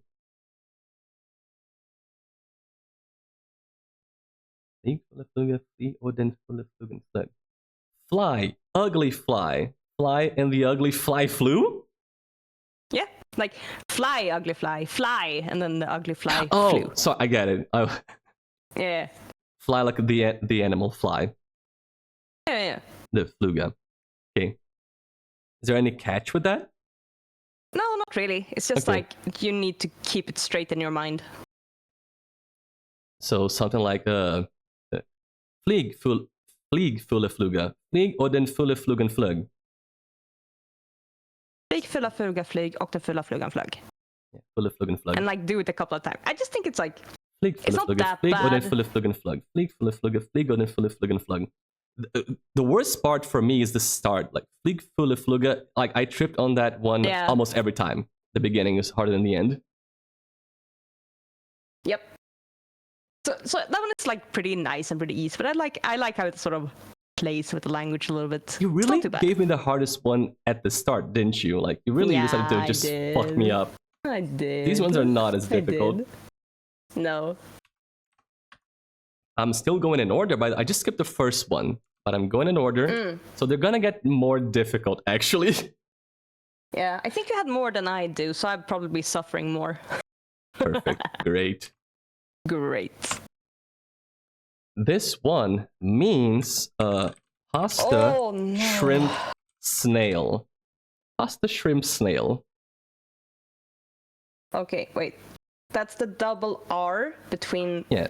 So first one is vowels. So that one's R. macarrão. Double R. Is macarrão, camarão, Mm-hmm. caramujo. Macarrão, camarão, caramujo. Macarrão, camarucho. Oh, you did the Brazilian thing on the first try. No. Perfect. What's the Brazilian That thing is on the first? exactly how people fall for this tongue twister. They go Ow. for macarrão, camarão, caramujo and say macarrão, camarão, camarujo. They reverse the R and the M on snail like it was in shrimp. And it did it immediately. That is how people fall for it. Perfect. Well, I'm basic Brazilian, okay? Exactly. Welcome. You've been adopted. Can you give it to us one more time? Yay. Macarrón, camarón, caramucho. There it is. Yeah. You got the sounds in order. What are people saying? What's happening there? I see my name. I just don't say it. Foof? What was it? Foof? Oh, it was an emote. Sorry. I thought I saw Okay. something. I didn't. Have any more? I do. This one's gonna fuck you. Good. I love being fucked. There's a dash. A holder. Put the holder in the holder in the stable instead. It looks like an IKEA tongue twister. Do you want me to do it for you first, or do you want to go? I'm tell it. Are there any catches? Really? Not really. No, it's just a lot. Is it tell it, is tell it, is tell it, is tell it? Stället, istället. Yeah, the end is like is tell it. You gotta catch the one that doesn't have the umlaut. Yeah. And I did, I Yeah. think. You did good. It's tell it, is God tell it. damn it. You've been cheating with your 4 months of Swedish learning. You thought. You bastard. You were so ready to get me. Oh, I wasn't. Too Maybe a bad. little bit. I've Too been bad. preparing for this. I did it all that for the tongue twister section. No other reason. He's a man of dedication and commitment. We can say that. This is like farofa made with cute wheat does ugly gossip. Something like that. Okay, is it just gibberish or does it mean anything? The thing with this one is a lot of F sounds. Farofa feita com farinha fofa faz fofoca feia. Oh, fuck. A lot of F sounds. Farofa feita con farinha fofa faz fofoca feia. It's not that Shit. hard to say, but there's a very funny thing to get people to do with this one. It is about farofa. Farofa is It's basically a fried flour dish we have in Brazil. Delicious, delicious fried flour thing. Amazing. It was in the picture from Valtari's and Sally's meal. They had farofa on top of the potatoes. You ask people to say this with farofa in their mouth. Imagine having a floury, powdery thing in their mouth and trying to say farofa feita com farinha fofa pas fofoca feia. Just I've seen it done. It's a mess. It gets everywhere. I can fucking imagine. Holy shit. Like, it's not about just saying it. It's about getting somebody to say it with farofa in their mouths. It's the best. Also the worst. Yep. You got any more in you? I do. It's got fufa in it. Oh, Smashbound. The fifth word there, F-O-F-A. Fufa means cute. Like I'm cute. Selma the sweeper collects semla, which is semla plural. How many semla Selma has collected? It's like she sells seashells by the seashore, but it's about semla. Yeah. That one is hard to get right because of the Selma. Right, but it's about keeping it straight in your mind. Yeah. Right. Do you want me to say it first, or do you want to do it? I'll give it a good old college try. Go for it. Sotarin Selma Samlar Semlor. Sesomonia Semlor Selma Samlat. Something like that. Selma samlar semlor, se så många semlor Selma samlat. I have a hard time yes, with it. You tried to do it fast and you got tripped up just because it's hard to say. Sotarin Selma Samlar Semlor. Sesomonia Semlor Selma Samlat. Yeah. Yeah. It's really good. Yeah. Instead of the Junka Flunka sausage, Falukor. Falukor. There it is in chat for you. Korv means sausage, and Falu is from Falun, so it's Falun sausage, Falukor. Yeah. I like the Selma one. I like Selma collecting semla. This one exists because they're anagrams. You know what semlor are, so you have the context for what she's collecting. Yeah, I know plurals. Gold, thank you for the water. Oh, water. Delicious water. Do I have any more? Of course I do. Hop. You know what? This one is funny. It's about a rat. It's got a lot of R sounds. Oh no. Lots of R sounds, and it's a story about a rat. Story about a rat. In a quick kidnapping, I guess. A quick rat kidnapped 3 rats without leaving a trace. I didn't prepare translations, which I should have. I now realize. You did? I am so disappointed in you. I'm sorry. I'm sorry for under-preparing. So in a quick kidnapping, a quick rat kidnapped 3 rats without leaving a trace. Over at the top is a lot of sounds. Yeah. All those R's beginning words. So the thing is how you gotta pronounce rápido, which is fast, rapto, which is a kidnapping, and rato, which is rat or mouse. Yeah. And then rastro, which is a trace. So em rápido, rapto, rapto, rato, raptou, 3 ratos sem deixar rastros. Okay. Party. Rapto, apto, apido, atto, apto, 3 ratos sem deixar rastros. Most of those, the R sounds were not coming through on Discord. I'm not sure because it wasn't catching it. Like rápido, rato, rapto, the R sounds are not coming through. All right, no, it's Discord. I said it perfectly. It's really strange. I'm sure it said it perfectly. Just Discord. It was the noise suppression in Discord that took it out. Yeah, it was perfect. It was perfect. No notes. Do you want me to do it? Yeah, do it again one more time, please. Yeah. Apto, apido, apto, apido. Are you saying are you saying apido, apto, or rapido, rapto? Okay, it's with a hapto. Yeah, hapto. It's got a lot of that sound in all of those. Okay, rapido, Hapto, rápido, hapto, tres patos, sem deixar rastros. Knows better. You're getting the sound better in there. Yeah. You just gotta keep that sound up a lot. Why did R become H? Because in Portuguese, Smashbound, the letter R can be pronounced in usually 3 different ways. If it Kills is me. at the beginning of a word, it's H, like rápido, rapto, rato, that H sound. If it is one R between 2 vowels or between a consonant and a vowel, like the word tres here, that means 3. That is the R, rolled R. Tres ratos. Those are the 2 main ones. Tres ratos, and it can, more on X, it can be pronounced as depending on your accent. Last comment, it's mostly R and H, or ara, yes. It's like this in Spanish too. Not exactly. Spanish is a bit different, but you gotta You juggle. would pronounce the R's in Spanish. Yeah, they use more of the rolled R instead of this sound. It's more specific to Portuguese. And it trips up newcomers, absolutely. And it's everywhere, because the letter R comes up a lot. Yeah, sorry, Mags. I'm sure in 4 months you're gonna be fine.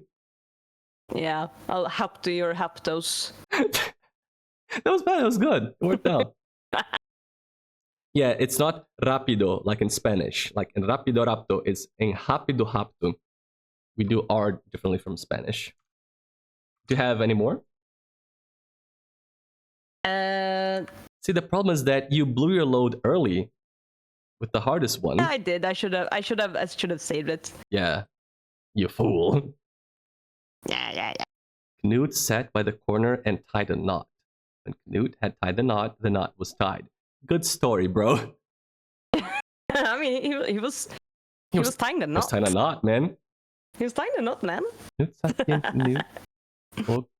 Are all of those KNs pronounced kn, or are the Ks ever silent? They are never silent. Knut. So it's Knut and Knut. Yeah. Okay, so let's... God, it isn't Knut and Knuten. Holy shit, okay. So, Knut sought wie en Knut, ook net en Knut. Naar Knut knutet Knuten, var Knuten Knuten. You dropped the K at Knut. I did? Where? Yes. Where? The och Knut and Knut. What did I do? I sounded like you dropped the K. I said Knut sought wie en Knut, ook net en Knut. Yeah, nut. The K does not come across. Oh, I'm Knut. ook net. Ook net en Knut. But I'm not doing the K on ok. I'm dropping that because fuck that. Yeah, you don't have to. Yeah, just ok Knut. Just ook net en Knut. Yeah, so many... Knut satt vid en knut och knöt en knut. När Knut knutit knuten var knuten knuten. Knuten. I read it in English first, and then I read the Swedish. I was like, oh, not Knuten. It sounds like you're making fun of the German with this one. Maybe. Like, Maybe. It's like when people are making fun of Germans. Like, there's this very famous meme of a fake version of Ocarina of Time, Zelda Ocarina of Time. They began a misinformation campaign on Twitter saying that the German title for Ocarina of Time was Das Fluten Duten. There was a whole title screen, Das Fluten Duten, and people believed it for real and kept spreading information. Oh yeah, in Germany, Ocarina of Time is called Das Fluten Duten. It's like the Knuten Knuten. Knuten. Das Fluten Duten, Knuten. Yep. All right. Oh what no. What more do you have? Oh no. Oh no. You know what I said? What are you giving me? I was going, more and more difficult.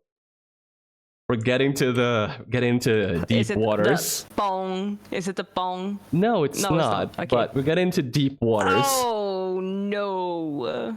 Okay. Oh god, I gotta translate this.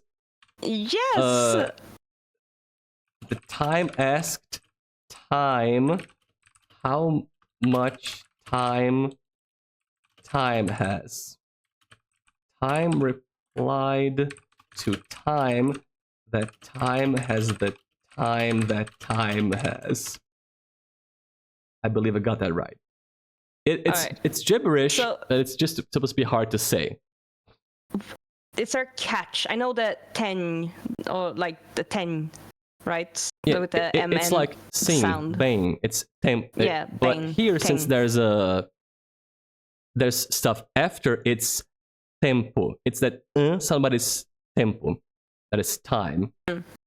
There's no pronunciation catch apart from it's hard to say, and it's a lot to say. But that goes. O tempo perguntou ao tempo quanto tempo o tempo tem. O tempo respondeu ao tempo que o tempo tem o tempo que o tempo tem. It's a lot. Clearly. It's a machine gun tongue twister. I'm gonna zoom in. No, wait, sorry. Oh, that affects yours as well. Sorry. What? I was zooming and I'm not zoomed. Because I okay, it's fine. O tempo pergunto ao tempo quanto tempo o tempo tem. O tempo pergunto Respondeu. ao tempo que ao tempo tem. O tempo que o tempo tem. Fuck me. That was rather nice, actually. A bit slow, but you just mixed up respondeu at the end with perguntou at the start. The second half, o tempo respondeu ao tempo. You said perguntou again. But apart from that, it was okay. I mean, perguntou is fine. You instead of perguntou, you said preguntou, but that's an easy mistake to make. Oh, yeah. I also default to Spanish. Oh, they say la pregunta. That's true. Makes sense. Yeah. You want to go this one again a bit faster? See what happens? Because you did good slowly. All right. O tempo pergunto ao tempo quanto tempo o tempo tem. O tempo respondo ao tempo que o tempo tem. Tempo que o tempo tem. That was good. That was good. I thought it was going to trip you up more. On the same thing? Yeah, I thought this one was going to trip you up more. I left it more at the end, but you did well. I guess it's an easier phoneme for you to deal with. It was fine. Yeah. And this is my last one. This is the one I made. It is. Oh no. It might need a workshop. Might need some workshopping, but you get it. This is a real homemade tongue twister. Oh no. Yeah. Yeah, You made this before the stream, yes? Yes, I did. That's when I did the Are you saying that I guessed the pocket pussy thing halfway through the stream? You did. I was not gonna let you know until we got here. But I guessed it. I guessed the pocket pussy. Holy shit. Yeah. How is the last word pronounced? Finitra? Finitra. Okay, so you just finitra. I like how it's written out. God, I got the pocket pussy, guys. I did it. Congratulations, foofs. I did it. I got the pocket pussy. I'm a genius. Got the pocket pussy. So, fick fitan, fick flickan, att fnitra. Something like that. Fick fittan, fick flickan, att fnitra. Fick fitan, fick flickan, att fnitra. That's good. Yeah. Thank you. And I think it might need some workshopping to make it worse, but you know, as a one go. Yeah, it's a prototype. It's a prototype. Yeah. You could probably add more to it, more words to make it longer and harder. So. For fick fittan. Yeah. And the sentence rings true. I'm sure at some point girls giggled at pocket pussies. Exactly. This is just true and beautiful. But that was the last one I had. I have 3 more MuffinMags. Oh no. Yeah. We're gonna get fucking bong. We're gonna get fucking pong all over the face. God, okay. What does Kaka want? Kaka wants... How do you... This looks awful. What is kaki again? Kaki? It is kaki, like the pants and the fruit. It's the fruit kaki. Had to double check. Oh, yeah, kaki. Once.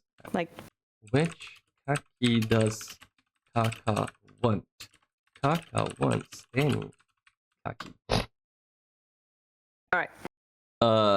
This looks is just bad, a lot of but I think yeah. Okay.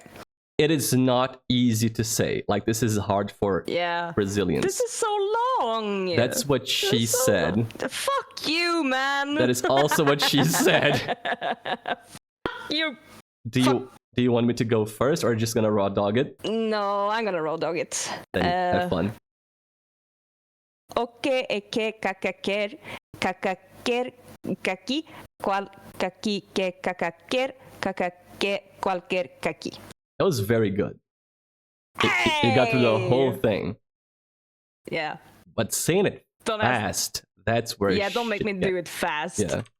And don't make me do it off heart, because no way. I know, is it? No way. O que é que Kaká quer? Kaká quer kaki. Qual kaki que Kaká quer? Kaká quer qual kaki?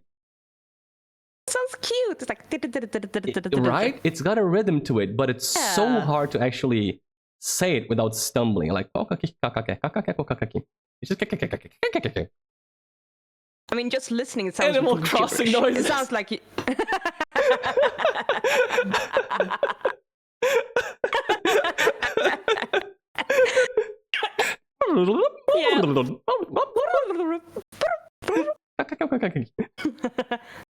Now, this one does cute, give Animal though. Crossing vibes. It's very cute. I like it. It was nice. And then I'm about to give you what may be the most classic of all Brazilian tongue twisters. The big mama of them all. In a in a mafagafo nest, there are 7 little mafagafos. Whoever So cute. demafagafizes them, a good demafagafizer will. I need to give you context for this. Backstory. So backstory. You see this word mafagafo, mafagafinho, this sequence of letters. A mafagafo is a fictional creature, doesn't exist, and as far as I've read, it was made up for just this tongue twister. After this tongue twister became popular, people started, trying to give the mafagafos a face, a design, put it into things, but it is a nonsense word made up for this tongue twister to just be hard as fuck to say.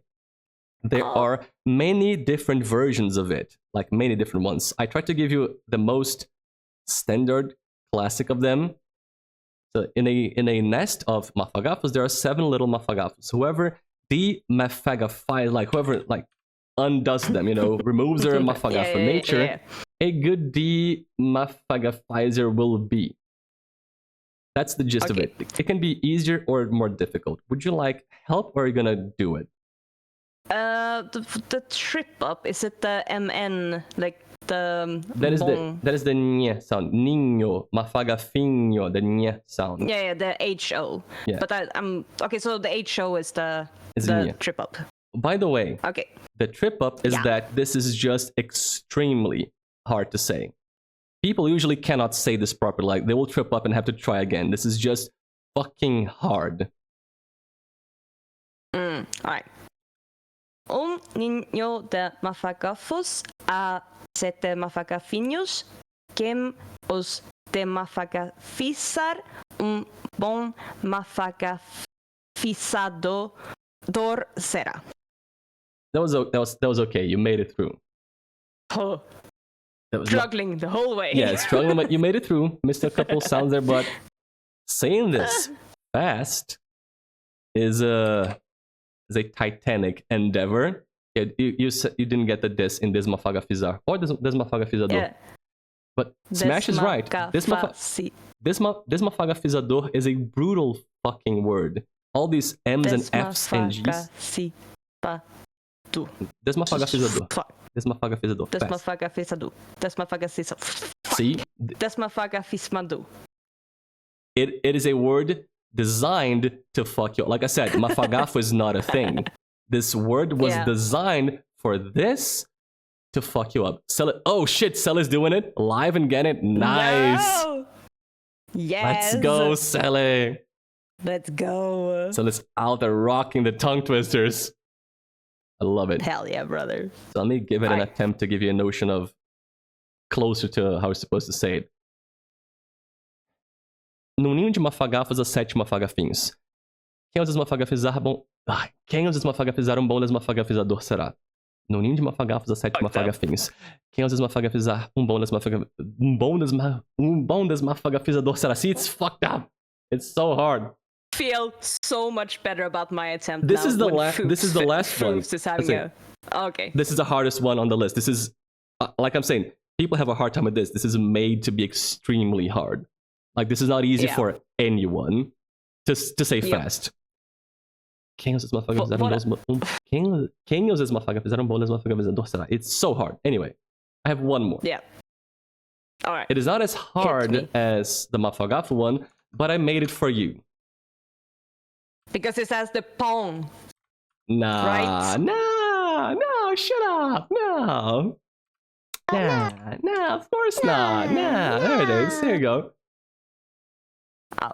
Pão de queijo com requeijão. Well done. Requeijão. Requeijão. Fuck you. Requeijão. Fuck you. I just wanted to give you an opportunity to struggle with the cheese dick live. Dude, I can't do it. You did it right. You did it well. Yeah. Yeah, pão de queijo com requeijão. Com pão de queijo com requeijão.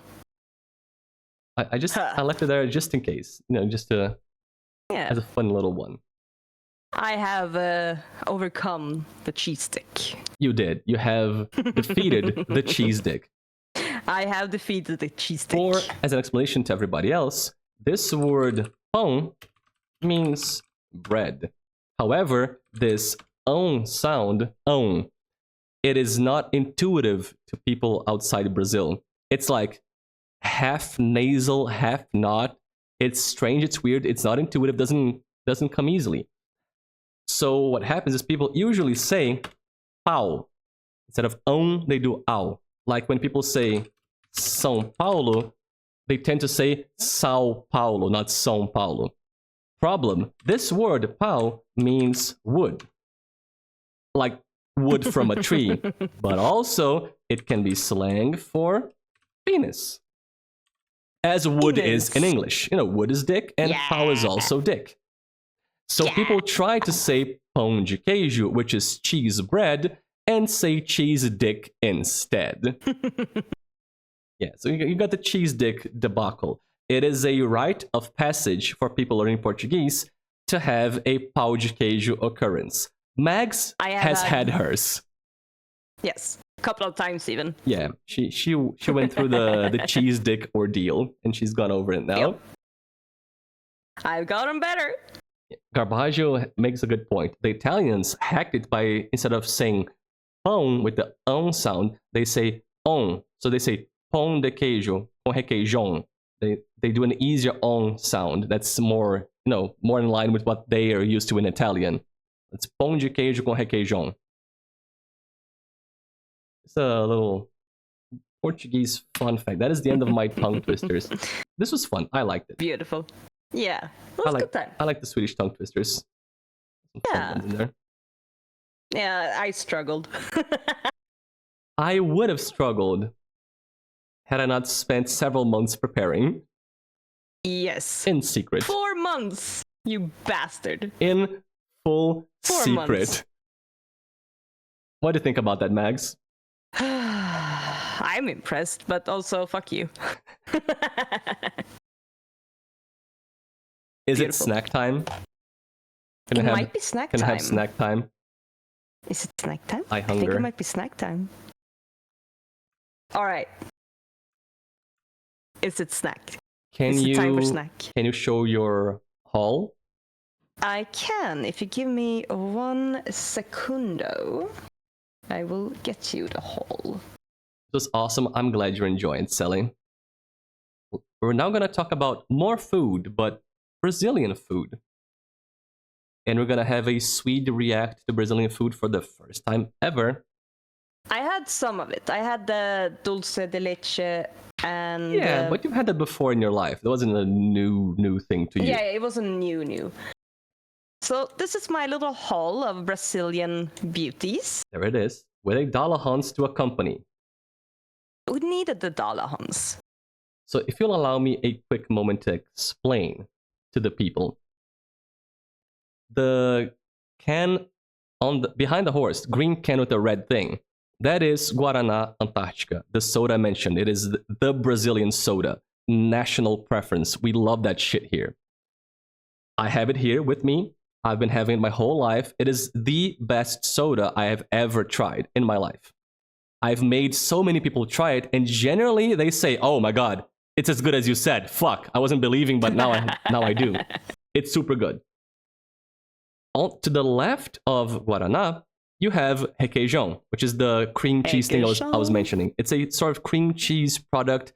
It is tasty, delicious, creamy. You can use it to put in sandwiches as a cooking ingredient. It's so good. I am the #1 requeijão fanboy. If requeijão has one fan, it's me. If requeijão has no fans, I'm dead.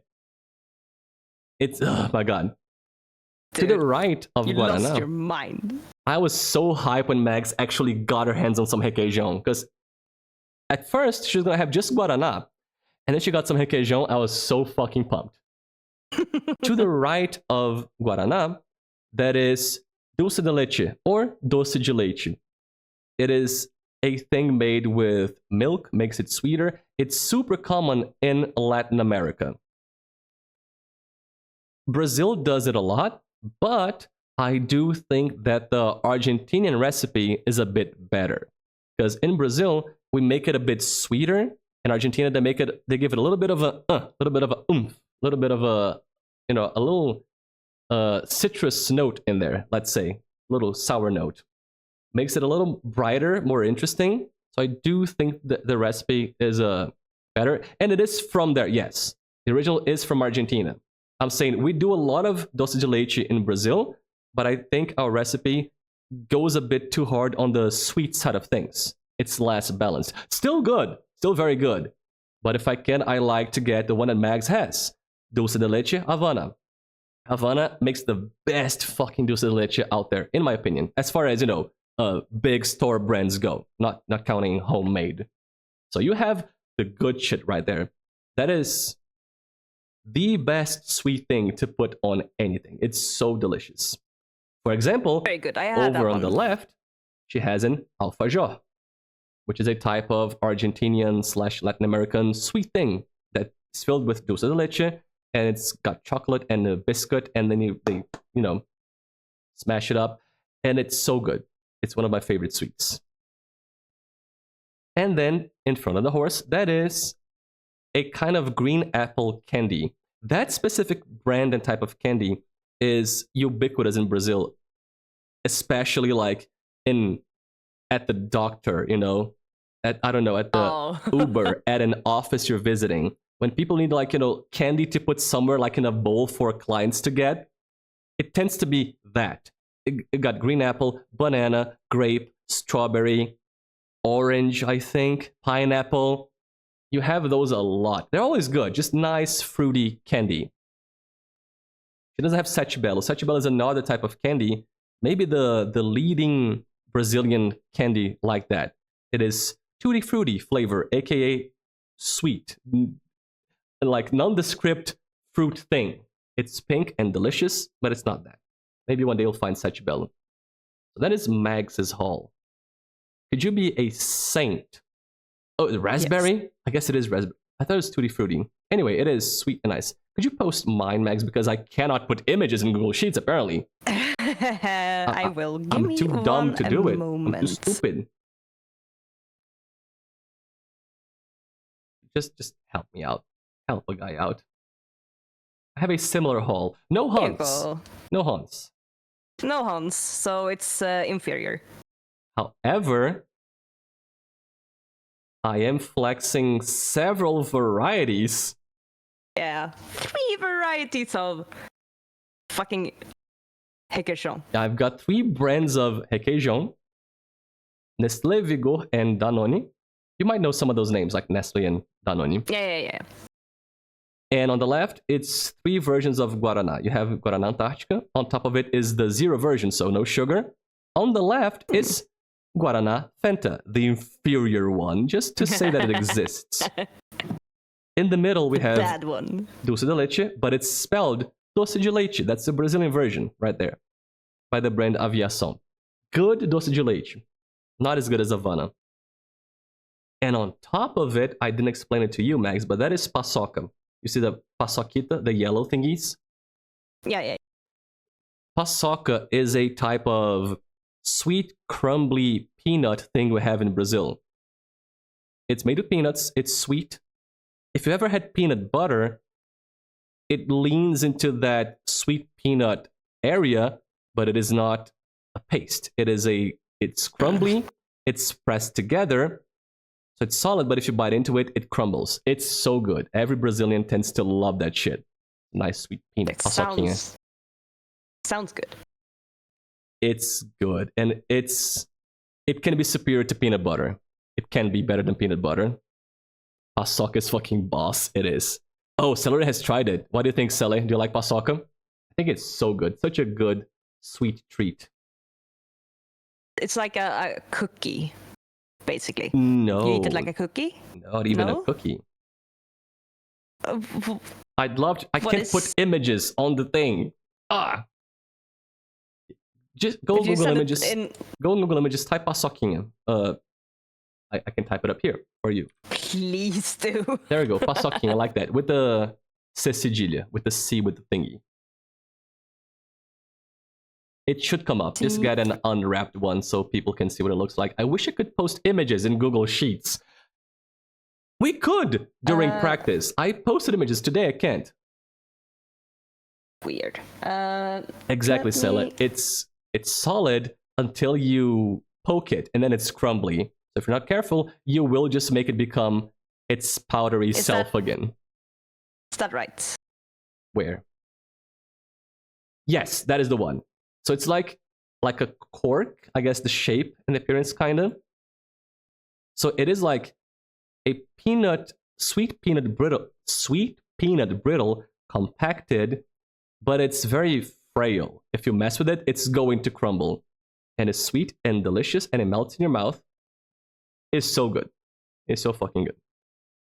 Like, trust me, worth it. Worth paçoquinha. Paçoquinha. Yeah, paçoquinha, diminutive.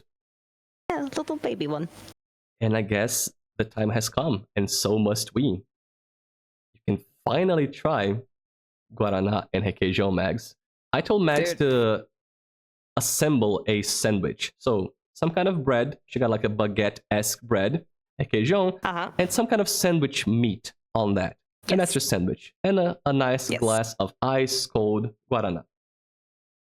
I'm gonna make an executive decision and not open my drink over the setup. Probably wise, probably smart. Alright, it lived. You wanna give us a sip of the Guaraná first? Do you want me to do a sip of the Yeah, just try the soda first. See what you think of it. It smells nice. Right? Check the smell. She did. She smelled it. Smelling. Yeah, that's nice. That's nice. Very good. I like it. Right? You don't have... Our friendship is not over. I am so happy. The friendship can remain for at least one more day. Friendship exists. That's really nice. Isn't it so fucking good? Yeah, what does it taste like? Describe it to us. Like Guaraná. It has... Oh. It's very mild and fruity. It's sort of like... Oh, fuck, what is that? It's giving me like sassy strawberry. Sassy strawberry? Yes. That is new. I've never heard that. Wait, hold on.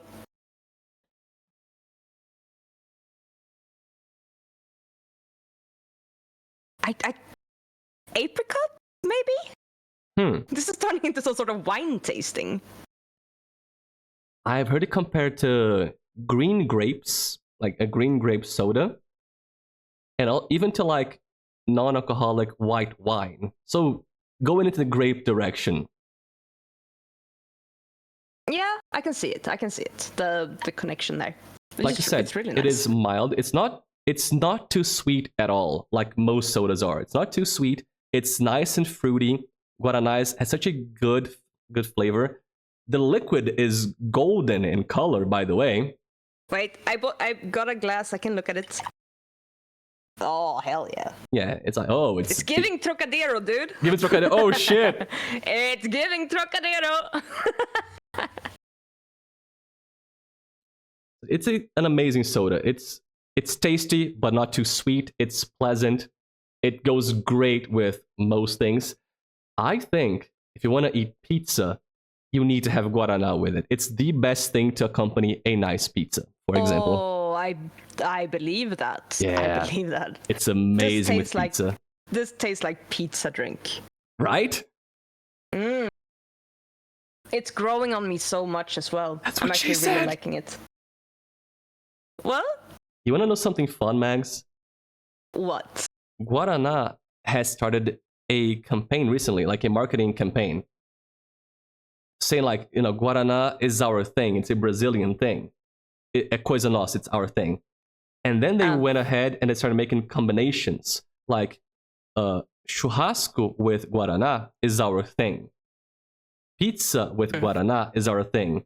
The can that I hold in my hand has the pizza thing on it. Pizza com Guaraná é coisa nossa. So it is the drink for pizza, for churrasco. If you're curious out there, you need to try this soda. It is the best soda. It's so fucking good. Delicious. Yeah, it's very good. And it's very unique. It's hard to describe, like Mags is having trouble doing, because it is very unique. It's its own thing. Guaraná is its own fruit. Yeah, I don't think I've had that fruit at all, so I can't really compare it to anything. Could you guys take a picture of the fruit, please, Mags? Because Valtari wants you to see it. Have you showed you the fruit? I can't. The eye? Yes, the monster eye. Yeah. Yeah. Give me a second. I'll bring up a picture. Smashbout. Fucking Max got it monster from eye. a shop in Sweden, like some place in Sweden that was importing Brazilian products, I believe, right? The Guaraná I got from an online store. Okay. So that one wasn't like that one wasn't like in store, but I think they probably had it. Dude, it's just so fucking creepy. It is, isn't it? If you So out there creepy. are curious about what this fruit Guaraná is like, it's on the can, like little red balls, the leaf on top. That is the fruit. However, I'm going for Max to put it up, unless it's up already. Put it up. Yeah. It didn't load.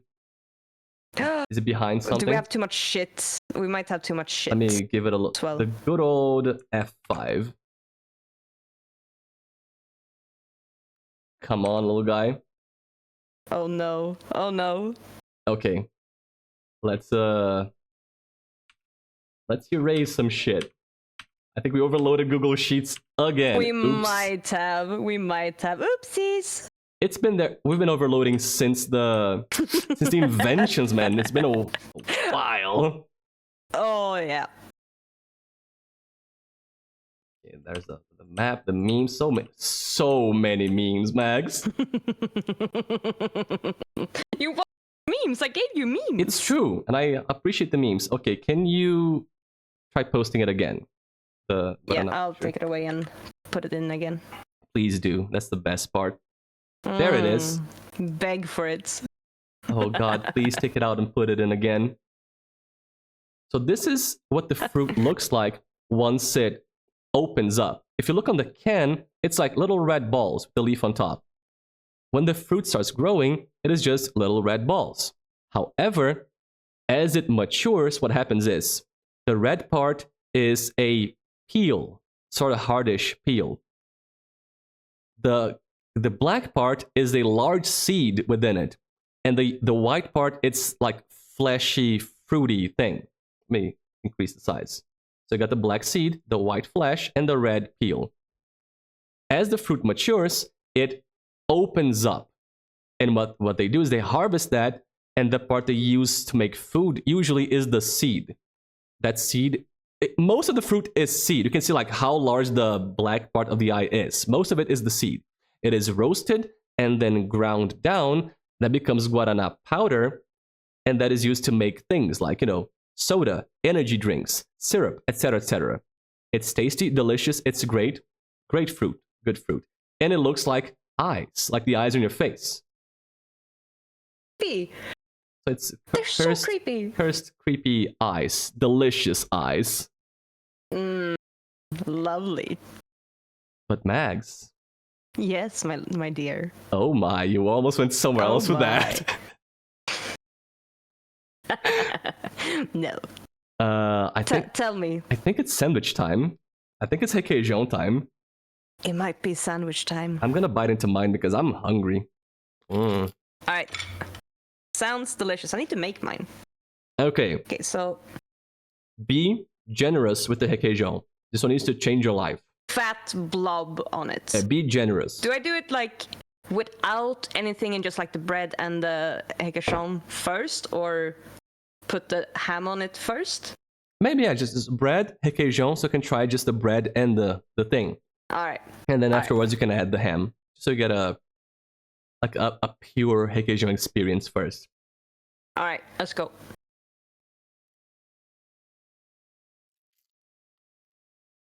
That's fucking good, man. I know, right? Holy shit. That's so fucking good. Right? Dude! Yes. I know! Holy shit. It's so fucking good. I know! Dude, I put this on everything as well. I see what you mean. The hype was so justified. Dude, friendship remains, man. I told you it was life-changing, and it is. It reminds me of something that we have too. I might have to like think about it, but it reminds me of something we do have. Oh, something you don't know what it is exactly. Sell it. You have to try it. Requeijão is the best fucking thing. You need to try it. I'm gonna try it with the piece of add some ham. salami. Salami too. Yeah. I love it with salami or smoked turkey. Those are my two favorite ones. Smash them. It is called that, Guaraná Antártica. 50 pounds sounds a bit much. How many cans? That's a bit expensive. It's really fucking good. God, but yeah, can I tell the story about trying to get a hold of this fucking shit? Please do, and I'm gonna finish eating my sandwich while you do because it's so tasty. It is very fucking good. Mine is bread, requeijão, and pepperoni, by the way. Oh, delicious. Mm-hmm. Yeah. I was like, okay, but requeijão is supposed to exist in a store in Stockholm. And I'm like, I'll go and ask them. And they were like, no, it's months away. We don't have any of that. No. I'm like, shit, that sucks. And I told Foofs, and he's like, oh, I thought you were gonna have some requeijão. I'm like, I'm sorry. And then, like, a while later, still nothing. I'm like, maybe they have it online. Start looking around online. There are requeijão online. But you know how much they want to take for... do you know how much money they want for requeijão?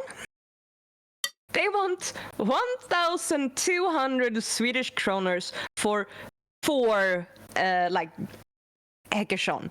And that's around $120 for 4 small cups or containers of requeijão. Which is nuts. Yes, I was like, dude, I know you said you love this, but I can't justify this. I can't. For reference, your requeijão is half a kilogram, right? 500 grams? Yeah. The one in my picture at the top, the one that's like open, that is 200 grams. So like, let's say half of yours. That one cost 11 reais. about $2. That's it. So yours Jesus. should cost like $4 to $5 and not 120. Imagine. Yeah. The one I got, it is like expensive and it is imported and it is with like what's it called, like the shipping cost as well. But it's not 120 fucking dollars. No. But yeah, this is really So fucking she good. did not get that, by the way. That is not what she paid for it. I did not pay $120 for a little bit of cheese. I am not that crazy. It's good cheese, though. It is good cheese, but I would not pay $120 for this. Would you? No, I can pay $2 at the store. Fair. It's so good, man. I understand the hype. Do I you understand get it it now? I get it now. Foofs was right again. Yes! God damn it. My favorite thing to hear in my life. If you want to please me, just tell me I'm right. That's the one thing I live for. Also got some guarana here. Oh, delicious. Now, with requeijão, Mags, you can put it on sandwiches, classic. You can also use it for cooking, like as an ingredient. It is great to make things cheesy and creamy. Like maybe instead of regular cream, like heavy cream, you can add some requeijão in there. Maybe mix of both.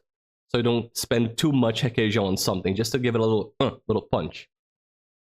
And it is the key ingredient to change your scrambled eggs life. I need to teach you how I make scrambled eggs with requeijão because my god, I learned the way and I never went back. We're gonna have a talk afterwards about the scrambled eggs. I'm gonna quickly explain to people, but later I'll run you through the recipe correctly. But just so people understand how I make scrambled eggs. First of all, keep in mind, requeijão is this cheesy, creamy concoction, and it gave Mags that reaction just now. So you know it's good. It's good. Mags enjoyed the cream. Yeah, Mags, she where's the bonk redeem? Oh, I don't have it here. And Mags enjoyed the cream. So what you do is you crack your eggs in a low saucepan, however many eggs you want, 3, 4. Usually I get 3 for myself. You add a dollop of butter for each egg. So 3 eggs, 3 dollops. How big the dollops? Fucking, you think I measure things when cooking? I close my eyes and my ancestors tell me how much to add. It's a little bit of butter for each egg. You light a low to mid fire at best, low heat. You start mixing that shit up, the butter and the eggs. Just mixing it up. It's gonna slowly incorporate. Never stop mixing, never stop mixing. Eventually, it's going to start becoming solid. It's gonna start to solidify. Don't stop mixing. Eventually, you're gonna notice it's gonna start sticking to the bottom of the pan. Take it out of the heat. Take it away from the stove's fiery mouth. Keep mixing. Let it cool down a little. You're gonna take care of these eggs. These eggs for the next 15 minutes, they are your children. You do not take your eyes off of them. Once the heat goes away a little, bring it back in. Mixing. Let it start solidifying more. Gets too hot, out of the heat. Mixing. Let it cool down, back on the heat. Eventually, it's gonna be close to the point of being the fluffiest scrambled eggs you've ever had in your life. Not quite, still a bit oozing. You're gonna take it out of the heat. Again, you're gonna add salt, pepper. Maybe you want some paprika in there, some spices. Just you season it now. Salt, pepper, whatever else you want. Season it. Back on the heat. Okay, back on the heat. Mixing. And then, once it is almost to what people think you should have a scrambled egg like, almost, but not quite there. You don't want this to be solid. It's supposed to be fluffy, creamy, delicious. Once it's almost there, you will, for the last time, take it out of the heat. You're gonna add a sizable serving of requeijão in there, like be generous. Just toss some requeijão in there. And then you're gonna start mixing it out of the heat. The idea is that the heat in the pan and the eggs is gonna melt the requeijão. You're gonna mix it into the scrambled eggs, and the temperature of the requeijão is gonna make the eggs stop cooking. So it's gonna melt the cheese, it's gonna mix it up, it's gonna finish cooking. The heat and the cold and the egg and the cheese are all gonna mix together and turn into something marvelous by themselves. And then you're done. And then you put that on top of toast or something, eat it by itself. It is the best way to make scrambled eggs. I had this idea watching Gordon Ramsay make scrambled eggs, but he puts creme fraiche in his because of Friends. I saw that and I thought, you're wrong. You're just wrong.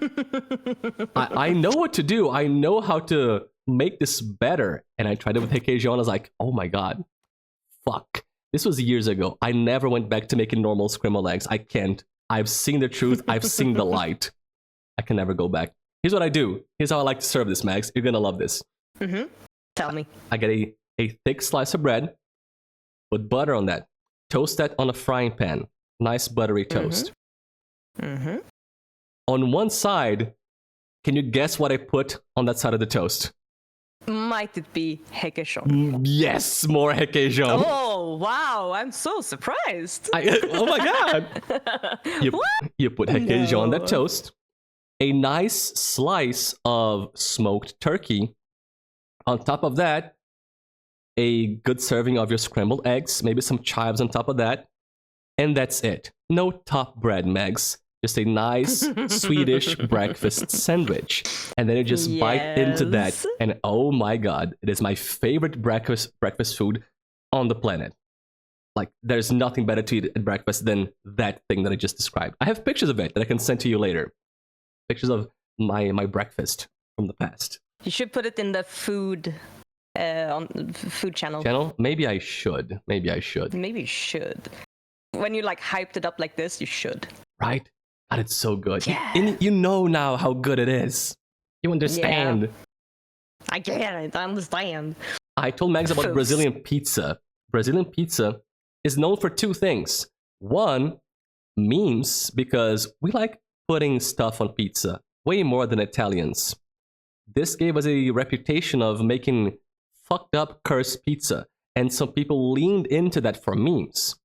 However, that is not true Brazilian pizza representation. Brazilian pizza rocks if you don't go for the memes. And one of the reasons it rocks is because we love putting requeijão on pizza. Or catupiry, which is it's a variation of requeijão. You can think of them as the same thing for simplicity's sake, but requeijão and catupiry. We put requeijão on pizza under the cheese, or maybe over the cheese. Or, my god, inside the crust. There's nothing better than finishing a pizza and you get into the end of a slice and the crust is filled with requeijão. It's, oh my god, what a treat at the end. My favorite pizza is just to get it here in Brazil. It is marinara sauce, cheese, pepperoni, requeijão. That's it. Simple, perfection, amazing. It is the pizza. Requeijão changes the whole game.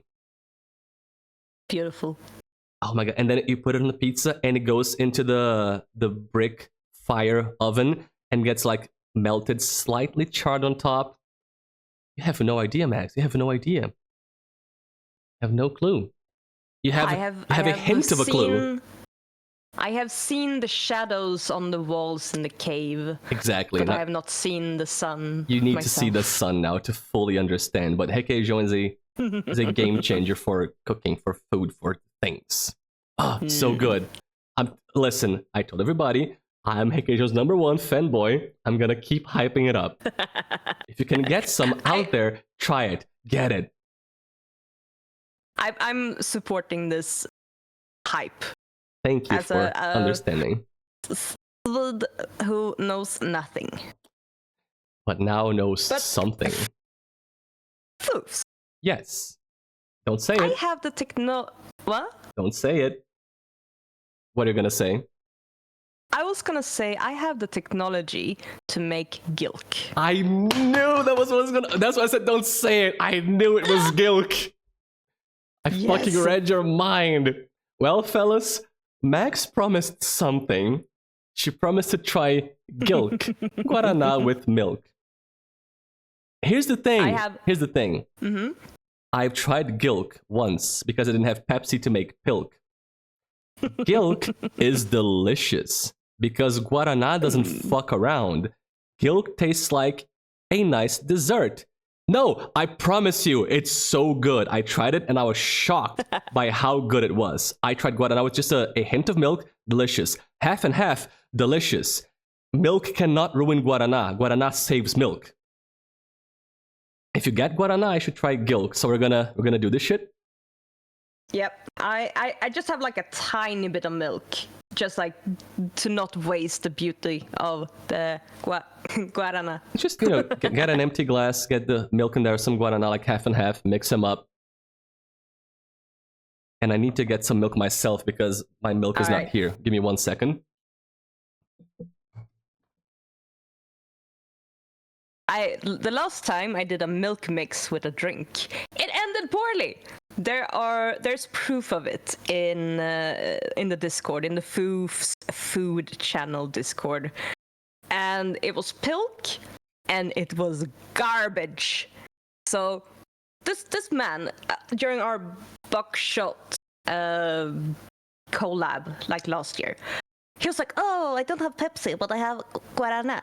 And then he made it, and he was like, "Oh, this is delicious. This is beautiful." It was supposed to be punishment. I got punished. It was horrible. Yeah, it was Pax. It was Pepsi Max with milk. Pax. It was terrible. Oh, yeah. Guarana and milk. The cultural exchange. I'm back. Hello. I talk shit about pilk. Which is fair because your pilk was like actual sewage. Have you made your gilk? I have. I went to make mine, but the thing was closed. I had to open it. I got a little bit overexcited, and then I just, it burst, and I got milk all over my hands. I failed to aim. It happens sometimes with people. Yeah, it just like gets everywhere. Got a bit overexcited, got all over me. It's okay. I washed it. It's gone. Now we can put it in our mouth instead. All right. You ready? I'm ready. Let's go. Let's go. Down the hatch. Mm-hmm.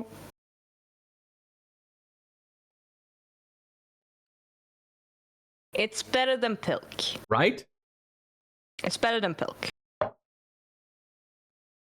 It's not as good as regular guarana, but it's like a little dessert. It's like a watered down float. It's fine to drink. You don't hate it. I don't want to throw up. Good upgrade. Good upgrade. It was fine. It was alright. What milk did you use? The low lactose one. Oh, so you used trash milk and it's still good. Imagine if you used real milk. Because Yeah, I've made... That's what I had at home. No, it's fine. I'm saying I've made skim pilk. It was just a cup of regret. When I tried with 2%, so much better. Don't use skim milk for pilk. Yeah, just nice, delicious, milky. It's kind of ice creamy when you mix guarana with milk. It's slightly ice creamy. You could probably make some guarana ice cream. Do you have that? I've never seen guarana ice cream somehow, but I've had guarana floats and they are bomb. I get some guarana, put some ice cream in there, have a float. So good. So fucking good. Garbaggio, I called it exactly that back then. I called it a pilk. Fucking nasty. Pilk. Pilk was an experience. It was a moment. Definitely. Did you tell him about the bucket? No, I didn't. if you look at the picture in the Discord like channel, you'll see how it sort of separates and become like sludge. Yeah. At one point, I was feeling I'd been shot so many times in the face and had so much of that garbage that I was actually nauseous and just had to bring out the bucket. Just in case. It didn't get used, but good lord. But she felt the need to have it, the puke bucket. Yeah, it was I'd rather have it and not need it moment. We told you can stop, but you didn't. You were committed to the bit, and you paid the blood price for it. I did stop at one point. Too late. You stopped too late. Fair, but it was funny. It was very funny. To me. To you, not so much. No, not at the time. Hi, Sarah. Sarah! Is Sarah walking? Hi, Sarah. Hi, Sarah. So that was snack time. I'm glad to hear that you liked Guarana, and especially that you love Requeijão. Yeah. I'm gonna be sad when it disappears. You can get more, you know? It's a bit expensive, but you can get more now and then. Yeah, you know, as a treat. You're gonna have some Requeijão. You're gonna have to make the scrambled eggs. You need to. Yeah, I mean, I have the technology, so... Yeah, you have eggs and Requeijão. Yeah. And butter. Yes. Incredible. You wanna try the little green apple candy? Just one? The little apple candy, baby. The massa verde. Massa verde. It's a nice, simple green apple flavor, like a slightly chewy candy. It's nice, it's delicious. It's a little treat. Nice. A little treat. It's really nice. Yeah, it won't change your life, but it's a nice treat. It's not Requeijão. It's not Requeijão. It won't change your life. Are Mags and Foofs good enough friends to share mailing addresses? I like the sweet idea of them sending seasonal care packages to each other. Huggles, it is not a matter of friendship in this case. It is a matter of rule number 1. Do not ship to Brazil. Don't do it. I've been on this rant more than once. I'll do it again at some point, but in summary, things get stuck in customs. They're going to be there for like 2-3 months, stuck, and then to get them out, they might just, make you pay like an importation tax based on how much they think the thing is worth. Sorry. I once got something sent to me as a gift from outside Brazil. It was there in customs for literally over 2 months. And then I got a notification. We finished analyzing your package. You can get it out of here. You can get it at your home. If you pay about $100 USD. For a gift. They were taxing my gift. I had to pay 100. Hi, Finn. Yeah, Finn was there for that. I had to pay $100 to get a gift. And that is why you do not ship to Brazil. Brazil does not understand getting things in. There are very stupid protectionism measures that I won't get into right now, but don't ship to Brazil. Shipping out can work. Shipping out can work. In, don't do it. It makes things be very expensive in Brazil. It is sometimes cheaper to fly outside of the country to get something and then come back than buying it here because of these measures and these fees and taxes and all the customs bullshit. But yeah, that's why don't ship to Brazil. Sad. Very sad. What did you think of snack time, Mags? Brazilian fika. Pleased with snack time. I'm happy our friendship can remain. And Me too. I will finish off because I have 2 more cans of Guarana. Mm-hmm. So I will be enjoying them. I will probably be trying to get some pizza with it. You should, yeah. I should. And my fat jar of Requeijão is gonna get utilized. You gotta make scrambled eggs. Nice. You can make more sandwiches. I can give you more ideas of things to do with it. Tasty, delicious things. Yeah, just throw shit at me. It's like, fuck, Foofs knows shit. Just listen to him. It took you so long, but you finally learned. Oh, I will go back on my word. I know. Don't you worry. You are a Don't fucking you worry. hypocrite, but sometimes I manage to convince you. Eventually. That means you send one care package. You mail yourself to Sweden and never leave. I mean, listen. That is not a bad plan. I could just get in a box and leave forever. Does anybody want to adopt me? Like, at all? Would you like to adopt a grown-ass man? Please. Outside of Brazil. If you're in Brazil, I don't want to be your son. Maybe outside of Brazil. I'm sure Finn would. Maybe he would. Maybe he wants a son. Daddy Finn? I'm not gonna open that can of worms. I'd adopt Sally. We gotta talk. Papa Sally. And you can go in one of those like baby pouches. Like get carried around my by god. Sally. Yes. It would be so cute. Sally är min pappa. Ja, Sally är din pappa. Sally är min pappa. Tack så mycket Sally. Pappa Sally. I was gonna get a dog, but I guess plans changed. New plan, Brazilian sun. What are we yelling at? Dog, Brazilian sun. You were yelling about something, Mags. I'm sorry.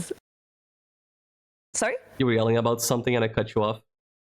Oh, sorry. Yeah, you and your 4 fucking months, man.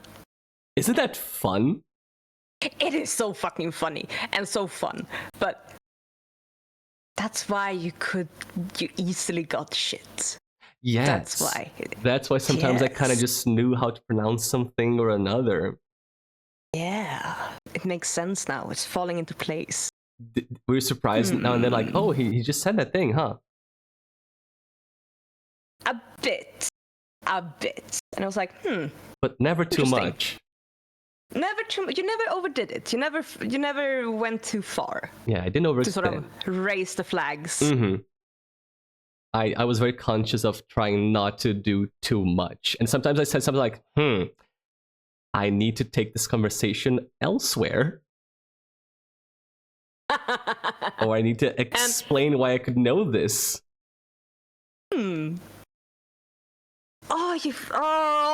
Things make so much sense now. Fuck. Is the mathing?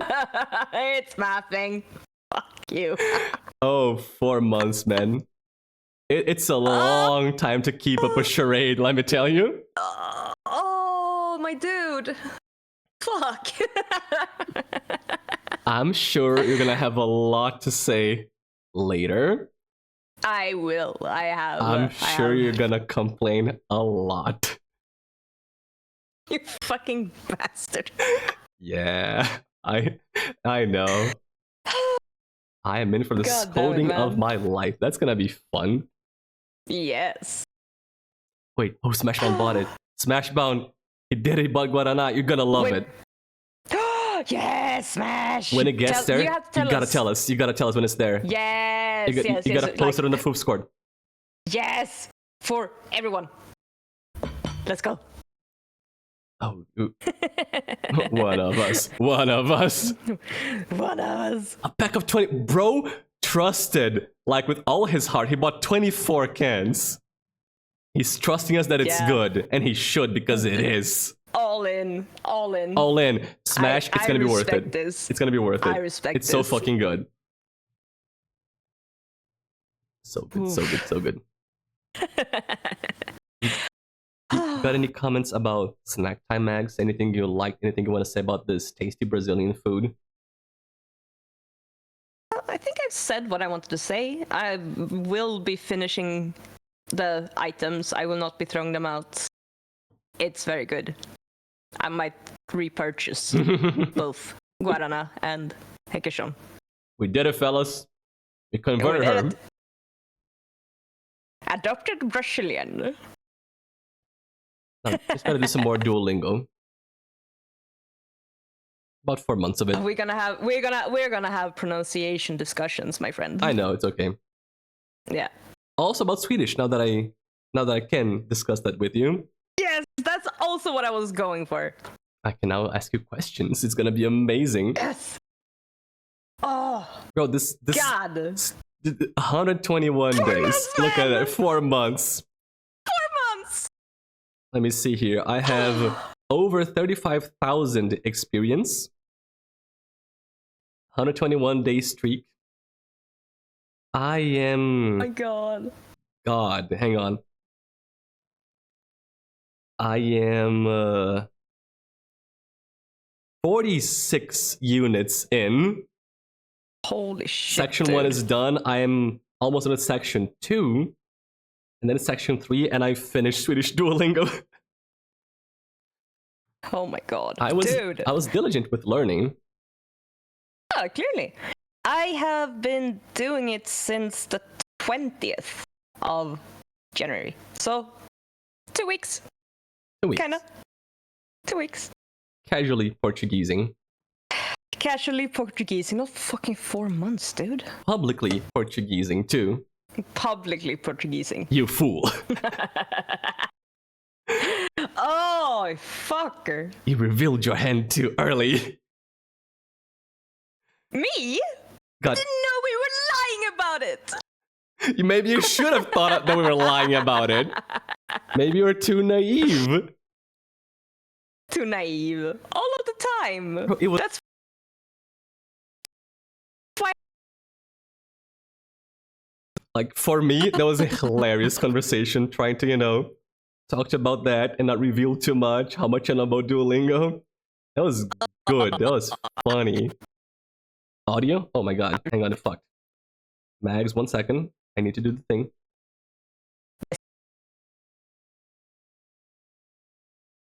Hello? Hello. There we go. Fixed. My bad. Yeah. So you were saying? Probably mad about something? Most of the time, but are we moving on? Do we not have like a lot to go through?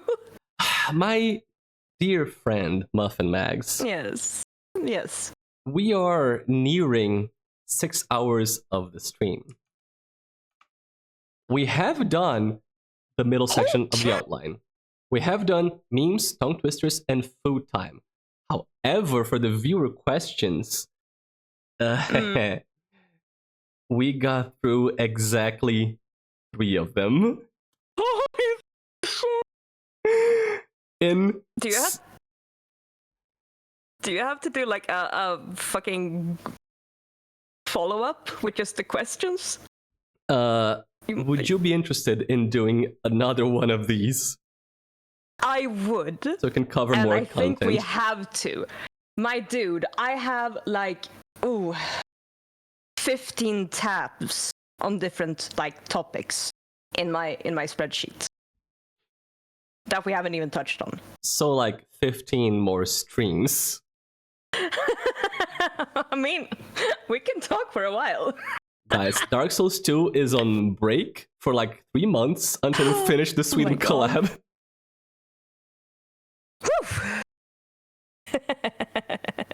Yeah, because there were a lot of good questions, and I have been like holding my fingers back, and I'm like, Oh, I want Mags, to talk about don't hold your this. fingers back. No. Just go all out with those fingers. The multi-talented fingers. Exactly. Exactly. But Yeah, so yeah. part 2. I would be up for a part 2 of this. It would break my heart if we didn't talk about some of the things. We have so much to talk about. Clearly, We have obviously. so much. We have so much. So you think we do more next Saturday? Because tomorrow you have a stream of yours that you gotta do tomorrow. Yes, but I can reschedule. We can do follow up tomorrow. I don't have anything like written in stone. Are you sure? Yes. I mean, I'd be up to do it tomorrow because I'm streaming anyway in my regular time. If you want to go again tomorrow, it can be like a full Swedish weekend. Sweden weekend. Sweden. This Sweekend. It is Sweekend? Sweekend, I like it. And we Yeah. have a full Sweekend.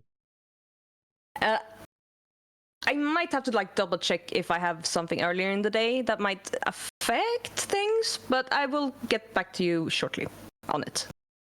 All right, then let me know. And okay, we might finish preliminarily.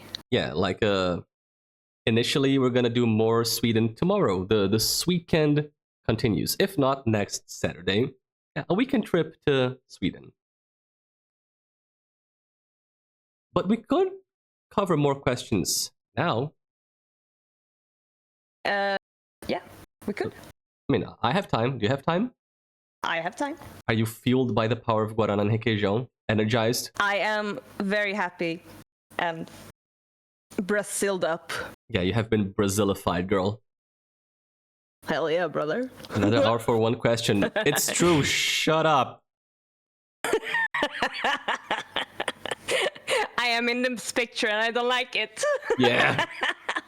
So we talked about food, drinks, inventions, Yes. idioms, and slang. That's it. However, we do have a simpler question to answer now. Yes. This is the last one from Finn. We're still on the first question asker, by the way. Oh my god. Yeah, still the Holy first shit. person. Oh wow. Okay. Yeah. So from Finn, he wants to know about how tipping works in Sweden. Because as we know, America has the whole thing about tipping. How does it work in Sweden? Do you guys do it at all? Yes, we do. But it's not as like necessary as like in America, where like server staff survive on the tips. We do not. You get a higher base pay, but it's nice. Like if the server has done a good job, yes, put a couple of like kroners on there, or like add 20 kroners or something. It's nice. No one will get offended if you don't, unless it's like very specific situations. But in general, you don't have to. Is there like a standard question? Is there a standard percentage that you guys tip? No, not really. For a lot of the time, it's like, what coins do I have in my pocket? Okay. Put it there. You can, of course, like do percentages, like what you want to do. There's no real right or wrong about it. But, you don't have to. I'm asking because in Brazil, the standard is 10%. We call the tip the 10%. I will call it that. It is not mandatory. It is optional. It is not, not like in America. Like if you don't get tipped, you're going to starve to death. Yeah. But it is usually expected in places where like you're served at your table. Like if you're at a restaurant or something, they kind of include that in your bill. It is like, this is your food. It's how much? 10% here, full value. You can ask to have it removed. So based on the incredible social awkwardness of asking to like, listen, I don't want to pay the 10%, remove it. Most people don't do that. It is a strategy based on social anxiety to make people pay the 10%. So it's not mandatory, but it can be, socially awkward to not pay it now and then. This is, again, where you are served at your table. For other places, like at a bar, get something at the counter, whatever, they're not so much. So it is not mandatory, but there is a tipping culture in Brazil. It exists. Yeah. We have, we don't really use like cash, like loose cash, notes and coins a lot. A lot of transactions that happen in Sweden are by card. So you pay like with a machine. Yeah. And usually there's pops up like tip 5, 10 or 15%. And you can just go, nope, and move on. That's nice. But it's like automatically it pops up. Do you want to pay 5% extra? You're like, no. No. Like Garbaggio said, in Brazil it's common to like, if you're pissed at your server or at the food, something like really pissed you off at that restaurant, then you remove the 10% as an act of, a declaration of war. Like you gotta be angry to do that. I've done it before. I've been mad I had it removed to make a point, but usually people don't remove it. Mm.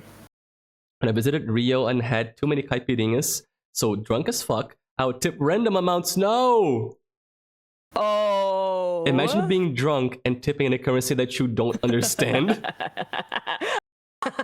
Those servers were happy. Bye, money. Bye. Caipirinha is a Brazilian drink. The standard recipe is ice, sugar, lime, and something called cachaça or pinga. It is a Brazilian spirit made with sugarcane. It is like the national Brazilian spirit alcoholic drink. It is cachaça. It's the most famous one. We make with sugarcane, and caipirinha is our national cocktail. And they can make it fucking strong. Like cachaça is a strong spirit. Like it'll fuck you up. Imagine Finn like 7 heavy drinks in, trying to count Brazilian money. No. And what Garbaggio said, the 10% was in the bill. So he was tipping extra over the 10% in the bill. Oh my god. Finn was making it rain that day. Yeah, those servers were happy. Oh my Jesus. God. So that's tipping culture, I guess. Yes. See, it didn't take an hour. That didn't. Mags, we're gonna do it. See? We're gonna finish the Oh questions. My God. Foofs, this is the moment. This is how we do it. This is how we do it. Problem. Next question has multiple things to talk about. Oops. Oh no. Okay. From Stemway, not Finn. Now it's Stemway. Moving on to the next. New person. New person. We made it. It only Yay. took a whole stream. Yeah. Yes. So questions from Stemway. Number 1. Mags, are you actually Swedish? Yes. Ja, det är jag. Överraskande nog. So I've been doing Swedish Duolingo for 4 months. Let me translate. She said, no, I'm Norwegian. Oh, almost. We have to look into this, folks. This is embarrassing. 4 months. Probably pronunciation And you thing. Pronunciation thing. Sorry, she said Danish, not Norwegian. Danska jävel. Dansk jävel. Fan. Helvete, eller? I'm excited for the curse word part. It's gonna have to be tomorrow, curse words. Yeah. If you wanna see Swedish curse words, lengthy. tomorrow. It's lengthy. Like my bingus. Incredible. Another question from Stemway. Uh-huh. Mags, Yes. do you have electricity there? No. I knew Surprisingly. it. I knew it. No, we have electricity. I am streaming. I'm a streamer. Do not sit with like a hand crank to keep my computer running. That is not happening in my house. So yes, we do have electricity. We're actually big producers of electricity, and we do we have a lot of water like Hydroelectric? Fuck. Yeah, hydroelectric. We have a lot of wind. We don't have so much solar power. Yeah, because you spend 8 months in the dark every year. We don't get the sun. However, it is quite common for private citizens to have solar panels on the roof of their houses. So to sort of relieve the cost of electricity. So you can have privately set up, but it's not that fucking useful. We also do a lot of nuclear power. We have several nuclear power plants. Nice. That do a lot of stuff. So we have a wide variety of production, electricity productions, and we do some export of it as well. So yes, electricity is a thing here, and we do a lot of it. And the question may sound silly, and it was made to be silly, but I knew that Mags had things to say about it, so I asked it. Yeah. I know she wanted to say things about electricity. Yeah. And Sally makes a good point, Mags. You've tried cachaça with jambu, the one that Yes, I the have mouth-numbing poison. the actual fucking nerve poison. So that was cachaça, but with, a little mouth-numbing thing in it. With a little spice. Yeah, a with little spicy extra, cachaça. A little extra. You gotta moisturize, yes. Mags. Gotta moisturize. Oh, we're moisturizing. Okay. With guaraná, maybe? Both. Delicious. Oh yeah, you tried cachaça. It is that. Yeah. Yeah. So imagine a lot of that and then trying to count money. Make money work. Rip, making money work. Yeah. Yep. So an actual question now from Steph. Yes. Can you give me some tips on how to piss off Swedish people? So how? Socially unacceptable stuff, social faux pas, things that will make a Swede angry or just uncomfortable with you, things like that. All right. Do you want me to go through a list of things that I have? You have a list? And then we can... I do. Okay. Are you gonna... Should I delete the food pictures?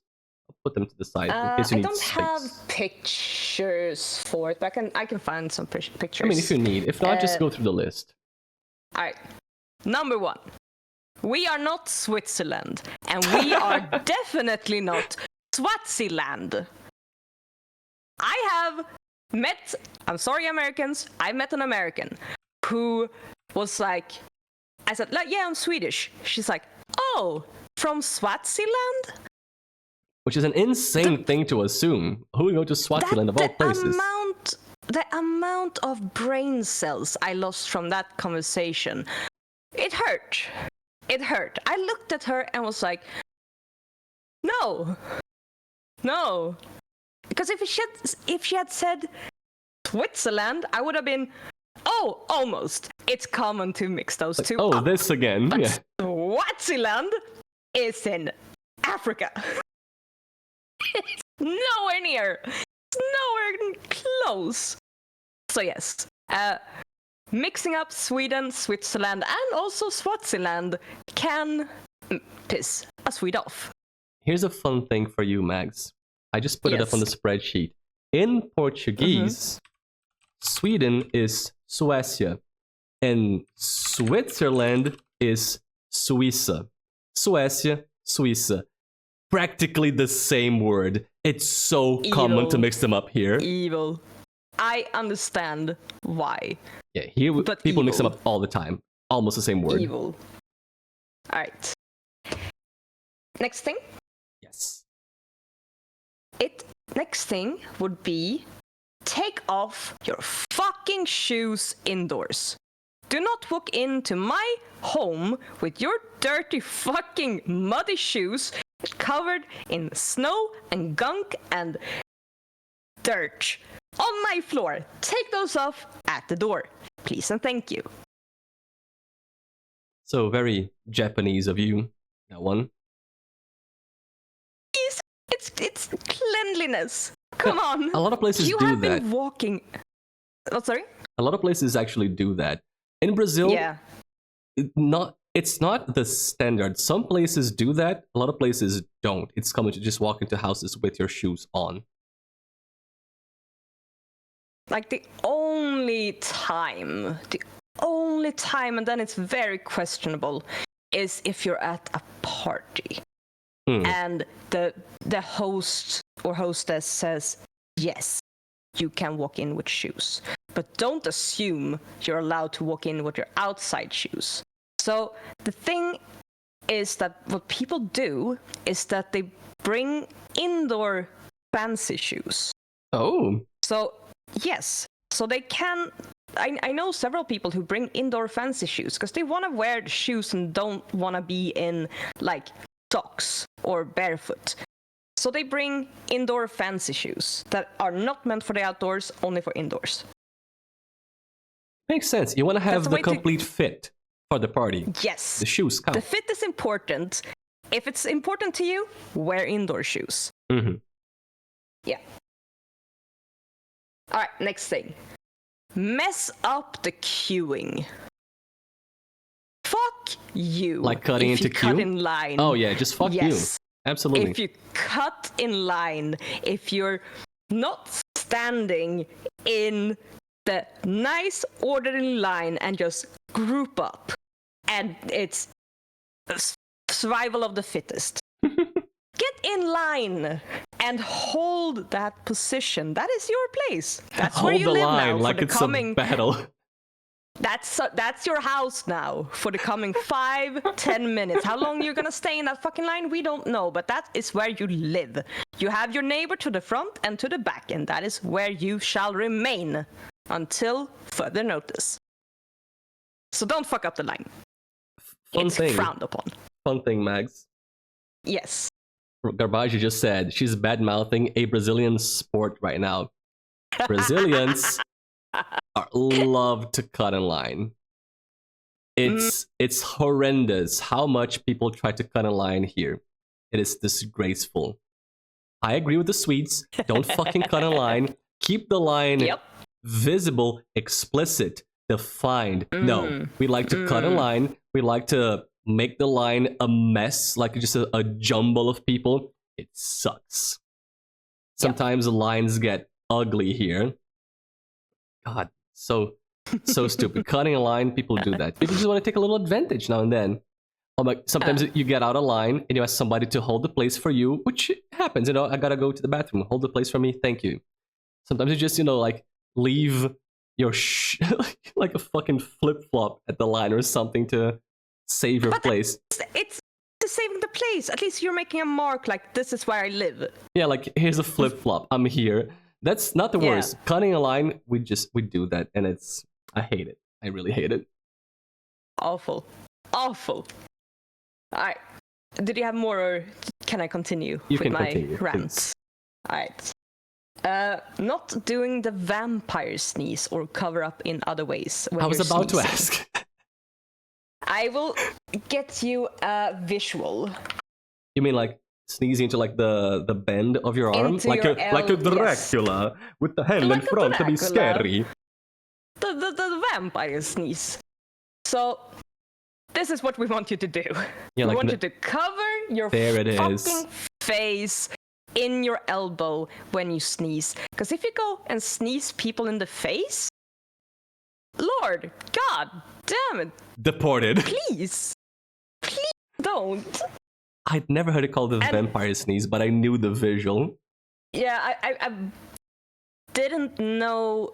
It's not what I'm used to, but it appeared during like COVID as a thing that Americans did. I'm like, oh yeah, that's fun. That's cute. If I say it, it will make sense. The visual works. But yeah, don't sneeze straight out, especially in like public places. Come on, what's wrong with you?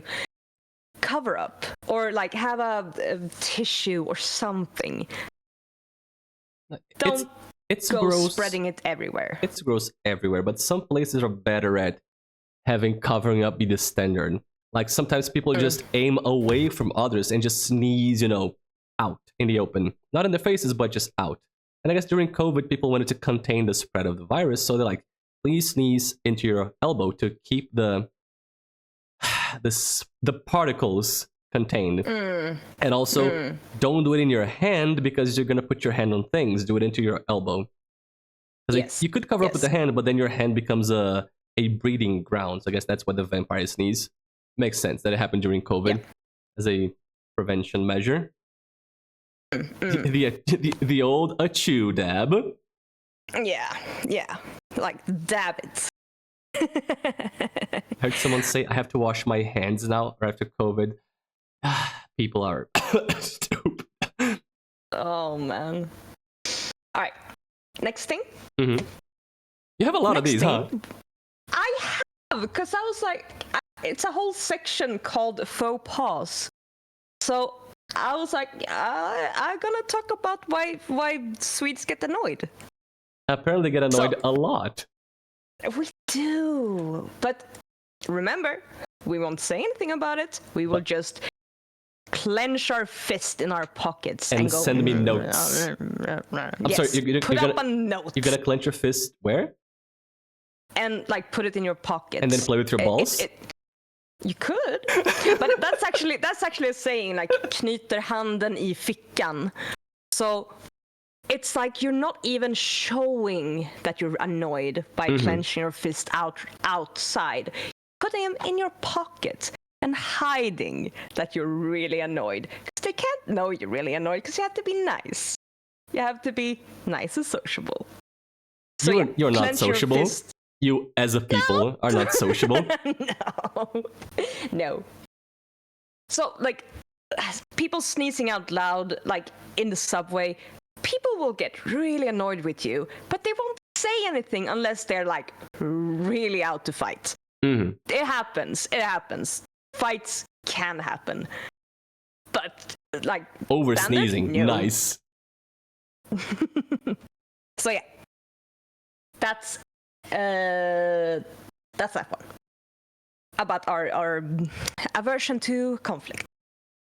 Next one is stand to the fucking right and leave left open. That's on the good. escalators. That's good. If you go ahead and stand on the left, or stand, even worse, stand two next to each other on the escalator, you will get yelled at. Because especially like in busy areas, subway stations, bus stations, you know, people need to get fast from point A to point B. Stand to the right and don't block the left. The amount of times I've had to, I'm sorry guys, often tourists or rural people. Fucking tourists. Fucking tourists. They stand next to each other and I have to yell, "Ursäkta!" which is excuse me, while running down the escalator. It's not zero. Because you have to like, excuse me, sorry, excuse me. So yeah, stand to the right. Leave left open for those that need to run. Important lesson. That is a standard here too. It's not always complied with, but it is understood that if you're a nice human fucking being, you stand on the right, the left is for walking through. Some people refuse to accept it and do it, but it is like the thinly accepted social standard. Exact same. Stand on the right, walk on left. Exactly. Sweden is the nation Next of one. passive aggression, fakery, and white lies. Oh my. Those are phrases that can be utilized. Yes. Next one. If you're on public transport and there are open seats around you, do not sit down next to someone who's already sitting. Fair. Leave that seat. Fair. That seat is taken until further notice. Taken by God. If it's like people around, if it's like packed, yes, of course, then it's open season. But if you're a weirdo on an almost empty bus and you sit down next to someone you don't know, you're fucking weird. And people will get really worried if you do that. Yeah, so you're gonna... don't sit next to people if you can avoid it. In rush hour, different question. Yeah, but like an empty bus, like a bunch of places open, there's like three people sitting by themselves, and you sit next to one of them, I will think you're some kind of criminal. Yes. It will be really uncomfortable. People will be very annoyed with you, so don't do that. Yeah. Unless it's crowded, because then it's a different question. Yeah, Another public transport. This picture can stay up. Another public transport. Don't look people in the eye. Don't get eye contact with people. What happens if you do? Pokemon battle? It gets really awkward. It gets very socially weird. And of course, if it's like something that happens, say someone is acting really weird on the bus, and you need to like look at the person next to you and you like give them the look like, oh, what the fuck, and they can like do the what the fuck look back, but then you're communicating. That's communication. But just riding the bus, look out the window, look on your phone, look in the ceiling, look on the floor. Don't look people in the eye.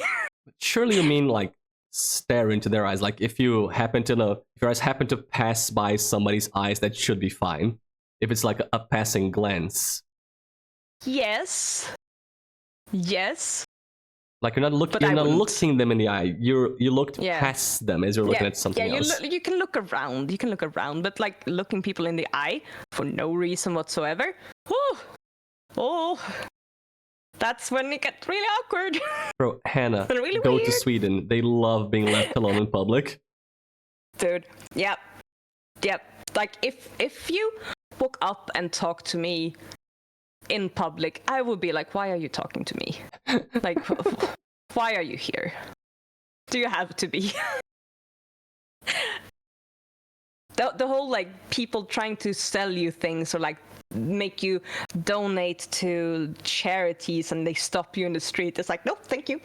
Yeah. I don't know. I might like that charity, but I'm not gonna get talked into talking with someone on the street about it. I will make my donation on the side, in the comfort of my own home. Thank you very much. Where I don't have to talk to anyone. Here's an extra from Chrissy Mags. Yes. That I think I'm going to slightly reword, Chrissy. Is it always considered a faux pas to look people in the eyes in Sweden, or just in public? Like if you're at the office, at work, in a meeting, talking to a friend, you got at the store, you would look them in the eye usually, right? Yeah. Like why I take like the bus and public transport as example. It's like you don't know the people there; they're strangers. But if you have to have an interaction with like the cashier, look them in the eye. If you're gonna talk to your colleague, look them in the eye. Okay. It's the like public area and the public transport. You have no reason to look them in the eye and like get eye contact. But cashier, absolutely. Okay. Boss, absolutely. Friends, yes. Yeah, so like just it's not the randos. Not the randos on the bus. Because if you get eye contact with randos on the bus, shit happens. You're gonna get into a fight. Yeah, it can happen. You're gonna get a strongly worded anonymous note in your mail the next day. Yeah. I mean, again, it's not illegal to look people in the eye, but people will be really uncomfortable if you do. I mean, it's a social rule, not a legal rule. Yeah. Again, we are a very sociable and nice country. Mm-hmm.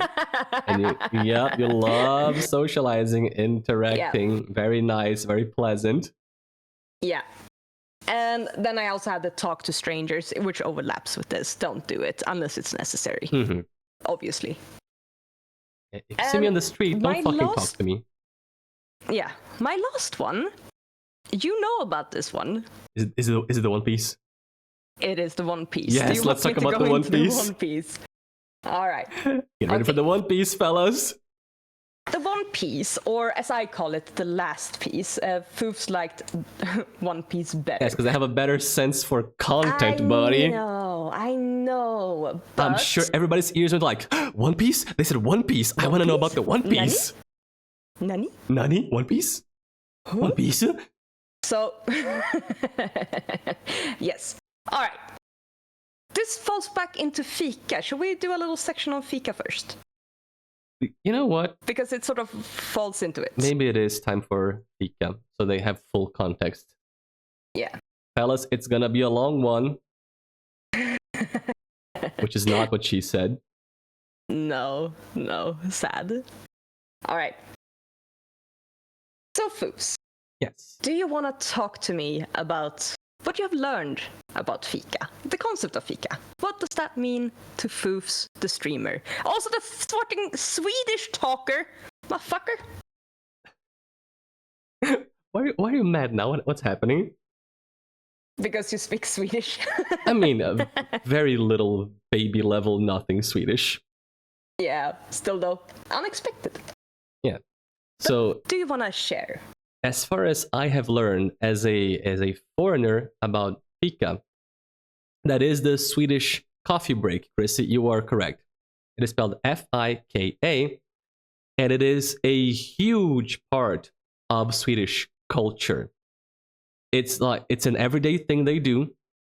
You go to fika, you have a break from work, from whatever you're doing, and you have a coffee or tea with some kind of pastry, a snack.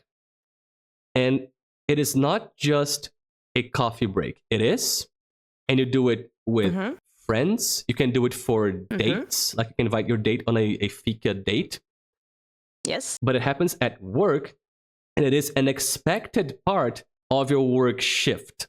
Like everybody stops working to go to fika. And the thing is, you need to go. Do not go.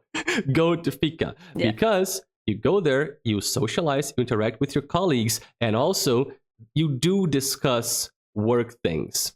It's like a sort of soft meeting at work sometimes to talk about certain work things. You gotta be there and talk to people. You might miss out on information, opportunities. So work fika is a part of the shift. You're gonna go have coffee and snacks, but also go there, talk to work people. And you do it, like I said, on your day-to-day, on your free day, with your friends, with your dates. Just go have fika. Swedes are nuts about coffee/tea and baked goods. People have fika more than once a day. They'll do it in the morning and then, at the afternoon. Yes. It's a snack. Yes. Good conclusion of what Swedish fika is. It is the coffee break, but it's such a big part of how we function. It's how we socialize. This is the point where we socialize. We have coffee. Finally, guys, we found it. We have our little pastry, and then we can talk to people. Because at that point, we have like an activity together. Before you go, does the word mean anything? Smash is asking. I was researching this, like where the word comes from, and it's sort of 1800s falls into the word kaffe, which is coffee. So it derives from coffee originally, but it has become its own word now, fika. Because a cafe would be ett fik, like a cafe place, and that turned into the verb fika.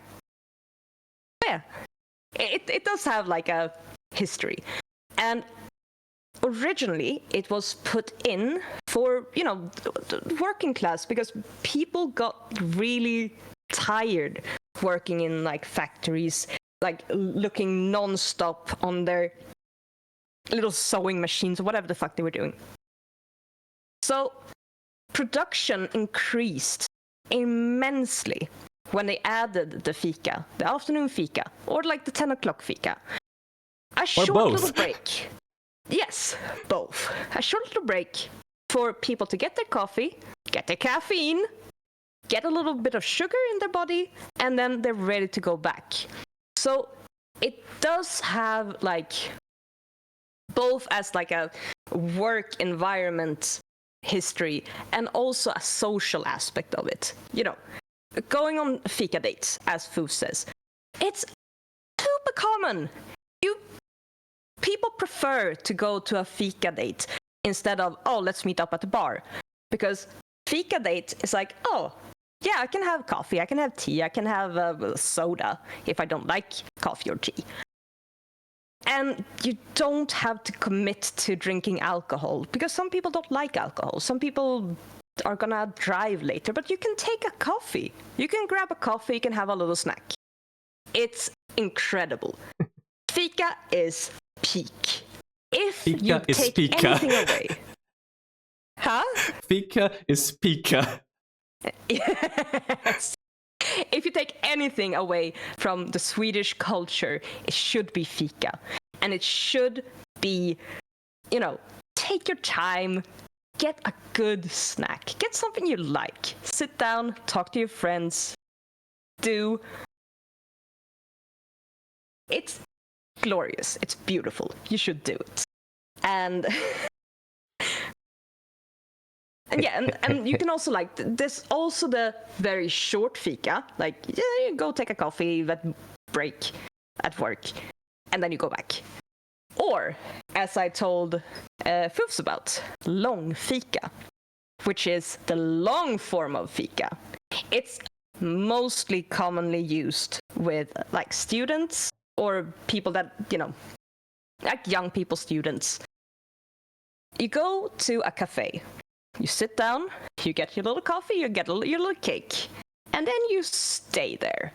And you can study, and you can talk, and you can socialize, and you can play games, you can draw, you can read, whatever.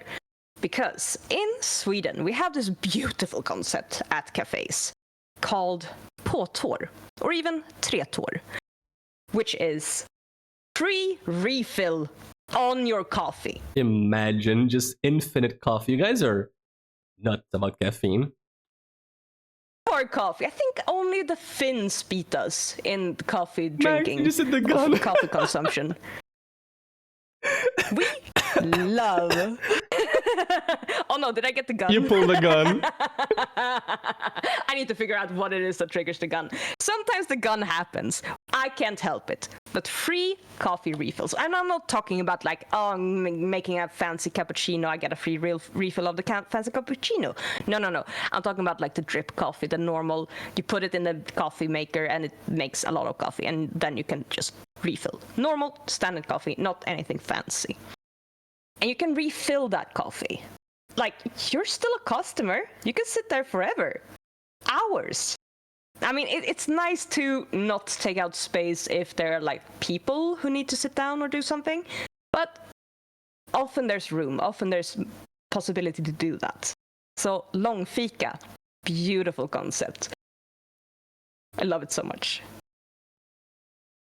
Do we have anything else we want to add on to the fika? Swedes get excited about fika. Like, I've mentioned it during streams in the past, and every time I do, the Swedes just show up on chat like, did somebody say fika? Fika, fika. Fika. They go fucking nuts. It's so real. It's so real. They get excited about it.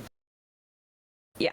As far as I understand, Max, Yes. you tend to have sweets during fika, not savory snacks, right? Yes. It's mostly sweet stuff, coffee, sometimes tea. Yeah. Sweets, very, very, very, very common. Sometimes you just do like a coffee if you don't have any sweets around. But, you know, sweets, a fruit, something. Savory, if you're hungry, yeah, you can go make yourself a sandwich, an open Swedish sandwich, even. Foofs. But in general, not really that common with savory. There's nothing wrong with savory, Just not but mostly common. sweets. Yeah. And So yeah. it seems to permeate Swedish culture. Like, this is just a thing that everybody does, everywhere. As far as I've gathered, like, it happens everywhere. Like, north to south, east to west, they all do fika. Yep. Yes. 100%. Correct. That's why earlier I called our snack break Brazilian fika. That's what I was talking about, because we stopped and had a little snack. It was soda and sandwich, but, you know, for funsies. Close enough. I did have a little sweet, so You did. I had some fika. Yeah. Had a candy. Yeah. And Little piece of candy. when Mags was looking for Brazilian products, she did find somebody who was selling, like a store selling Brazilian fika box. Like, make your own. Try the Brazilian fika. She didn't get that, but they called it that, so, you know. Yeah. I might have to get it just to like try out what it is. I think Pão de Queijo was in there. No, Pão de Sol. No, Pão okay. de Sol, wasn't it? You don't need to get it because it had guaraná, which you've had, and you can get more by itself. It had pão de queijo, which you can get it frozen and then you put it in the oven. That's cool. You should try that. And then it had the ingredients to make brigadeiro. Brigadeiro is a little chocolatey, sweet, heavier, amazing. One of the staples of Brazilian birthday parties and everything else. We love brigadeiro. It is a Brazilian sweet. It's made with condensed milk, powdered chocolate, maybe sprinkles sometimes. But like, you don't need to buy an imported Brazilian box to get condensed milk and powdered chocolate. Just get the Swedish options and use those, you know? I can get you the recipe. Alright, You have condensed milk in Sweden, I'm sure. Yeah. We do. It exists. Yeah, brigadeiro, good, nice ending to a Brazilian fika. As we call it, lanche. Yeah. Lunch. Cute. That is not lunch. Lunchy. Lunch is how we call a snack item, Wait. or a snack meal. Yes? I've had it. Oh. Oh, you had it. Mags, what the fuck? I can't remember. You forgot? Was it the same time as the fucked up drink? I'm sorry. Oh, maybe you just erase your memory with the cachaça com jambu. Yeah. It might have just like wiped everything. It can happen. Then you gotta Can have it happen. again. Lunch Yes. fuck. Exactly, Lunch Hen. Not the lunch fuck, but the lunch fuck. You have a nice snack and you fuck. post pictures of it. Yeah. I think lunch would be the best translation for fika in Portuguese, but we don't have the cultural predominance of fika. Lunch is like you stop something for you stop for a snack meal, a snack item, but we don't do it every day at scheduled times with everybody. Just like, I'm tired, I'm hungry, I'm gonna stop to have a snack. I'll be right back. It's in how I think it is for most places. Sweden is very special about their fika. Particular about And of it. course, if you like work in, say, the ER and there's a next emergency, you don't quit the emergency to go have fika. Yes. Of course. But, you know, common sense people. But the the medical field, they love their fucking fikas. Holy shit, don't touch their fika. When they have fika, they have fika. Don't touch it. Oh my god. Yeah. All right. Is there anything else we want to add about the fika? With that said, about fika, we gotta talk about the One Piece. The One Piece. Yes.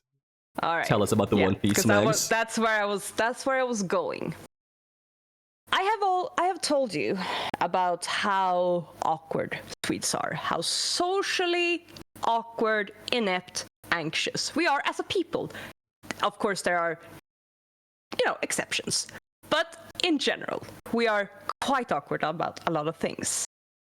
And say someone brings fika, brings the pastry to a fika. And it's not uncommon that someone brings like a little piece of cake, or not just make a cake. They make like a kladdkaka, which is like mud chocolate cake. It's really nice, really chocolatey, really, it's lovely. Or if there's like a birthday, there's like a birthday cake thing, cakes and cookies and all kinds of stuff. It appears, and everyone needs a little piece. You cut up a little piece and you take it, and you cut up a little piece to this person and they take it, and you take it. And at a certain point, you reach a size of the cake that would be a normal size. It would be a normal size. Like one portion. And yeah, a one portion. But you can't take that piece. You can't finish that piece off. Because what if someone else wants it? What if someone else wants this tiny little sliver of a piece? So you cut it in half. And you say, oh, I'll just take a little more. So you have half the piece of what's left. So now you have a half a normal piece. Next person comes along and he wants a little bit more cake as well. But what if there's another person that wants more? He'll cut a sliver of the piece that exists and take it and leave a little piece. And this continues in absurdum. This continues. And this is what we would call sista biten, last piece. This thing. This is what it looks like. This is what it looks like. This is a piece that has been gone through the last piece. We don't touch that. There are rules, unspoken rules. But that thing gets left. And I have more examples of this. I have so many examples of this. Of the last piece getting left behind. It is ridiculous. It's non-stop. Look at these last cookies left behind, bro. Because what if someone wants it? This is actually like quite a lot left. Because I have seen people snap those in half. Of course. And take a piece. Of fucking and course. then snap them in half. Because you can't finish the last piece. And this is absurd. But it definitely happens. The last piece, it is a concept, sista biten. And they become so tiny, so infinitesimal small. But there are exceptions. Like, you can take the last piece. But there are rules. What are the rules, Max? What you have to do. How do you get the last piece? The rules are, first, of course, you have to ask everyone there. Just to make sure, oh, are you okay with me taking the last piece? Do you want more? Is this okay? And you have to ask anyone. Everyone needs, like, do you want the last piece? Because if they say yes, then you'll have to, like, work it out.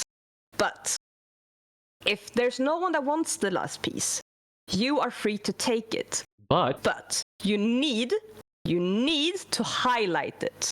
By either saying, I'm going to say this in Swedish and I'm going to translate it for you. Då förbarmar jag mig över den här biten. Or, då ska jag vara lite osvensk och ta den här. Which is, the first one, I'll have mercy on this little piece then. Or, then I'll be a little bit un-Swedish and take this one. I like So that last one so much. Like, I'm gonna be in Swedish and not waste this food. Amazing. So you have to highlight that you're gonna finish off the piece. Because otherwise that little sliver of a cake is gonna remain forever. And then, Mags. Yes. If nobody wants to be in Swedish and finish off the cookie or the cake, what happens to that one piece left? What happens to it? Tell us. It gets thrown away. Yeah, it gets fucking thrown away. It sits there, it gets stale, dried out, and then nobody was eating it because now it's dry and ugly and stale. It gets thrown out. It just goes to the trash. Along with all the social awkwardness. When Max told me this, I told her this would never fly in Latin America. Because one of the big things here that everybody agrees on, it's like a social rule in Latin America. You do not waste food. It is a sin. It is a crime. You do not waste food. You learn it from birth. It gets drilled into your mind. You don't waste food ever. You need to, when you're serving yourself, you gotta serve yourself consciously. So you're gonna eat all of it and not waste any of it. There's a whole thing. Don't waste food. This would be a crime over here in Latin America. Exactly. People will just fight over the last piece instead. Like, I want it. No, fuck you. I want it. Like, who gets it faster? It's a whole different thing. But don't waste it. This would be a crime in Latin America. And I also told Mags that we have an equivalent to the last piece thing. Which is called a filha do delegado, or the sheriff's daughter. It is the same concept as the last one, that for politeness sake, like, if somebody else wants it, I'm not gonna take it. It's called the sheriff's daughter because in a small town, nobody's going to fuck the sheriff's daughter. Because if you do it, the sheriff's gonna kill you. So you don't fuck the sheriff's daughter. And then somebody has to be brave enough to get the sheriff's daughter. Some people don't care. Some people will ask around. It is not as convoluted as in Sweden, but the one piece is left. The sheriff's daughter stays behind until somebody's brave enough to go and do the deed with her. But it's still, somebody will do it because you don't waste food. There's the bottom line here. So somebody's gonna eat it at some point. Like, hey, anybody wants it? I'm gonna have this. What I usually do when I'm, out with people and such, and there's a portion and there's a last piece, if I want it, I'll just eat it. Anybody wants more? Let's order a new one. Let's order a new thing and everybody eats it. Of course, if you're at a place where you can order things. If you're at the office where everybody brought something, then you just gotta deal and talk to people. But eat everything. Just please eat all the things.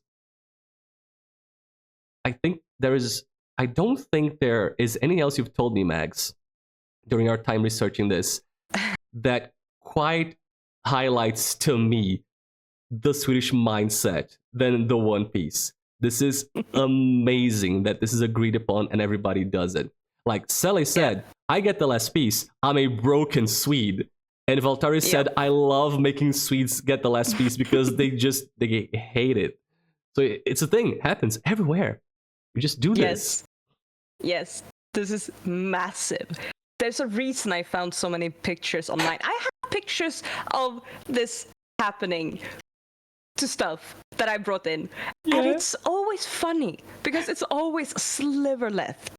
Always a sliver left. She has her own One Pieces that she showed me. Look, another One Piece here, another one here. So many One Pieces. Yep. The one with like I think it's a carrot cake, the one in the lower left corner. Bro. It's egregious. It gets sad. But it's so funny. Just it's so eat it. Funny. It's great. It's beautiful. Don't you guys get there are children starving in Africa? Don't you? Oh yeah. Okay. I mean, I grew up with that shit, but it doesn't apply to the last piece, man. It applies to all the food except the One Piece. It applies to the food you have on your plate. Like, you have this much food on your plate and you go, nah, I don't want it.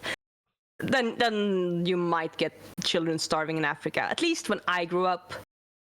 Don't know if that's as appropriate anymore. I don't know. I'm not around small children much. Yeah. But if it's on your plate and you're committed to eating it, you gotta eat it. If it's on the table and nobody's picked it up, it has to stay there for the social contract. Yes. The socially awkward contract that is Sweden.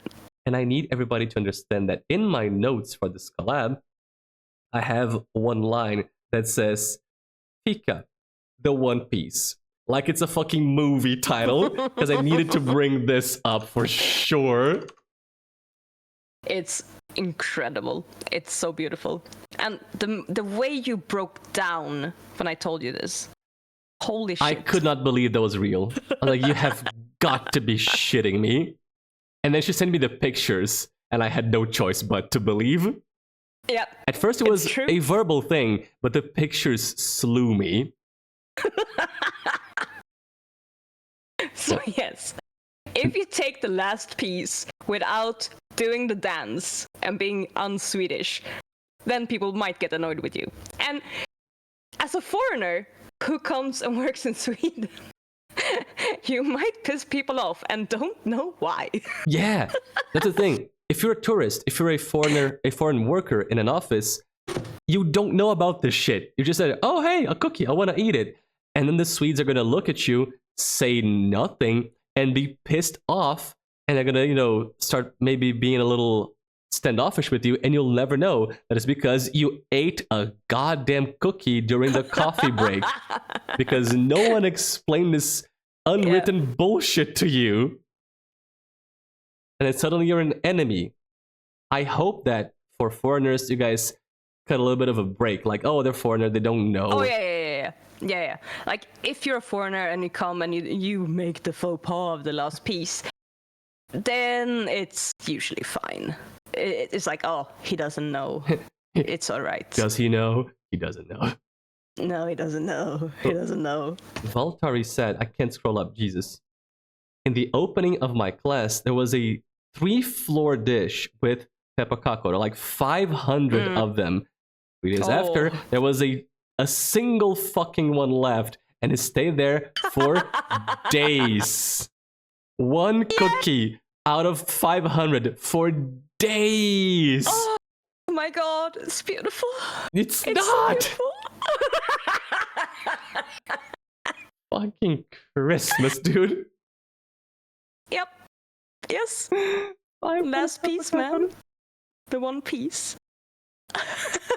Well, only bring single serving snacks, but Hannah, it's fika. You gotta bring to share with everybody. You can't just bring for Everyone yourself. needs a piece. You gotta share, and then you run into this problem. You need to share, but you can't share the last piece. And you are, you are now stuck in this Swedish standoff during coffee break every time. Yep. What this is the best thing I've learned about Swedish culture. It is absurd. I love it and I hate it. It's so awkward. It's so awkward.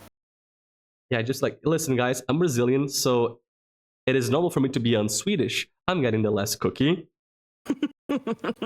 I'm on Swedish all the time. Yeah, like, you were born with it. And that is the last of in the faux pas list. It is the last in the faux pas list. That is how you piss off Swedes. Several ways.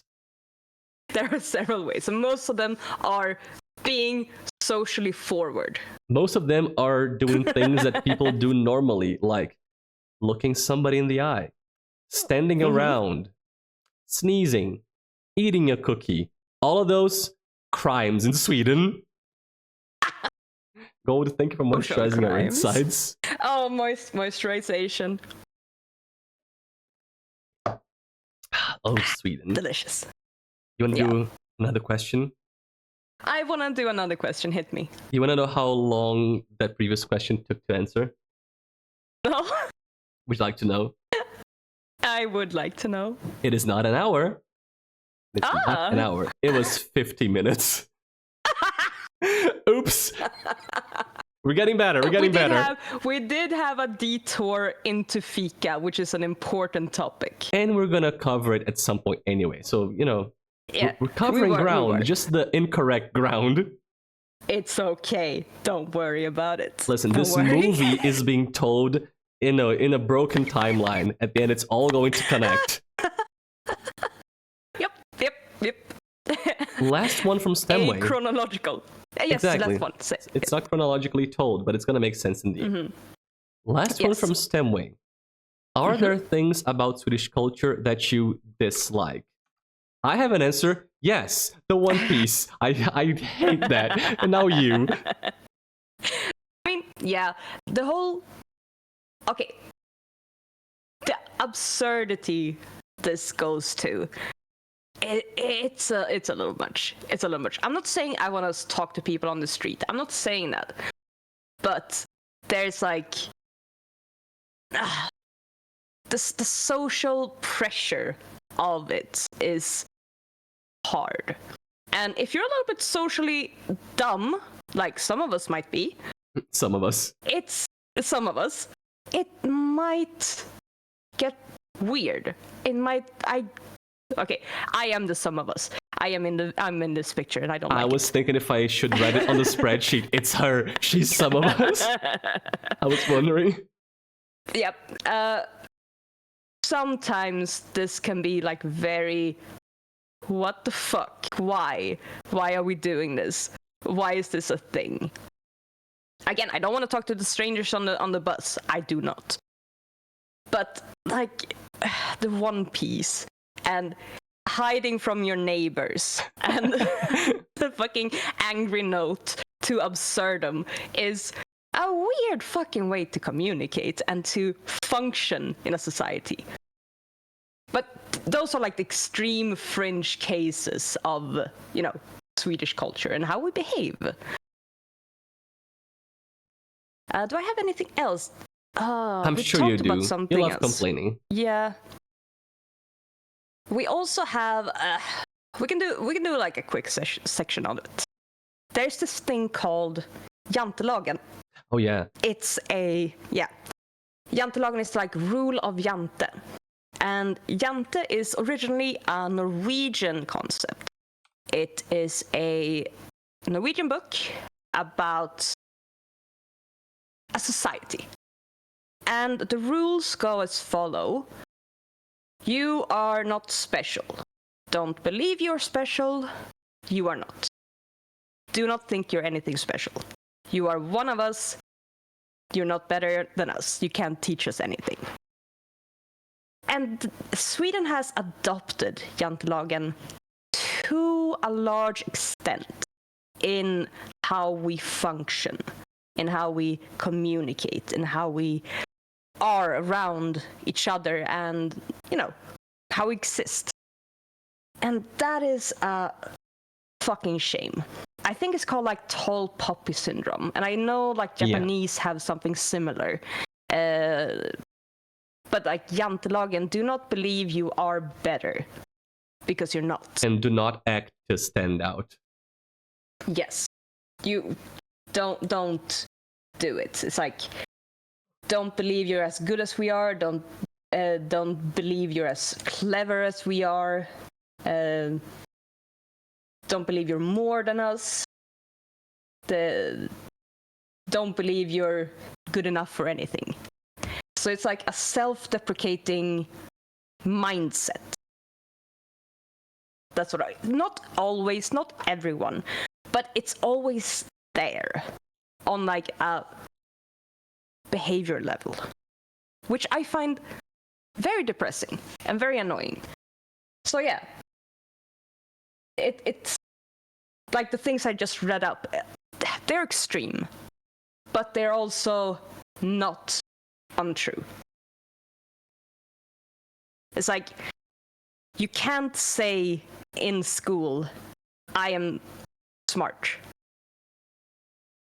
It's hard to say I am smart, I am good, I am capable, I know how to do things.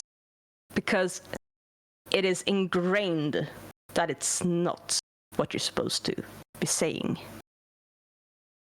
So it's a insidious behavior. And that's what I have to say about that. Yeah, it's like some cultures are big on the bragging thing. This is like the polar opposite. It's like the anti-bragging. If you say you're good at all, you're like, oh, you're bragging. Don't do it. Like you're breaking the rule. Do not stand out. The poppy thing that Max mentioned is tall poppy syndrome. It's like you have a field that is getting harvested. You know, they're scything it over. The lower poppies, the shorter poppies, are gonna survive that. If there's a tall poppy, it's gonna get sliced through. So you know, the tall poppy gets harvested. That's why you wanna stay short, not call attention, so you're not, you know, caught in that, in trying to stand out. That is the jantelagen thing. There are analogous concepts in different cultures, Japan and others, but it's that. And apparently Sweden is heavy on that, you know. Stay in your lane. It's basically stay in your lane is a good way to summarize it. Yeah. Like, you better stay in your lane. Valtari told one of his Swedish teachers she was the best teacher in the school, and she looked like she had been offended. Because you're making somebody else stand out. Like, hey, you're great. It's like, no, I'm not. Stop. Don't say that. Yeah. Yeah. That's something that you dislike about Sweden, your culture. Yeah, it's unnecessary self-deprecation. And you mentioned earlier I have a hard time to receive compliments. That's a big part of it. Because I have a hard time with receiving compliments because I can't accept it because I don't feel like I deserve it. Because you learned it from a young age to not accept them because you're not special. You can't stand out. You're just like everybody else. Yes. It's okay. I'll keep complimenting you. At some point, you'll learn. And I'll keep cringing. You'll either learn or die. Of cringe. Yes. Any other complaints you have about your culture, Mags?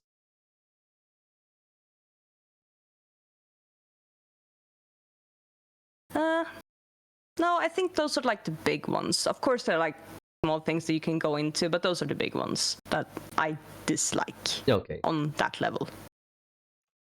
Well, have I told you anything else? I can't remember. I talk a lot.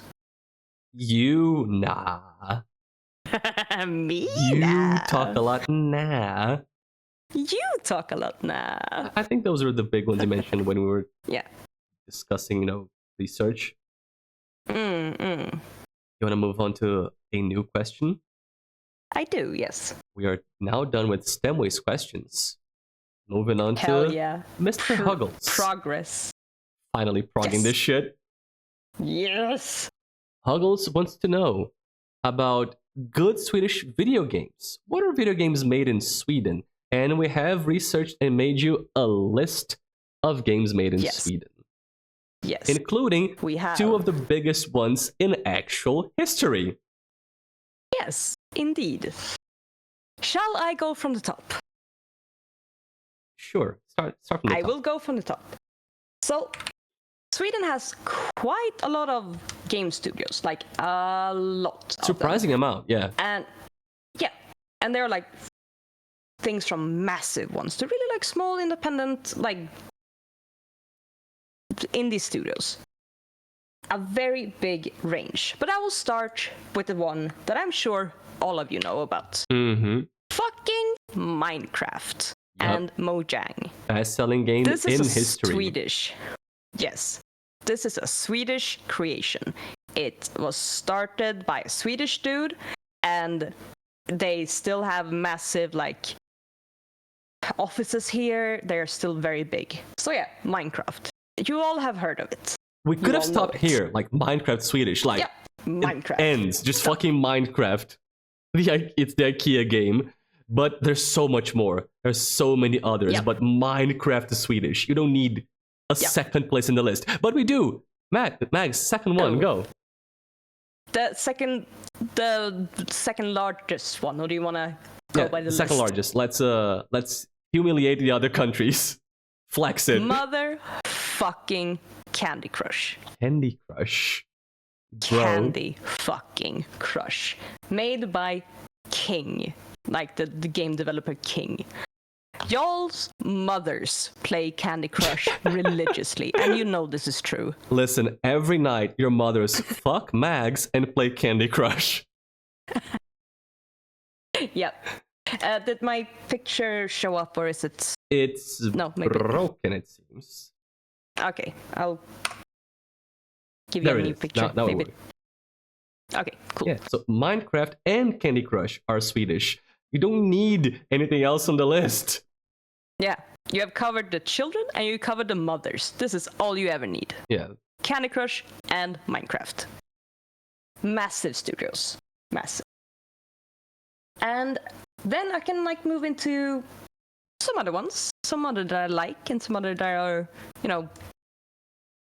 that Mr. Foofs may know about. And less one of Titanic. those would be... yes, less Titanic. One that Mr. Foofs has played on stream, I believe, is Everhood. Everhood is Swedish. Everhood made by Foreign Gnomes Studio. 2 Swedish dudes. And was this the one that was gonna get a sequel? Yes, Everhood 2 is coming out this March with the sexy big boob slime girl. Let's fucking go. Yeah, we researched. I played this on stream recently, and we found out while playing it that it was Swedish because I saw the names of the guys. I was like, wait, those look Swedish as fuck, and they were. They were. They really, really were. Yeah, we found this out during a stream. That Everhood is Swedish. Yes, Everhood. Yeah, she's big boob because she's Swedish. That is why. That is the stereotype. And next one would be Little Misfortune that I'm gonna put in here. That we've already mentioned at the top of this stream. At the intro, if you were here, this is the Mag streamed this, and it's what gave me the idea for the collab. Is a little Swedish game that's in Sweden, and it's got so much Swedish culture, and thought process and logic in here. It's so cool. to watch a Swede play this game with a Swede mindset and like, you know, catching little details about the city and the streets and nature and what people are saying. It was super fun. It was great. And that VOD is on YouTube, on Mags' channel on YouTube. It's there. You can watch it. Sure is. And yeah, the company is called Kill Monday Games, and they have also done a little game called Fran Bow. I have seen gameplay of it, but I haven't played it myself. I can't say if it's good or not, but I thoroughly enjoyed Little Misfortune. I had so much fun with this show. It was great. It was great. It was a good time. It was a good time, Little Misfortune. Yes. And... oh, wait, did my computer die? I mean, I'm talking to you. Yeah, I don't think it died, but it might have hung itself a little bit. You did a quick reboot and everything. I'm gonna close some tabs. Closing tabs! I remember Friendbow. I saw Markiplier's LP of that. It was good but disturbing. So, has potential. Mags likes disturbing games. Yes. Yes. I can't hide it anymore. I think I am a little bit of a horror gamer at this point. Sayonara. I have heard the name Valtari, haven't played it, so Sayonara Wild Hearts is also Swedish. Is that on the list? I'm not sure it's on the list. It is not on the list. Maybe the developer is, but I didn't. There's so much. Again, there's so much. I couldn't like put all of it in. Garbaggio mentioned Riddick. We have that on the list. It is on the list, yes. And PewDiePie is Swedish, Huggles. He's gonna come up at some point. Yes. Maybe not today. Not today. Not today. Next game I'm gonna talk about is Mirror's Edge. Mirror's Edge is fucking Swedish! EA Dice, which is a Swedish company. And also the Battlefield series. Oh yeah, Star Wars Battlefield. Yeah.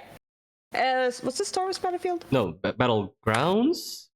Star Wars Battle something. I'll get you a fucking image to visualize. I forget. But yeah, like the Battlefield series. Oh, was it? Didn't they also make Star Wars Battle something? Am I thinking of the wrong company? I mean, they had a long list. I picked and chose from it. Yeah, but Battlefield is huge. So Battlefield is Swedish, and Mirror's Edge. Yes. Which is EA Dice is Swedish, located in Stockholm. Massive, like, building. EA Dice says on it. So, yeah. No, Bjork is Icelandic, right? Yeah, Björk. Oh, Björk. I don't know. It's Björk. He's writing it wrong on purpose. Björk. Okay, yeah. Björk is Icelandic. Icelandic. Okay. But she's delightful. I really like her. But yeah, she's Icelandic. Gold. EA. Yeah, Max said EA Dice. So. Yes, EA Dice. That's why I thought it was Star Wars Battle something, but it's just Battlefield, not the Star Wars version. But it's all EA. EA Dice. And next one I'm gonna give you is motherfucker Crusader Kings. Oh, except for those strategy games. Yes, time for strategy games. If you like strategy games, you have some big ones coming up, which are Swedish. Throw this one up. They did like the whole series, so I'm just gonna throw shit up. It's okay. They also did Europa Universalis. EU. Yes. Fucking the same company from Sweden made Crusader Kings and EU. If you play strategy games, you've probably played one or both of these. Yes, and also I'll put up the last one I had, which is Stellaris. So all of these are made by a company called Paradox Development Studios. Yeah. Or Paradox Interactive. Swedish company, make huge fucking games. So yeah. Huge fucking popular strategy games. Like, for that crowd, like, I wouldn't say these are universally known games. They are very niche. But for the people in that strategy niche, they are huge fucking games. Yeah. They're like, I don't play these kind of games, but I know of them. I know these games. Not as like a Swedish pride thing. it's a oh yeah, I know these games. But you said that these were like kind of niche. Because they're I'm gonna give you they are deep into the strategy rabbit hole. Like if you don't play like hardcore strategy games, you might not know these. But if you play strategy games, you know. You have something nicher for us? I have something very unniche. Unniche. Super Mario Brothers 2. Made in Sweden. Helldivers 2. Yeah. Helldivers is Swedish. And you even got a blue and yellow image? Yes. Yeah. Also, Helldivers 1, of course. Yeah, of course. But I realized that I have played a little bit of another one of their games, Magica. Oh yeah. I didn't know it was these people, but yeah, it's them. It's Arrowhead Game Studios. Yeah, also by Paradox Interactive. Apparently. Wait, they were under Arrowhead. the Arrowhead. I guess maybe one of them is a publisher? Could be. Like developer and publisher, maybe? Yeah, when Magica was made in like 2010, I want to say. It's old. It was a very, very, very small studio. Very small. It was basically like two guys, like building it together. And I think, but they has like Arrowhead at the corner there. Yeah. So maybe Paradox published it or something, but it is by Arrowhead. And Democracy Helldivers 2, one of the big games at the moment, is Swedish. Yeah. If you ever spread some like Democracy, you've played the Swedish game. Let me see. I have another game for you. If you're ready to receive. I am ready. Or another series of games. I am gaping and prepared. Excellent. Bite the pillow. Riddick. Speaking of dick. Yes. Chronicles of Riddick are the series made by a Swedish company, which is called Starbreeze Studios. Yeah. And Starbreeze have also made Payday 2 and Payday 1, but I'm gonna go with 2 because that one is fun. Yeah. Payday 2. Riddick was a good time back in the day.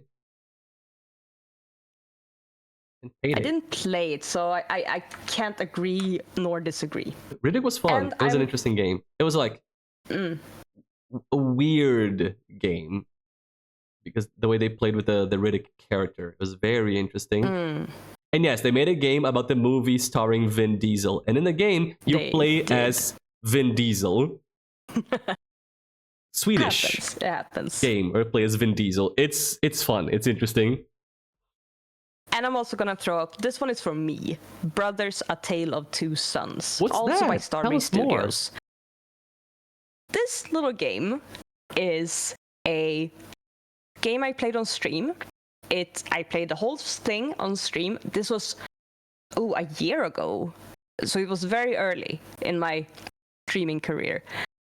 This game breaks me every time. I was cry, Mags?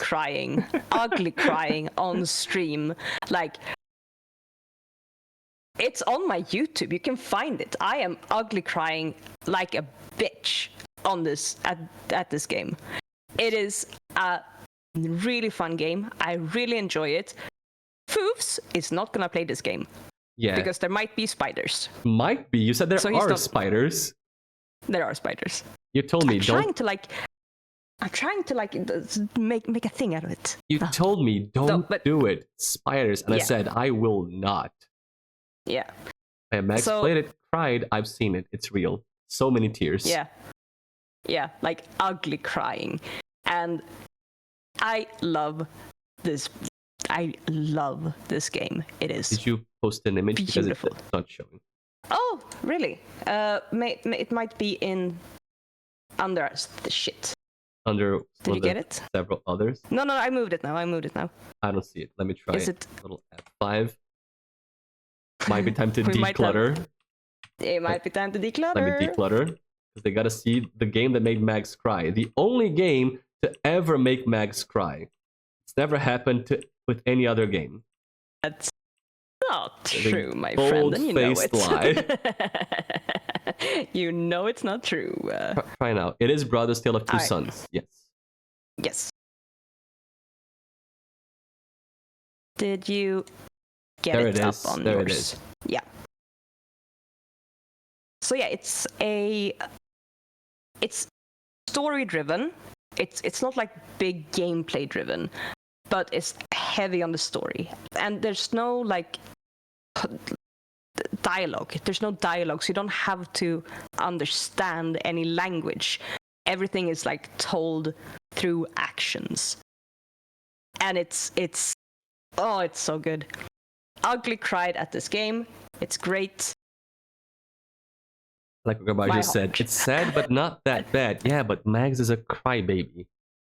I like cry, baby, but hey, it's alright. It's okay Right. to feel emotions. You're allowed to feel emotions. It's okay.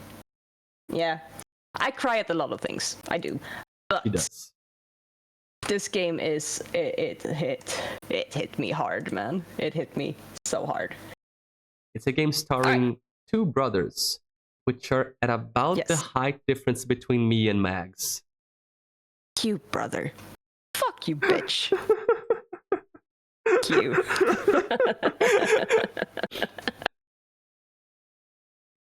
God damn you, foofs. Mags you. is 1 centimeter under the average height of Guatemala. Fuck.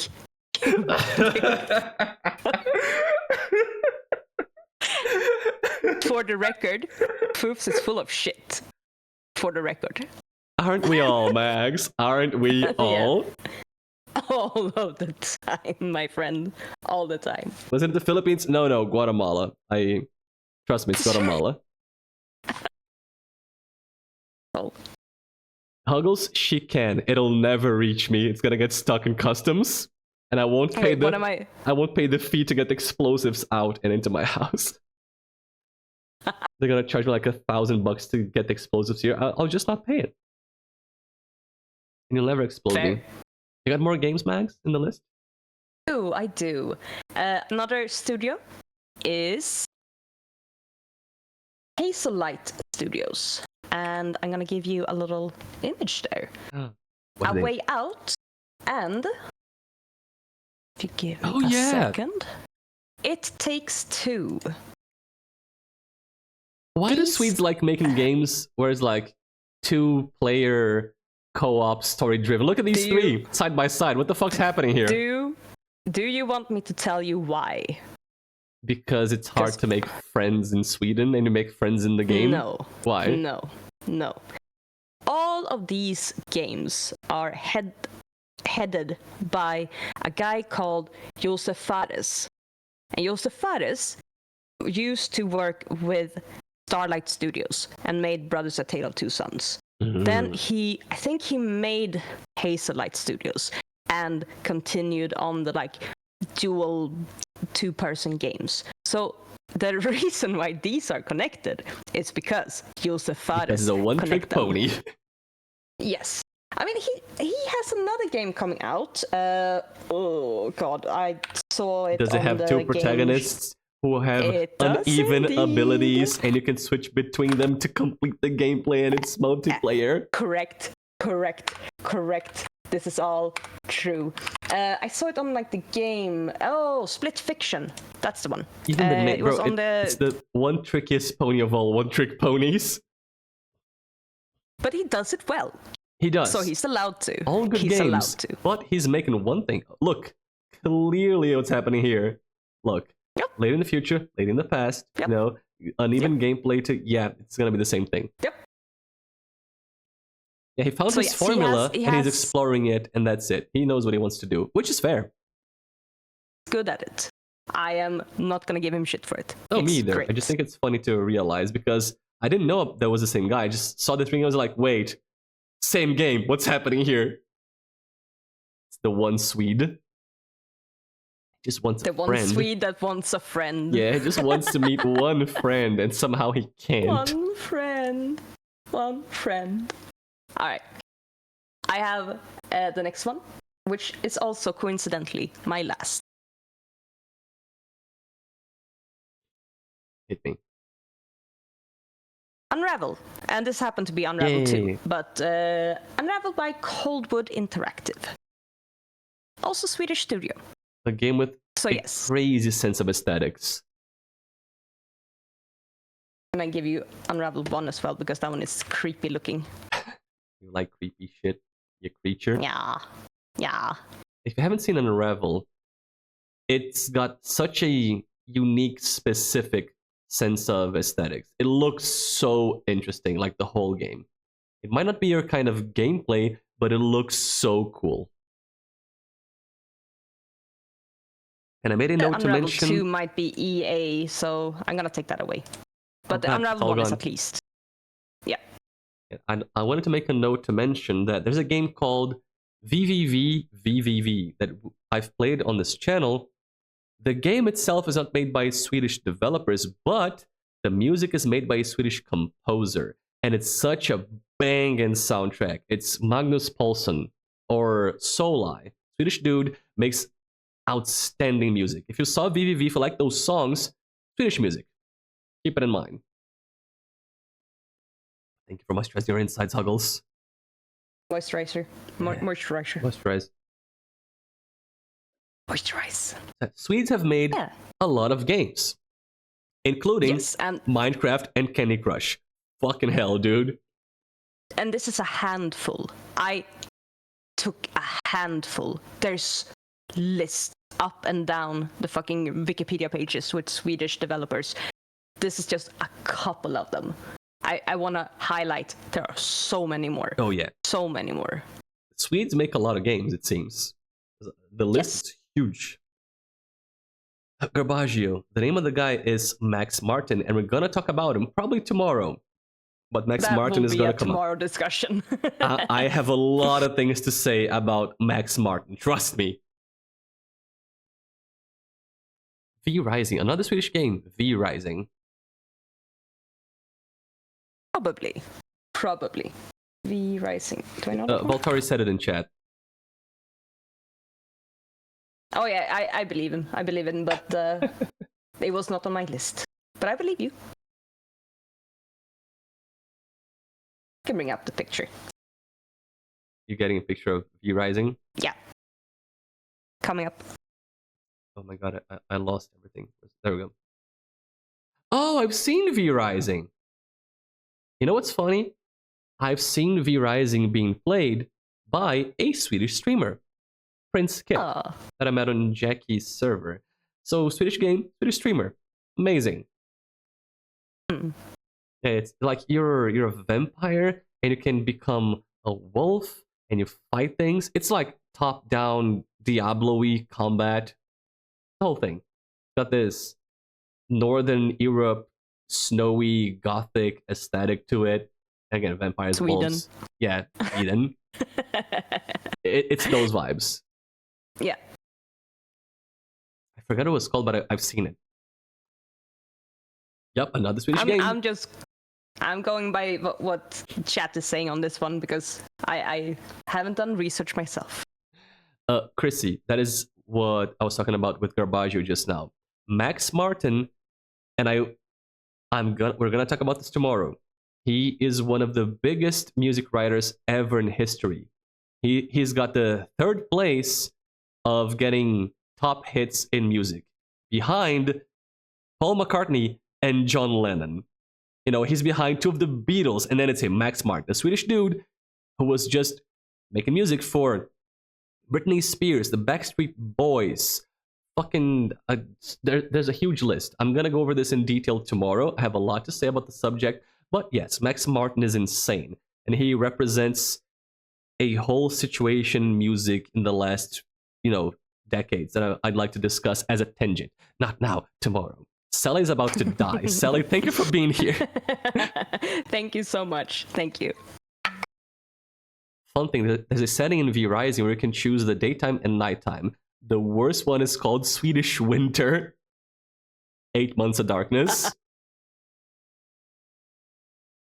Oh, I felt that one. I felt it in my heart. Mags is strong to have kept up. Mags is a little degen who stays up late. That's why she's here, still here. That's why I'm here. But if you'd like to call it, it is 2 a.m. for you. A little past 2 a.m. What's the next question? The next question is about Swedish books and movies. No. Another We'll long be one. here. We'll be here until 6 a.m. Nope. Nope. Mags, please don't spend 4 hours tomorrow talking about books and movies. Not because I don't want to listen, because there's still so many more questions to go. I have a lot of things to say about it. I have a lot of things to say. But Sure you do. I think the topic is too large right now. Huggles, I'm gonna not read that one. Wait, what did it say? I'm gonna skip over that one.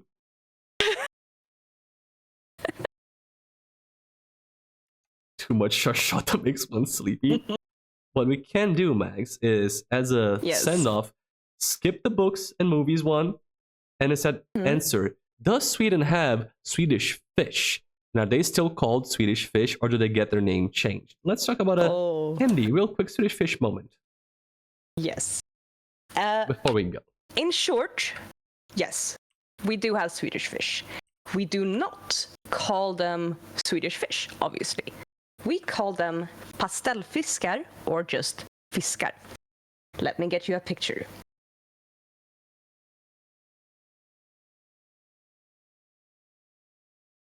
A picture for you right there. And I asked her, So what does that mean?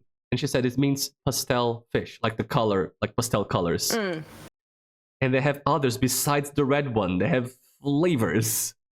Yes. Yes.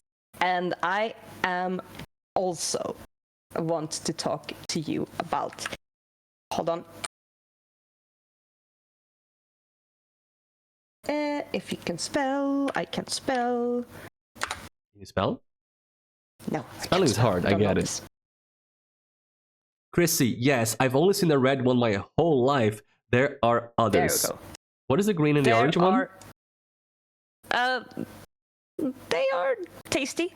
There's like, I mean, orange, lime, green apple. I don't think there are any like specific colors.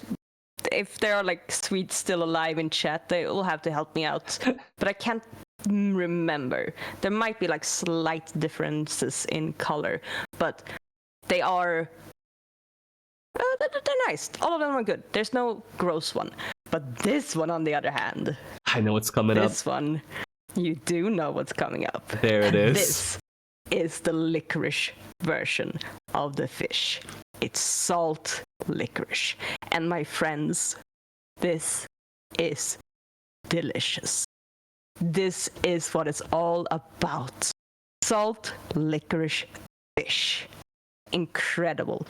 So good. That's what I put in my bag when I pick up lösgodis, when I pick up pick and mix candy.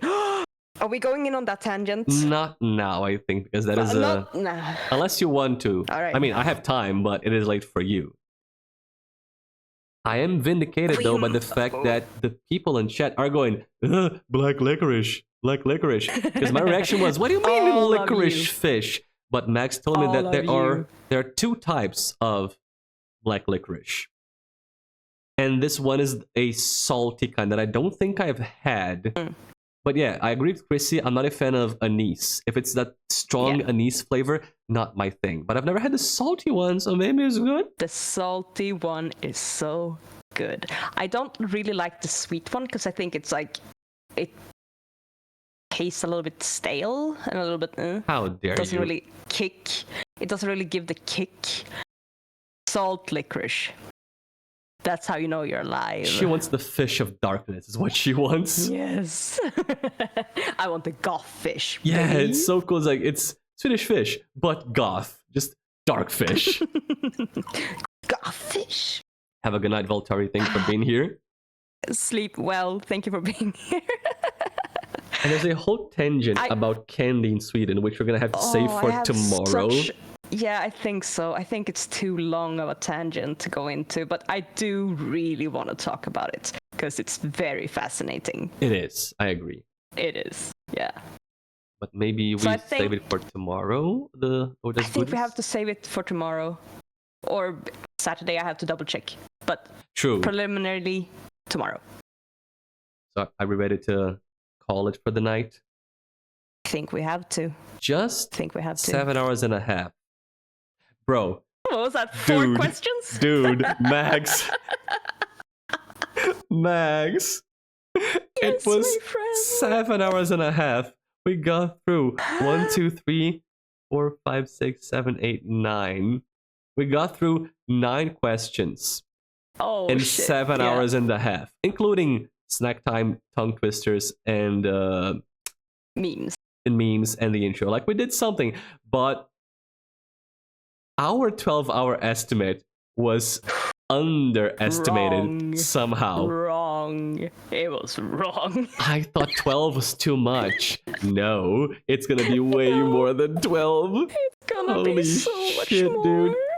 Why are we like this? I don't know. I don't know, my friend. It's gonna be a big celebration for 350 followers. More than one stream. I mean, big number. Yeah, big number, big celebration. And again, chat, please. The only thing you need to bring with you from today is the fika. Let me bring it with you and keep it in your heart. I have a note. Fika That's what you is need. Fika. Fika is pika. I made you a slogan. Hi, Urban, welcome in. Bro, showing up at 2:30 a.m. entering the stream. Hi, Urban. Hi, Urban. Mags. Yes. What do you call a Swedish Pokemon? Oh no. Yes. No, what are you doing? Say it. What do you call a Swedish Pokemon? Is this a these nuts joke that I'm gonna walk right into? It's not, and Chrissy knows what I'm gonna say already. It's Pikachu. Actually, I'm not mad at it. I would have a Pikachu. See, it's kind of cute, isn't it? It's great. Irvin, Pika? Your question, we didn't get... Irvin, listen, Irvin, you gotta listen to me. It's been 7 hours and a half. We made it through 9 questions. Yours has not been answered yet, but I promise it will. Not today. Actually? Yeah. Oh my god. We've been talking a bit too much, but it's gonna be answered. Yep. No, not Pikachu. Pikachu. It's big difference, my friends. Yeah. Fika. Oh, fika, ficka, fitta. There you have a couple of ones that you can fuck up. Oh yeah. Fika is, fika, and then fitta is pussy, is vagina. And then, was there another one in there? Ficka. Pocket. Oh yeah, with CK. Yeah. We're gonna talk about language later. The thing about vowels and double consonants and what's the difference between fika and fika. It's a whole thing. Swedish is fucked up on the vowel department, okay? And I have feelings about vowels in Swedish because it's been 4 months, and now you know why I have so much to say about the vowels. He does have feelings about the vowels, and I have been receiving some of those feelings already. You thought I was just randomly mad. It's been 4 months studying this shit. That's why I was so mad about vowels. Anger? Oh my god. Yeah, because I thought I was like, okay, he's very upset about this. He's done a lot of research on the vowel thing. I did do a lot of research. Yeah. It sounds like a foofs thing. I'm not gonna question it. Because like, yeah, this sounds like foofs. This is something he would do. Motherfuckers doing Duolingo for 4 months. Nope. Fucker. Granted, I also did research. I was doing Duolingo, and also I watched videos on culture and, oddities and language and spelling, grammar. I've been doing research also in the language, apart from studying Duolingo. The vowels are fucked up. Ready for a vowel movement? I need the vowel movements to stop, Chrissy. They have way too many vowel movements in Sweden. Yeah. It's like, wow. Bro, I swear they have like fucking. There's 5 and then 10 and then. I could count, but it's like 20 different vowel sounds. Easy. Oopsies. It's it so happens. much. And Mag's like, oh, but Portuguese is a bunch. No, it's like 8 or something at best. We're going to go over language tomorrow or Saturday. Yeah. So we're going to do this again. If you enjoyed the cultural exchange, it's going to continue because we talk too much. We're going to do this again either tomorrow or next Saturday. And if you want to know when, you should join us at the Foofs Squad. Link in chat. I'm going to be posting it there. If it's tomorrow, I'm going to quickly let you know. If it's next Saturday, I'll let you know also. Max, could you say the things for Irvin, please? He wants to compare it to German. Oh. Yes. Fika. Ficka. That's the sort of fika. Ficka. Rule of thumb is that if a vowel is followed by 2 consonants, it becomes shorter. Right? Sometimes. Yeah, again, if rule it's like rule of double thumb. consonants. Rule of thumb, not always. Yeah. Not always, because rules are for suckers. Rules are for people who make consistent languages. And Swedish is not one of those. I didn't make the rules. I only speak the language. I know, but you're the only one I have to blame. I will take it. I can go to the king and complain. Maybe I can. Can I? How accessible is the king? Shot before you get to him. It's an acceptable outcome. Not gonna say no. Like for free. Oh, delicious. Go to Sweden, have fika, eat a goth fish, and get shot. That's a good vacation. Party. That's a cool weekend. Yeah, that's party. But I think we're gonna be calling it for today. Soon more of our Swedish celebration. I'm gonna leave the Swedish fish up so you know to come back and talk about Lördags godis. That'll be the next topic. So I'll leave the candy up. Yeah. So Mags, thank you so much for joining me. It's been a delight to prepare for this, do research. So much conversation was had. And then to be here and do this, to tell everybody about the things we found, the things we know. And thank you for agreeing to do this again. I have had so much fun. I have had no idea how many topics. Second. At the very last second, you should be back. All right. Okay. Hello. Yes. But yes, I have had so much fun with like the research and the deep dives and the random findings that I didn't know, or I've had like misconceptions about, and I've learned and I've sort of figured out, and it's been so much fun. And just like throwing stupid shit at Foofs, and he goes like, "What the fuck, no." Bro. It is so good. Oh, it makes me so happy. It's been a lot of fun and little bouts of anger at some things that we've discovered. Like the One Piece. I was mad at the One Piece and also vowels. You were. It was very funny. But yeah, so thank you for joining me. You are a delight. We're going to do this again very soon. I'll be joined by Mags once more. If it's tomorrow, I'll let you guys know when the Foofs scored. If not, we're going to do next Saturday, and tomorrow's going to be rhythm games. Before we go, I'd like to once more give MuffinMags a shout out. You should absolutely follow her on Twitch. There is the channel. You can click the heart on the top of chat to follow Mags. From here, it's easy. If not, there's her channel. Did I just shout myself out? Oh, my bot's broken. Amazing. Because I can't type. Wait, no, you wrote it wrong. I cannot type. Wrong. There we go. It's okay. Spelling's hard. Spelling is hard. You can go follow MuffinMags. There's her channel. Please do check her out. She is delightful. She's great. She's been so helpful. Because, this is technically my celebration for my following milestone. But this is Mags' show. She's the star here. I'm just the vehicle delivering mags to your houses. Yay. It's been great. Listen, the compliments, much like Smash Mouth and the years, they don't stop coming.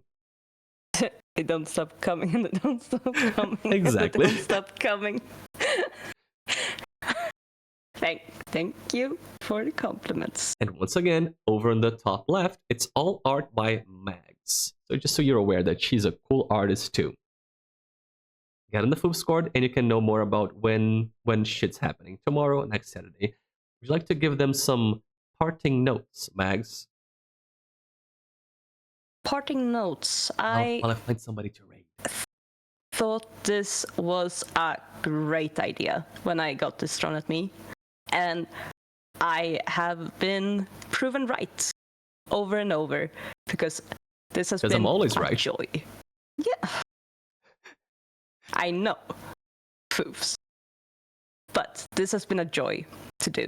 And this has been a joy to talk about. And I have been bursting to talk about this with the questions that have been asked. There have been so good questions that open so many avenues. So thank you all for all of the great questions. We will get to them because I have written a lot on a lot of them. Clearly, we have now realized. I very much appreciate that the interest that have been shown by your community, and I feel honored that you wanted to talk about this with me. Of course, like I said, it's been a delight. I'm glad you agreed. I'm glad people have showed interest. Because like, are people gonna want to watch a stream about fun facts about a foreign country? I would love to watch that, so maybe they will. And I'm glad to see that the interest was real and that the concept worked out. Or at least I think it did. It worked for me. I had fun. I had so much fun. It's the If kind no of one thing. else did, at least we did. Exactly. It's the kind of thing like if nobody else wants to watch it, at least we had fun doing it, so it's worth it. Yeah. It was cool for me. So thank you everybody for lurking, for chatting. Thank you for everybody who resubbed and for all the support. Thank you for being here. Thank you to Mags. Would you like to raid somebody who's streaming Poppy Playtime, Mags? Your kind of game. We could. That could be fun. Let me list a few things for you to gauge your interest, okay?